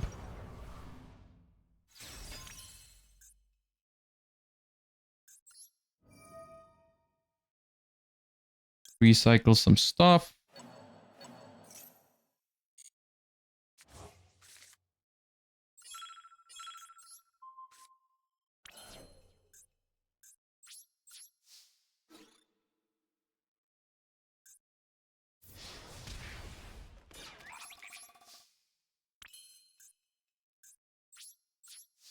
Fine, I have Crescendo. I don't know. I haven't read all of their cards. I don't have enough time to do that right now, but I don't know how much of this has a graveyard effect. Oh, nothing, apparently. Okay, good. Awesome.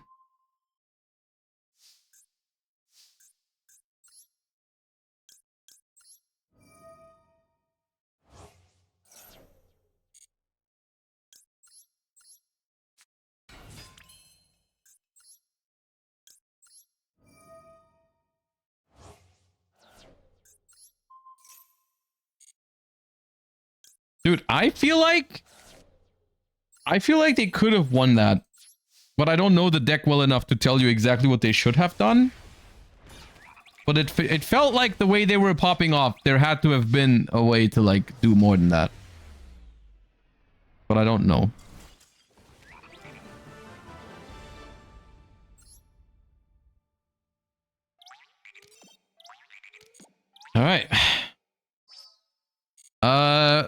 Fever, thank you for the 39 months. Welcome back. Appreciate that. And Dark Magician G, thank you for the 24 months and the kind words. I appreciate that. They did the level 4 send wrong. I mean, yeah, once again, that's the thing about these events. Like, I also don't play my decks perfectly in these events, so I don't blame other people to not do the same thing, because, like, the decks that I play here, I just, like, either haven't played in a very long time, or it's just because this format, like, it's more like a casual for fun type of event for me, so I don't, like, try hard, learn everything. You know, so it's fine.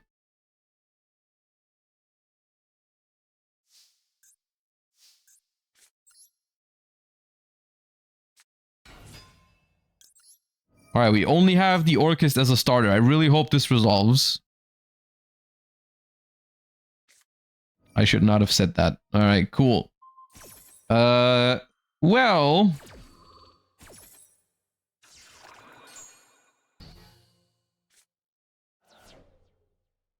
Awesome.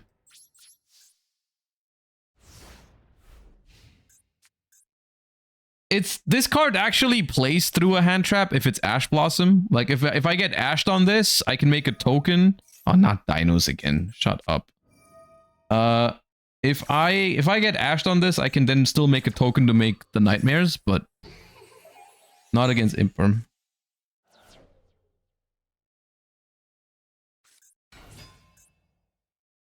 Who are you?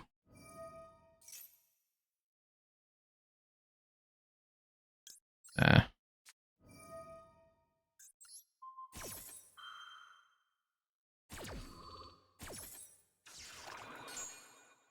How does it feel to get impermed, huh? Yeah. Yeah. What I thought.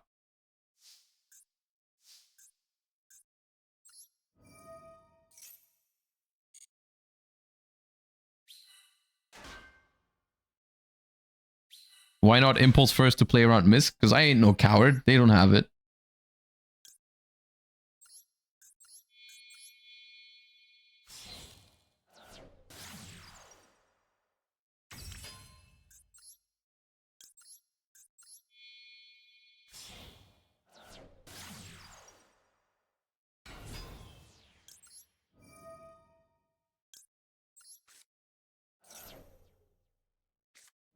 Dude. Not the second Ash, dude. Maybe I should have attacked this first. I literally have not. I can't out it. Mano! I should have attacked it first. I said I wasn't a coward. I should have played it like a I should have been a coward. Oh, damn it.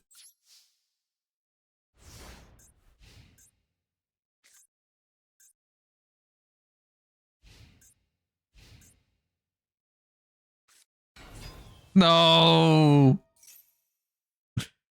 No, this is not good. Oh, not again.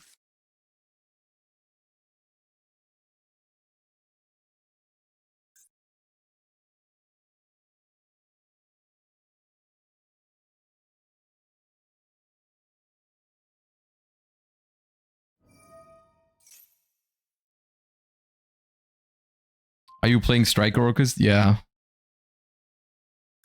Yeah.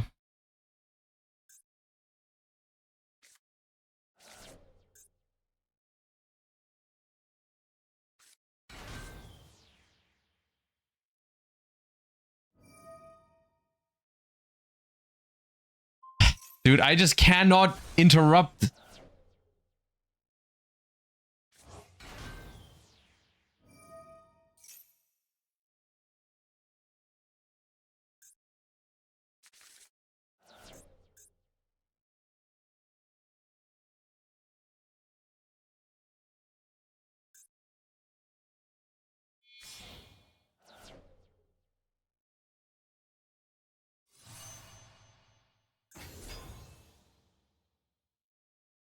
Durac Velfito.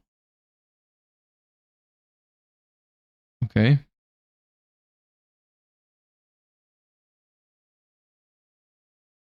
I unironically think Mermaid could come back in TCG, by the way. I think, if anything, the problem card was Ibli. Hot take, maybe?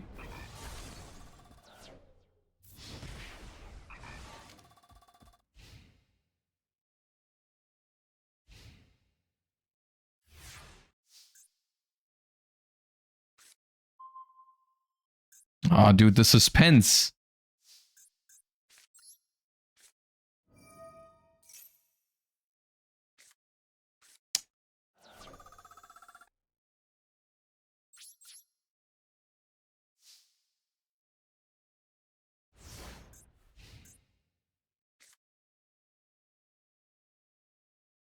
All right, 3 games with Striker Orchist. So far, we have been able to play the game 1 out of 3 games, which is about the ratio that I remember. So the deck still feels the same as it did back then. This is about right. Like every second game, you're gonna cook. Yeah.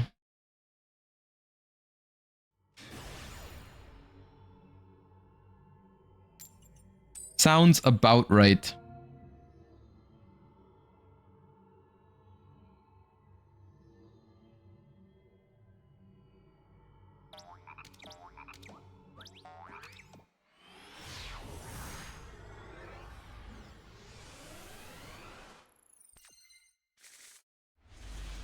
See, this we can play again. It's 1 in 2 games you get to play.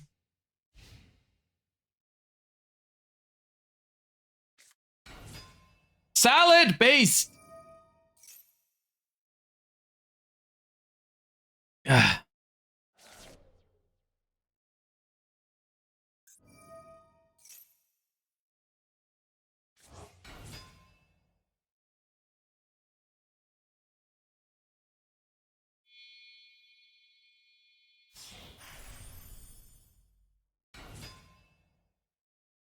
So the good news is they started normal summon Gazelle, which typically means it's the only starter they have, which implies that there's a lot of non-engine in hand, which could become problematic, but we'll see. I am mainly hoping for not many set cards. That would be cool if they don't set as much here. Because I'm just hoping they didn't hard draw the counter trap, basically. If they set something, I'm hoping it's more like Imperm, because I think with this hand we should be able to beat that. Like Imperm type cards. Not too many, but we'll see.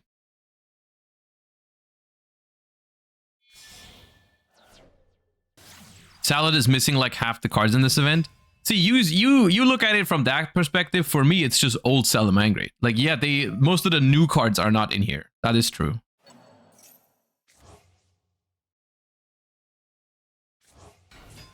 They didn't, like, you don't have Raging Phoenix, you don't have Salamangreat of Fire, which is just basically 2019 Salad.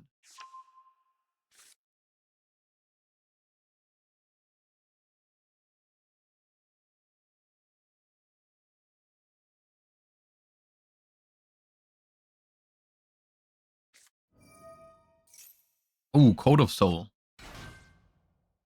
Do they have is this one allowed? I think it is. You could build a version with that. They could make a Pyro Phoenix line with Code of Soul happen.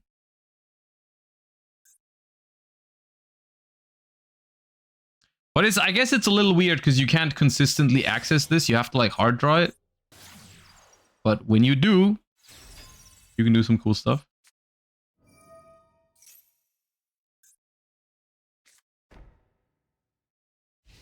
Okay.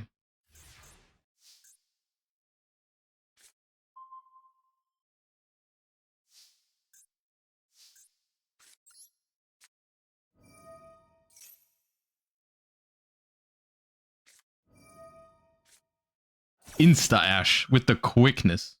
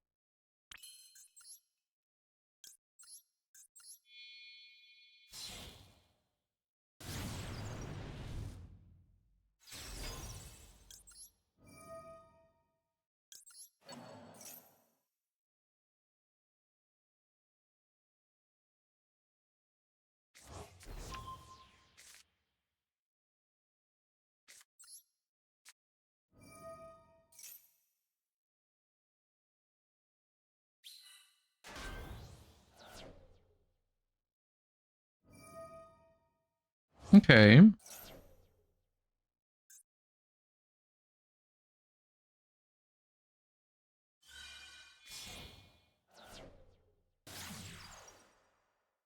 We're baiting a little bit of stuff here. I mean, baiting the Ash with the lure is good. Baiting the Phoenix complete board wipe with one card is also good. Yeah. Oh, I think I do this, hoping that they think it's my only play. So if it's the counter trap, they just hit it. They have Valor too. Come on, man.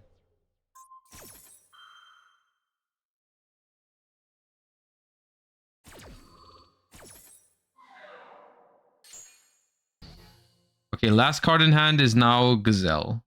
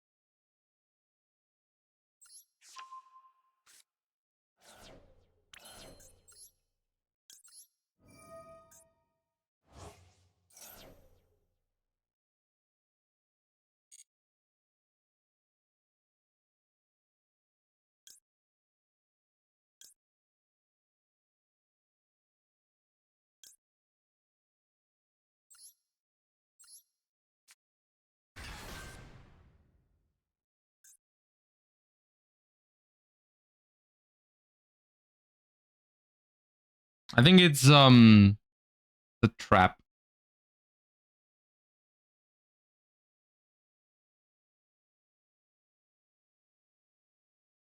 I think it's the trap. Rage.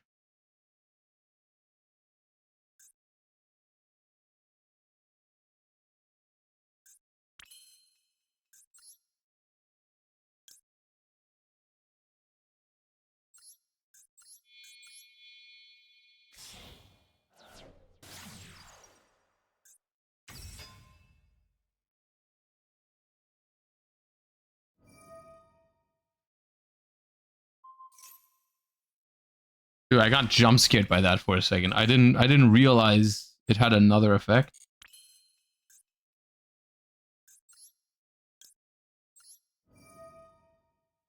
I was like, what is happening to me?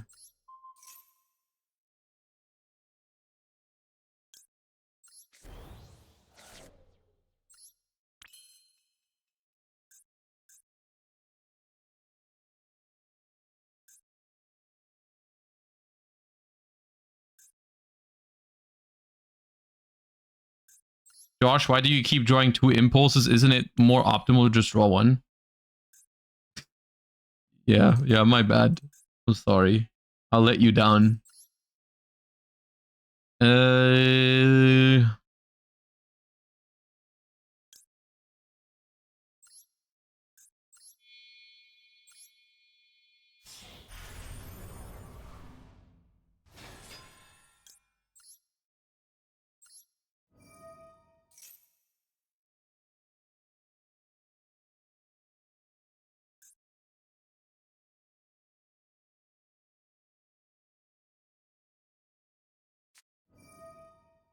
They did that way too late. Way too late.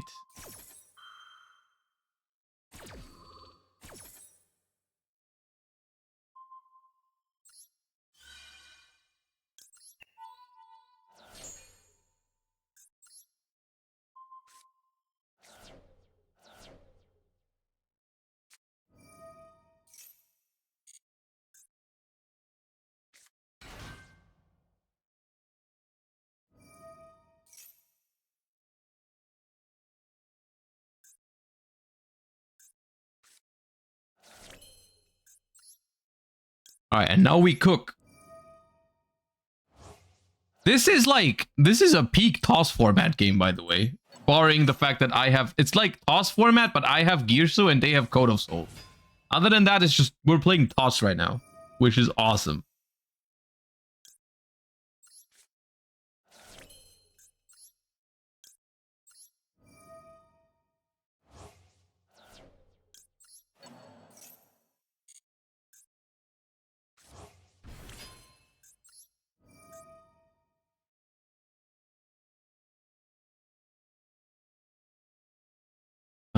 have like no resources in the graveyard right now, so setting up Babel doesn't do anything for me right now. I think I just slowly recycle here. And I get the counter trap.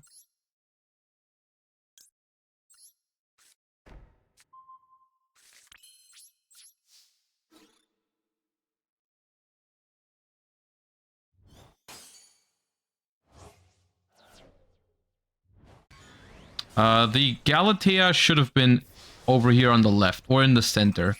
Because now I can make an IP, but the IP is not protected by the Galatea, which is a little suboptimal. Or wait, is it? This linked card can... Oh, it's just this linked card anyways. Okay, never mind.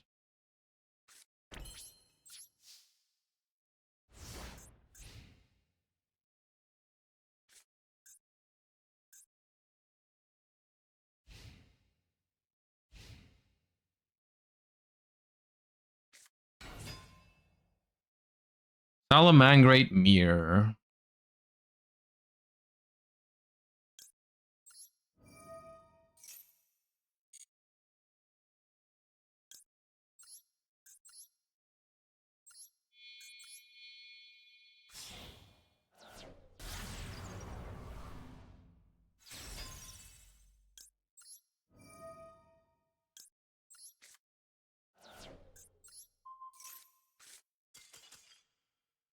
Yeah.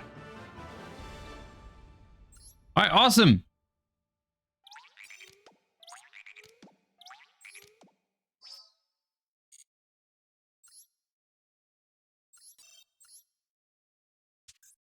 Let's play some of that ourselves. I don't have I have Code of Soul in here at the moment, but I'm not playing the two do I have the Pyro Phoenix? Because that looked kind of cool. It is an ultra rare. Oh well. But why am I playing Code of Soul then?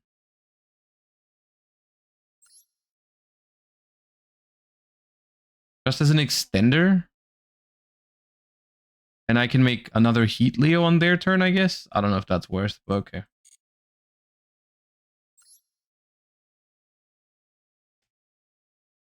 Yeah, I have 1 UR Dust and 2 Super Rare Dust. I have twice as many Super Rare Dust as Ultra Rare Dust. Isn't that crazy?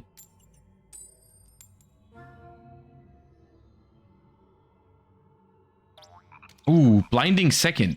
What does this mean? Necros? Sky Striker? Probably Sky Striker. Okay, this is not a fair toss matchup, by the way. This is not fair because if they play Sky Striker, the Sky Striker has like a lot more new support than this deck.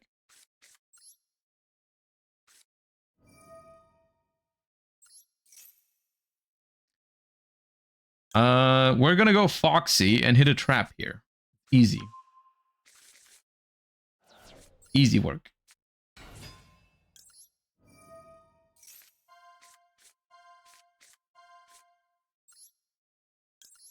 All right, well, we hit Will.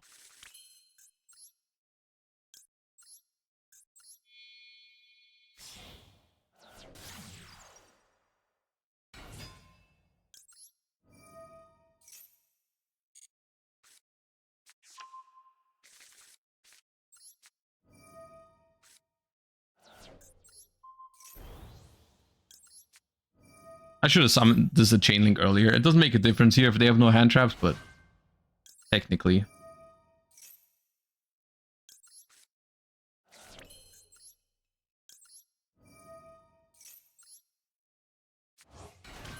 Oh, I miss this sometimes, dude. This exact line right here.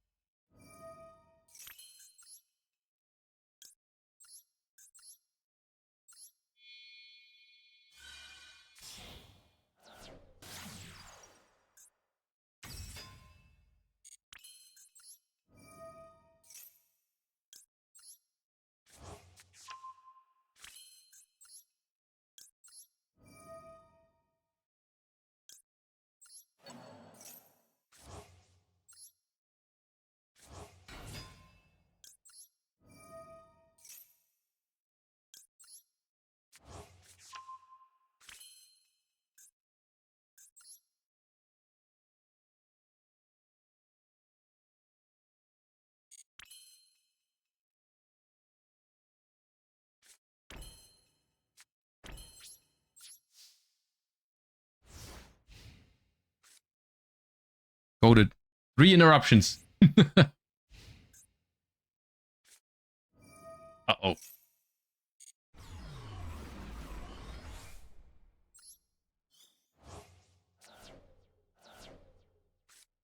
Oh. Well, yeah, now I'll use it. It is Sky Striker. Are we not playing Heat Soul? I don't think Heat Soul is legal. I checked some of the links earlier. Maybe I missed it, but I don't think Heat Soul is legal. Okay. If this card is normal summon, you can special a Delta Wing from your hand or deck. Also, you can't special for the rest of this turn except light monsters. What does this mean?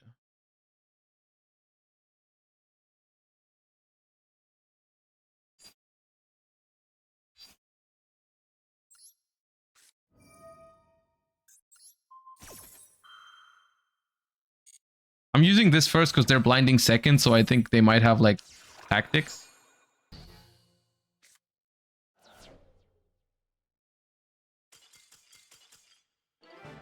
Okay, let's find out what it meant.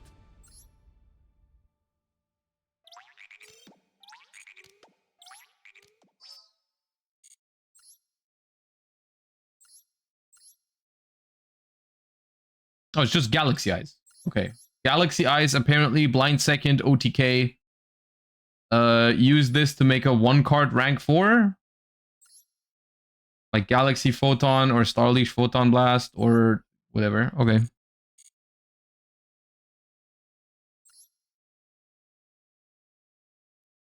XDD Galaxy Eyes in 2025. I mean, first of all, I played Necros earlier and then Orcust and now Salamangrate, so...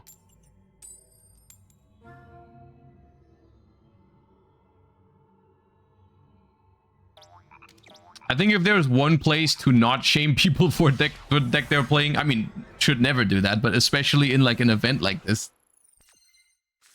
you just play whatever you want. I think is like the cool part about this.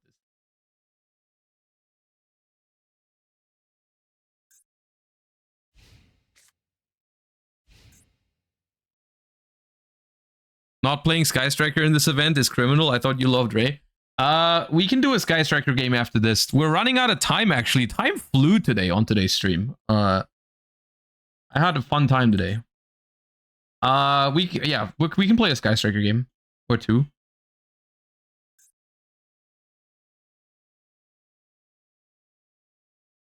It's a chill event. It's a chill event for 2 reasons.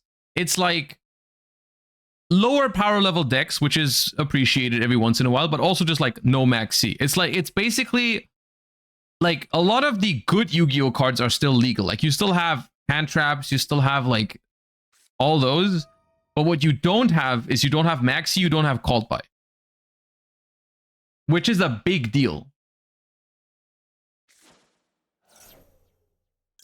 What is the T in toss format? Thunder Dragon. Thunder Dragon, Orcus, Salamangrate, Sky Striker is toss.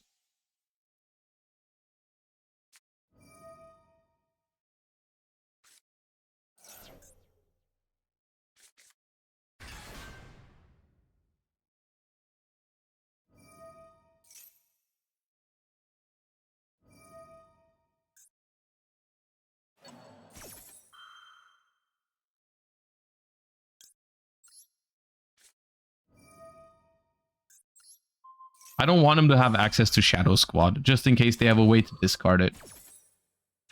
I didn't know you could play Mermail in this event, by the way. Like, what's missing from Mermail?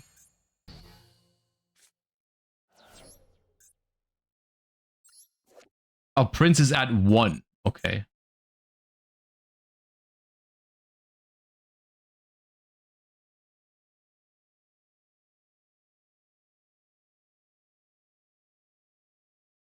Statue, Minstrel, and Moulin. Weird! Weird! They removed Statue, Minstrel, and Moulin Glacier from it for this event? Why would they do that? Are those unhealthy or something? Do they know? Do they know what the toxic cards in Mermail are? It could not... No way, right? They don't know that. They have no idea. They're clueless, right? they are completely clueless. Like, it's just a coincidence that Max C, Called by the Grave, Mooling Glacier and stuff, it's almost like it's smart to get rid of both the toxic going first cards and then also get rid of the, like, you know, the Max C and shit. Weird.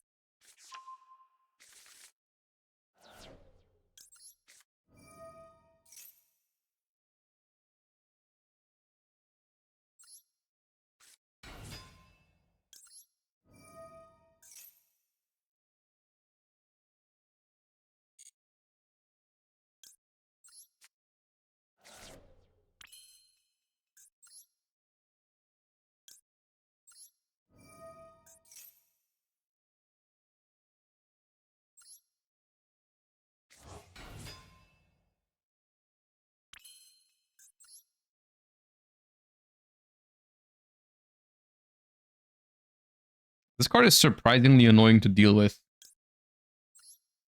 I hope they don't have infantry in hand. That would kind of ruin me.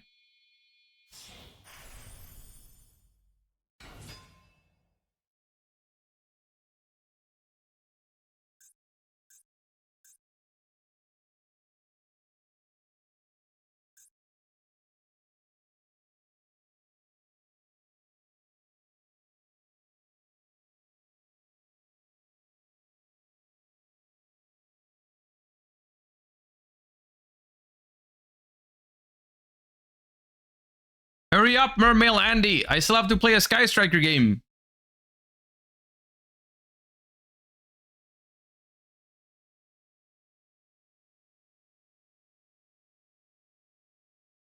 Water should cook fire, right? Yeah, I mean, if you really think about it, fire cooks water. If you want to use those words.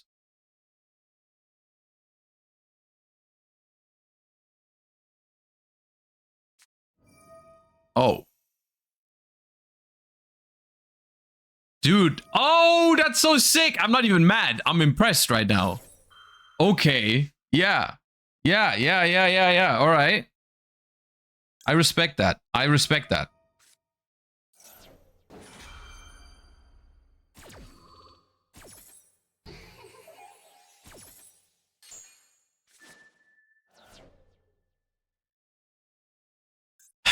Okay.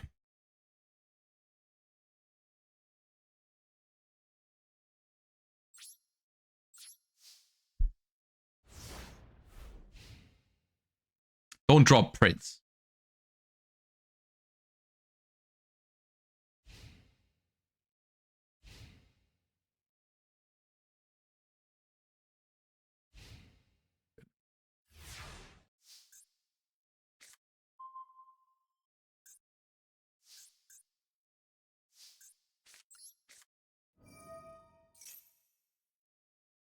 You could summon Foxy, and then what? And then what? Last turn. I know I can summon Foxy, but what do I do? Just to have a Foxy?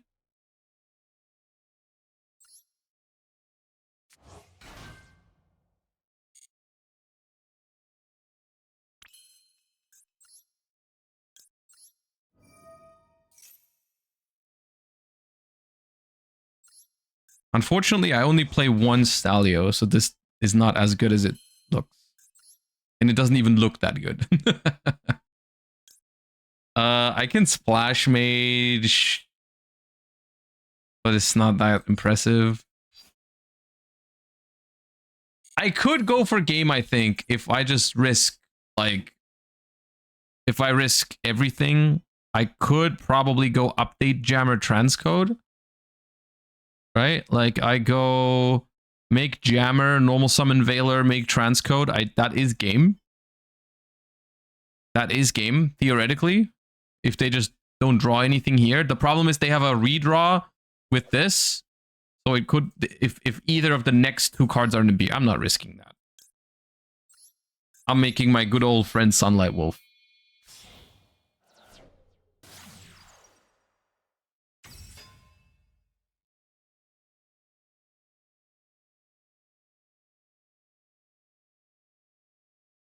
Because that is also 4 summons.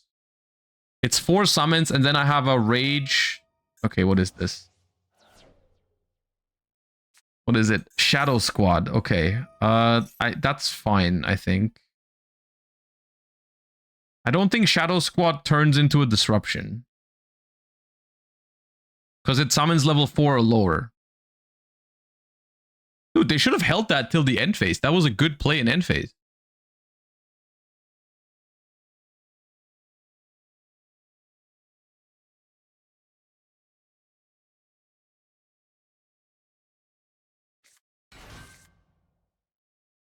Did you draw? Okay, what is this? Okay, just a TS. All right, okay, cool.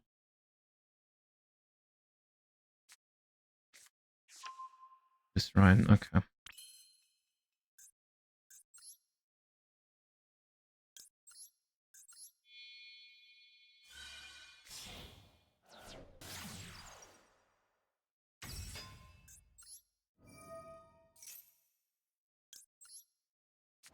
Get Rage back. This would be a lot scarier if they did this in end phase, I think. But okay. So now we have a Rage that we can loop. The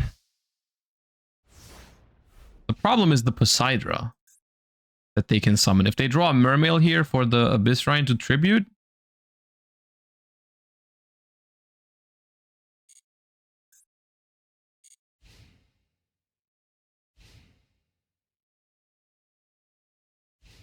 Okay, they did not draw a Mermail monster or Atlantean. Ha! Alright. We can play this game forever.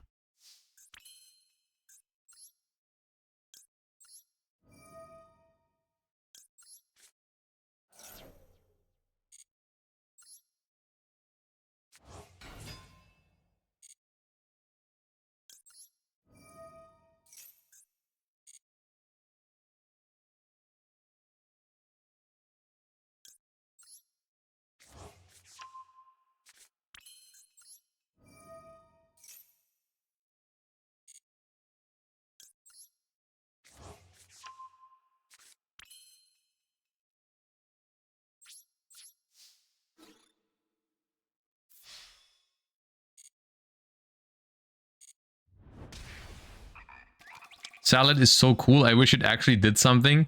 I think the new version of Salad is it still feels like Salad. It's fine. It's just other stuff is more powerful.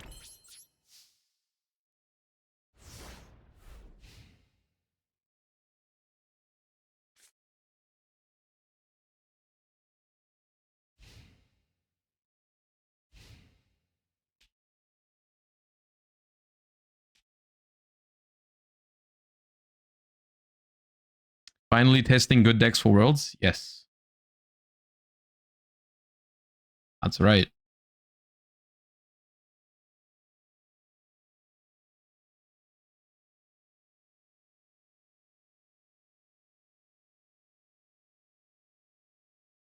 Salad will never come back with Who running around.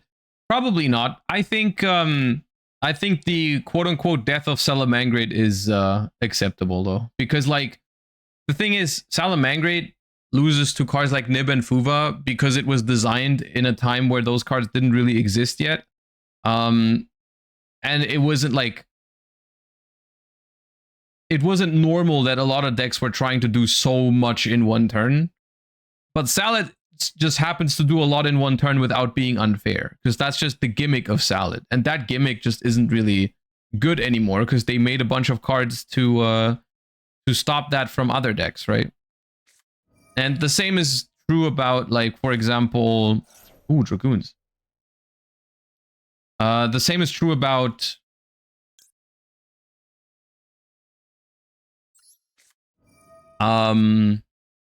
like Gladiator Beast, for example. I think some concepts just age poorly when Yu-Gi-Oh develops, and that's okay.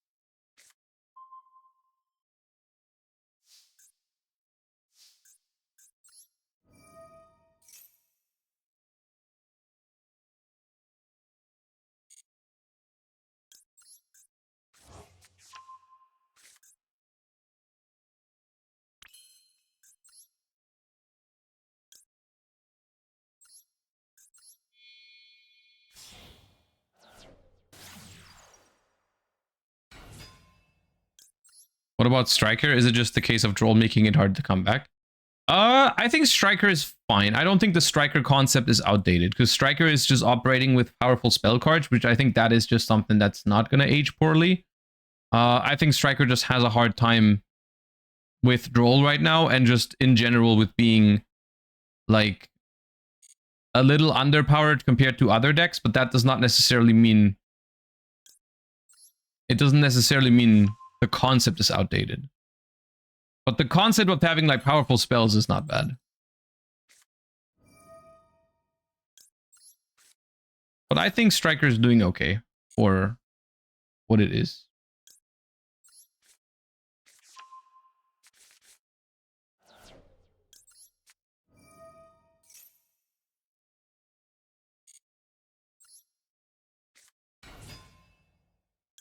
One, two...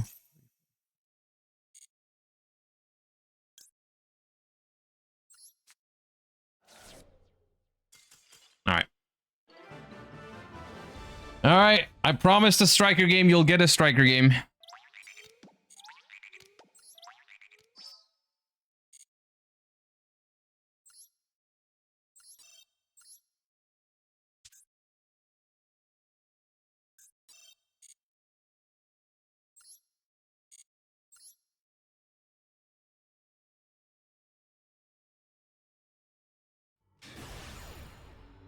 I hope we don't go... I don't know, like... What am I scared to go second against? 6 Samurai, maybe?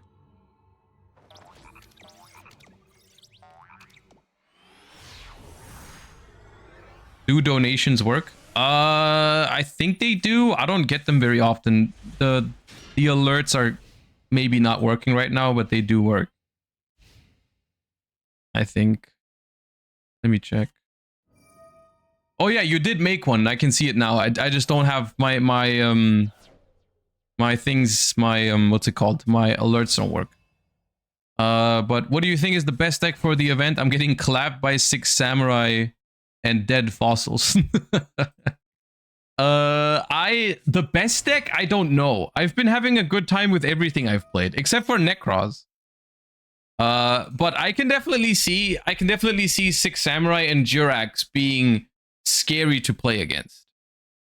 I don't know if there is a deck that consistently beats those going second, if they actually know how to combo.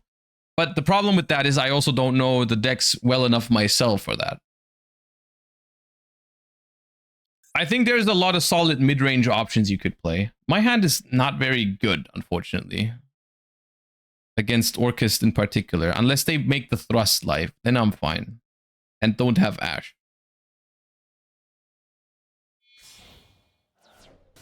Striker, because breakers are insane. I could see, like, Sky Striker is probably a good deck in this event, because most decks, even 6 Samurai and, like, Orcust and stuff like that, they make very breakable boards. I don't know about the Jurek board, if they actually go full combo. Plant is legal, but without Sunseed stuff? Weird.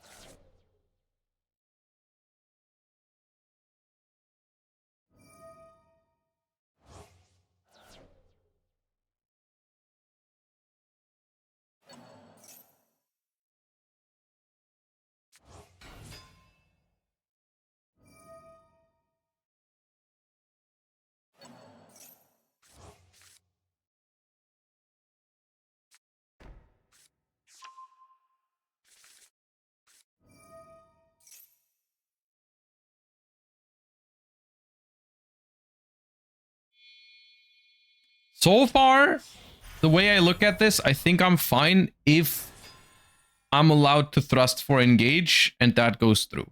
Then I think I'm fine.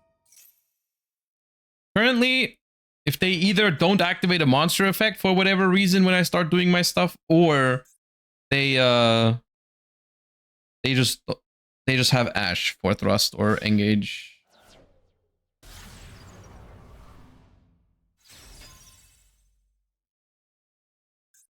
Oh, this is how you make a bow. I see. You make a unicorn because that's dark, of course. Yeah, okay. But now, what do you go into with IP?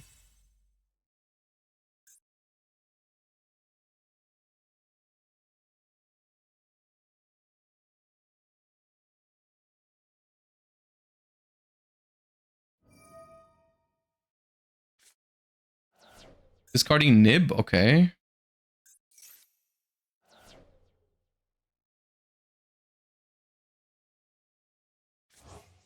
Bring back IP, I like it.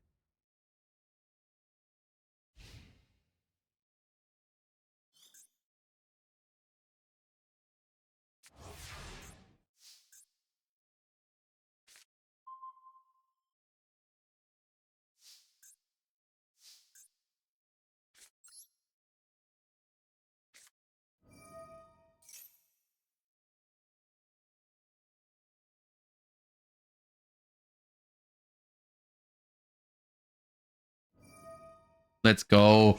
Balance and thrust activated. We're cooking.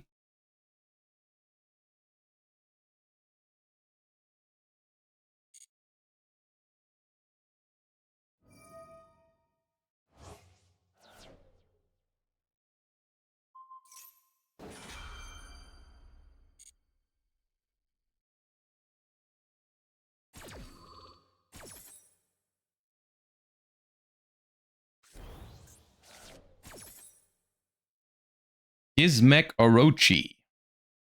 Right, I didn't put that card in my deck.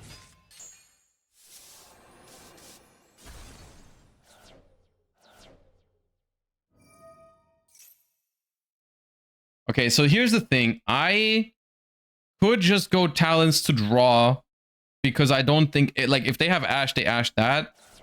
If I Talons look at their hand, the only card I beat is Droll and Lockbird, which I think my position is good enough.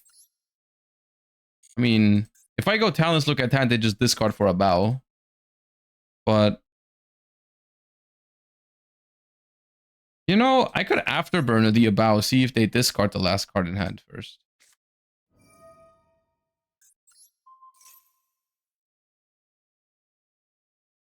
They don't discard it. Okay. Well, that makes me think the card in your hand is good, so I'll take it.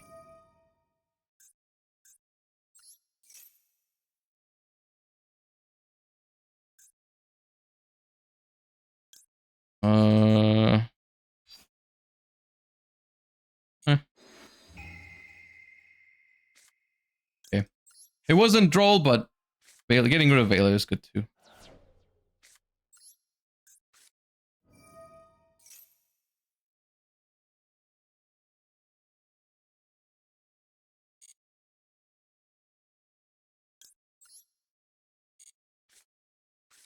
Do not set.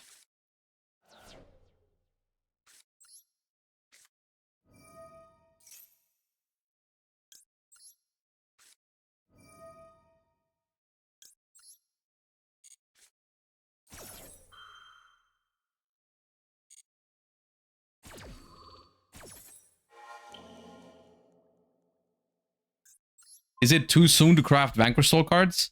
I mean, I think they will just make a new pack with the new cards. Like they probably will be reprinted when the new cards come out. So it's probably not good.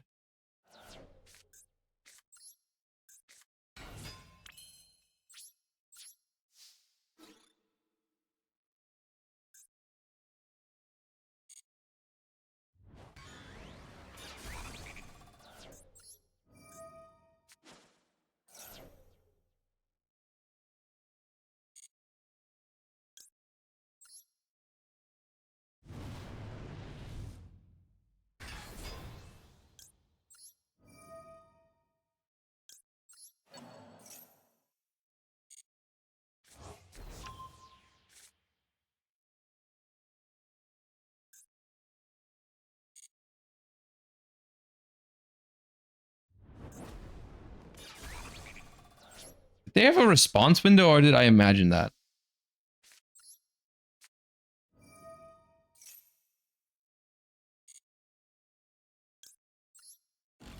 Oh, Gizmek.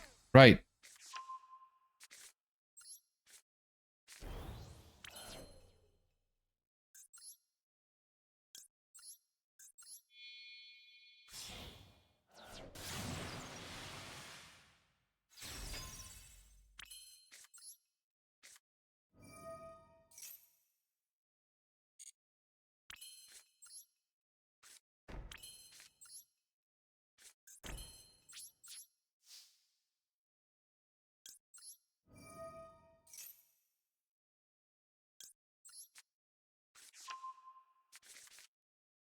All right, end phase, Shark Cannon. I love this play. Banish one. I'm gonna banish this. Nope. And then, since that's good against the deck, I would like to reset it.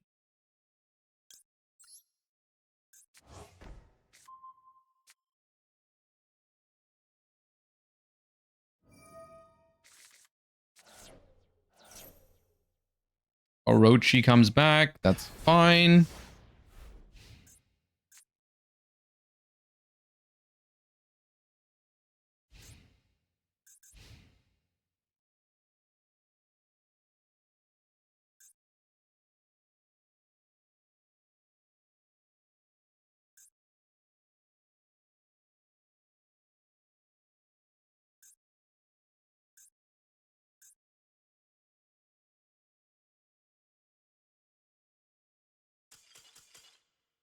All right, and that's your striker game.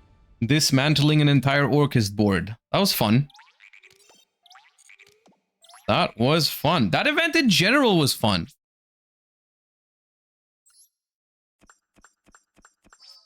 I enjoyed that. And it's a decent amount of gems. Over 1,000 so far. All right, cool. Cool. Asensa and S3 Rocks, thank you for the primes. I appreciate that. Last minute support. We're calling it a day for today.